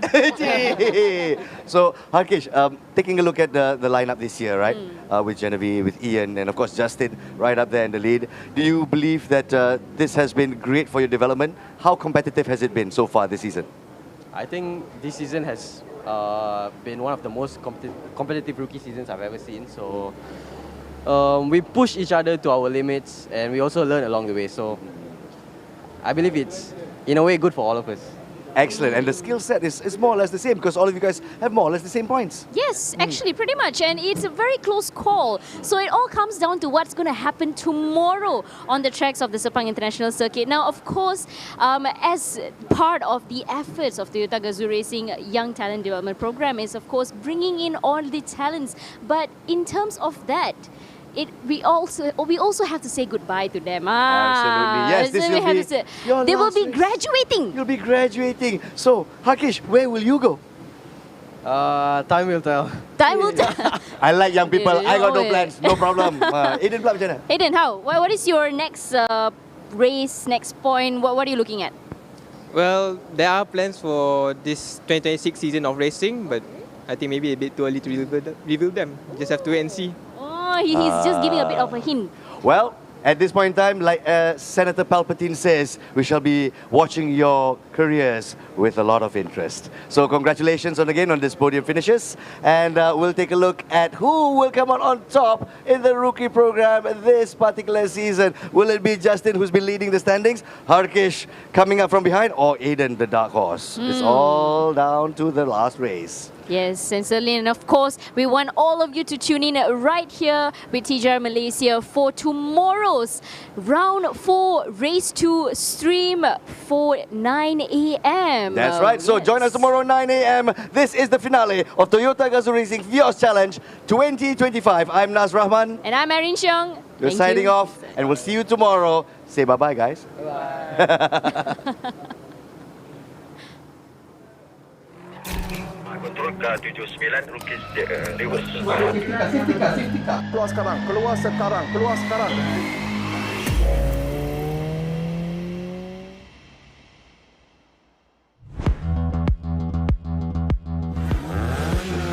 My name is Ravin. I am the race director for Toyota Gazoo Series. I got myself involved in 1982. 42 years in motorsport. For this event in Toyota Gazoo Series, it is called as the clerk of the course. But the designation doesn't make a difference. The position is the same. The job function is the same. It's a race director or a COC. Copy. So long as turn 1 is clear, I will tell safety car to return home. Affirmative, yes. Because on the way up, I couldn't see what's happening. If you could judge from race control. What made me involved was the smell of the fuel, the sound. I like it.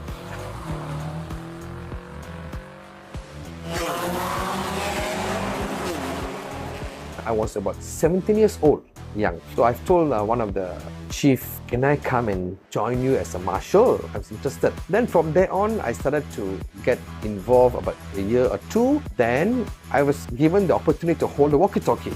Oh my God, walkie-talkie. I'm the official walkie-talkie and you're talking. Oh, such glamour. 3 minutes spot. And what can we do? Why? The reason to make sure that time is slowing down or what? Yeah. Aiden was brought in by, I told you? Very obvious, you know. Got myself involved in race control, whereby I can determine race to be safe. Katun, safety car keluar sekarang. I love motorsport, the smell, the sound. It's all about the interest. Before the lights? Okay, so it's okay. I need to make sure that everything's in order. We will close the track. We will send out the safety car with the red flag. When is this done, the safety car driver will report to race director saying that the track is now closed. We will open on time. The pit exit open on time. Everybody goes out. And we have to evaluate any situation, any problem on the track. Sampai sana pun sudah kena, but that's not a boundary, that's a track limit violation sana lah. So okay, we go? Okay, Alright, okay, we go. Starting is very important. One thing at a time. Let's find the solution. First, work the problem. attack what is the problem we need to necessary to stop. My role is in race control is actually to understand the situation before it actually happens. The next thing prediction is that weather forecast. We have suddenly a heavy downpour. Do I predict to extend the race, delay the session, or do I stop the session?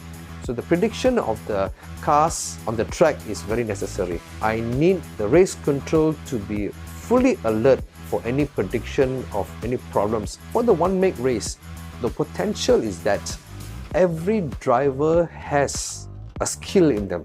Every cars are the same durability, same capability. But how you maneuver the corners, how you do your braking, that is the advantage. You portray your expertise on the field of driving, that's where it enhances you to go to the next level. One-make race is actually a potential in Malaysia because no other series have got one-make race, very good for the growth of Toyota. Toyota have did this remarkable idea to get rookies, celebrities, super sporting drivers to come in, which portrays the true ability of every one of them. This is actually a hub where TGR has made a very good thing for all the drivers. What I am wishing for is this: the ability, the talent shown in Malaysia, probably 10 cars, 10 drivers selected from these categories in Malaysia, and also 10 drivers from Philippines, 10 drivers from Thailand, meet up together for one international event, which allows everybody to think forward. If I join this series national, I can portray to the international in a proper route, then I can portray even better. This is what I am wishing for in Toyota Gazoo. Toyota Gazoo has really proven its credibility, which is superb for motorsport in Malaysia.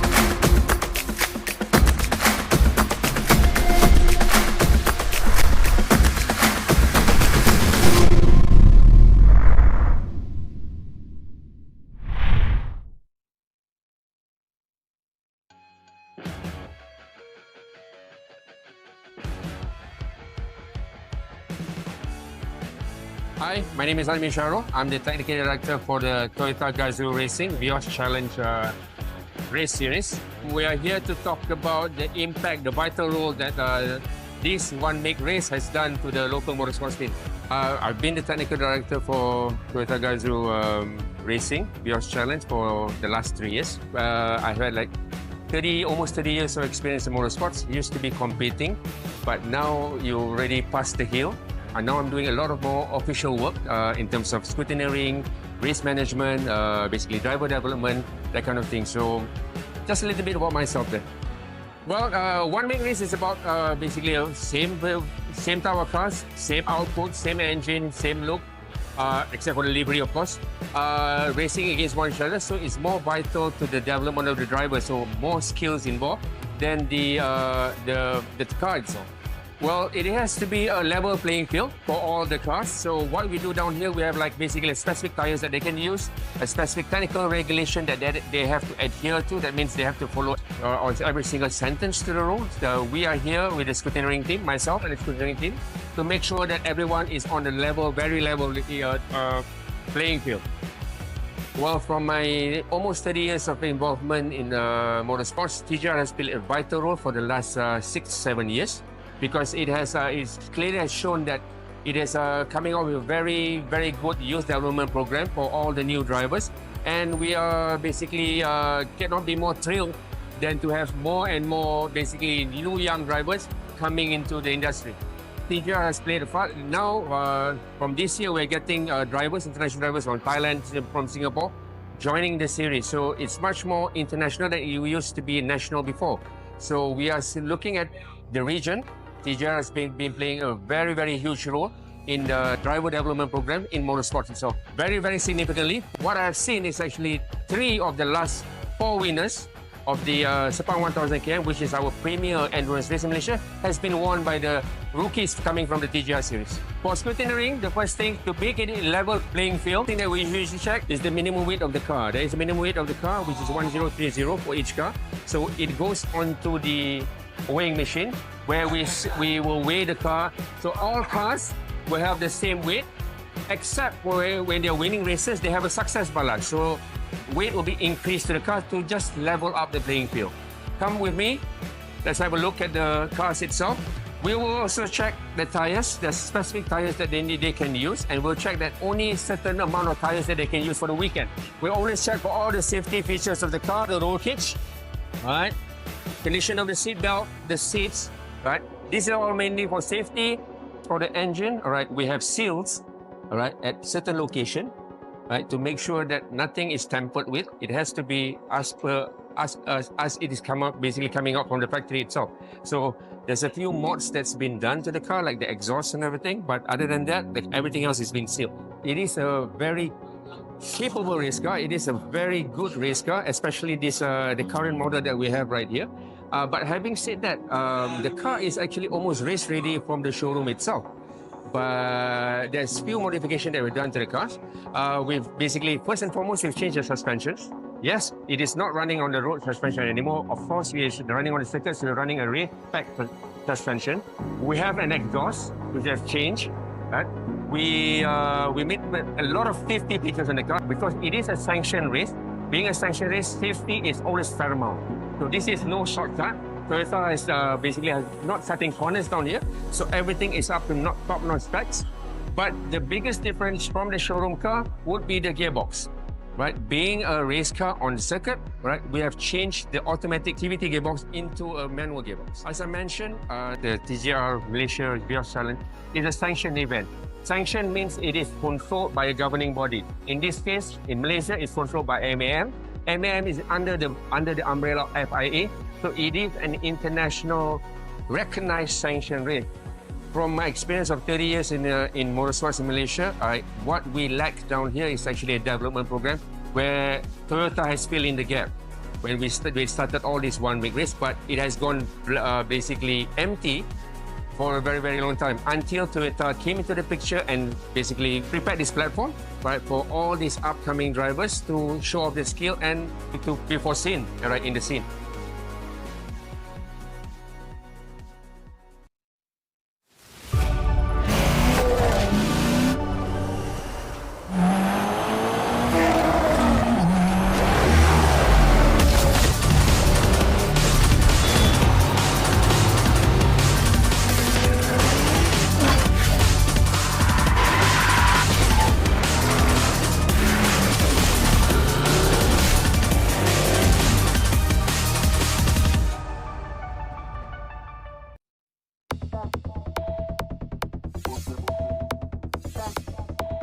Back when I feel like when I feel like when I feel when I feel like when I feel get back when I feel like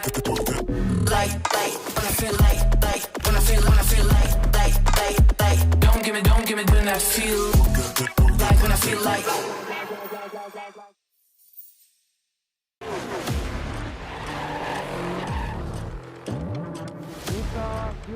Let's go.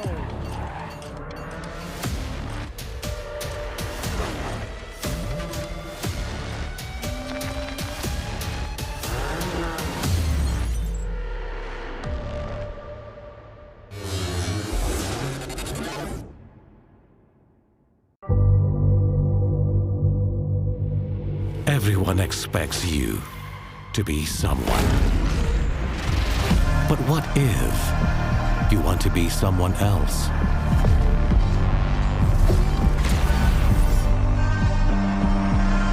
What if that someone is unexpected, unconventional, unaffected by what others think?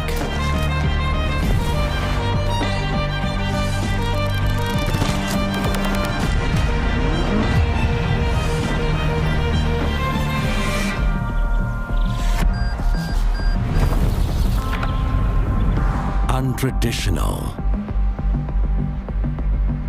unfazed by demands, unstoppable,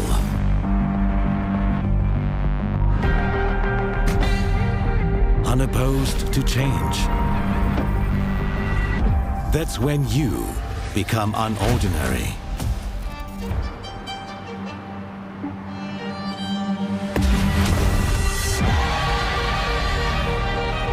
Undeniably you.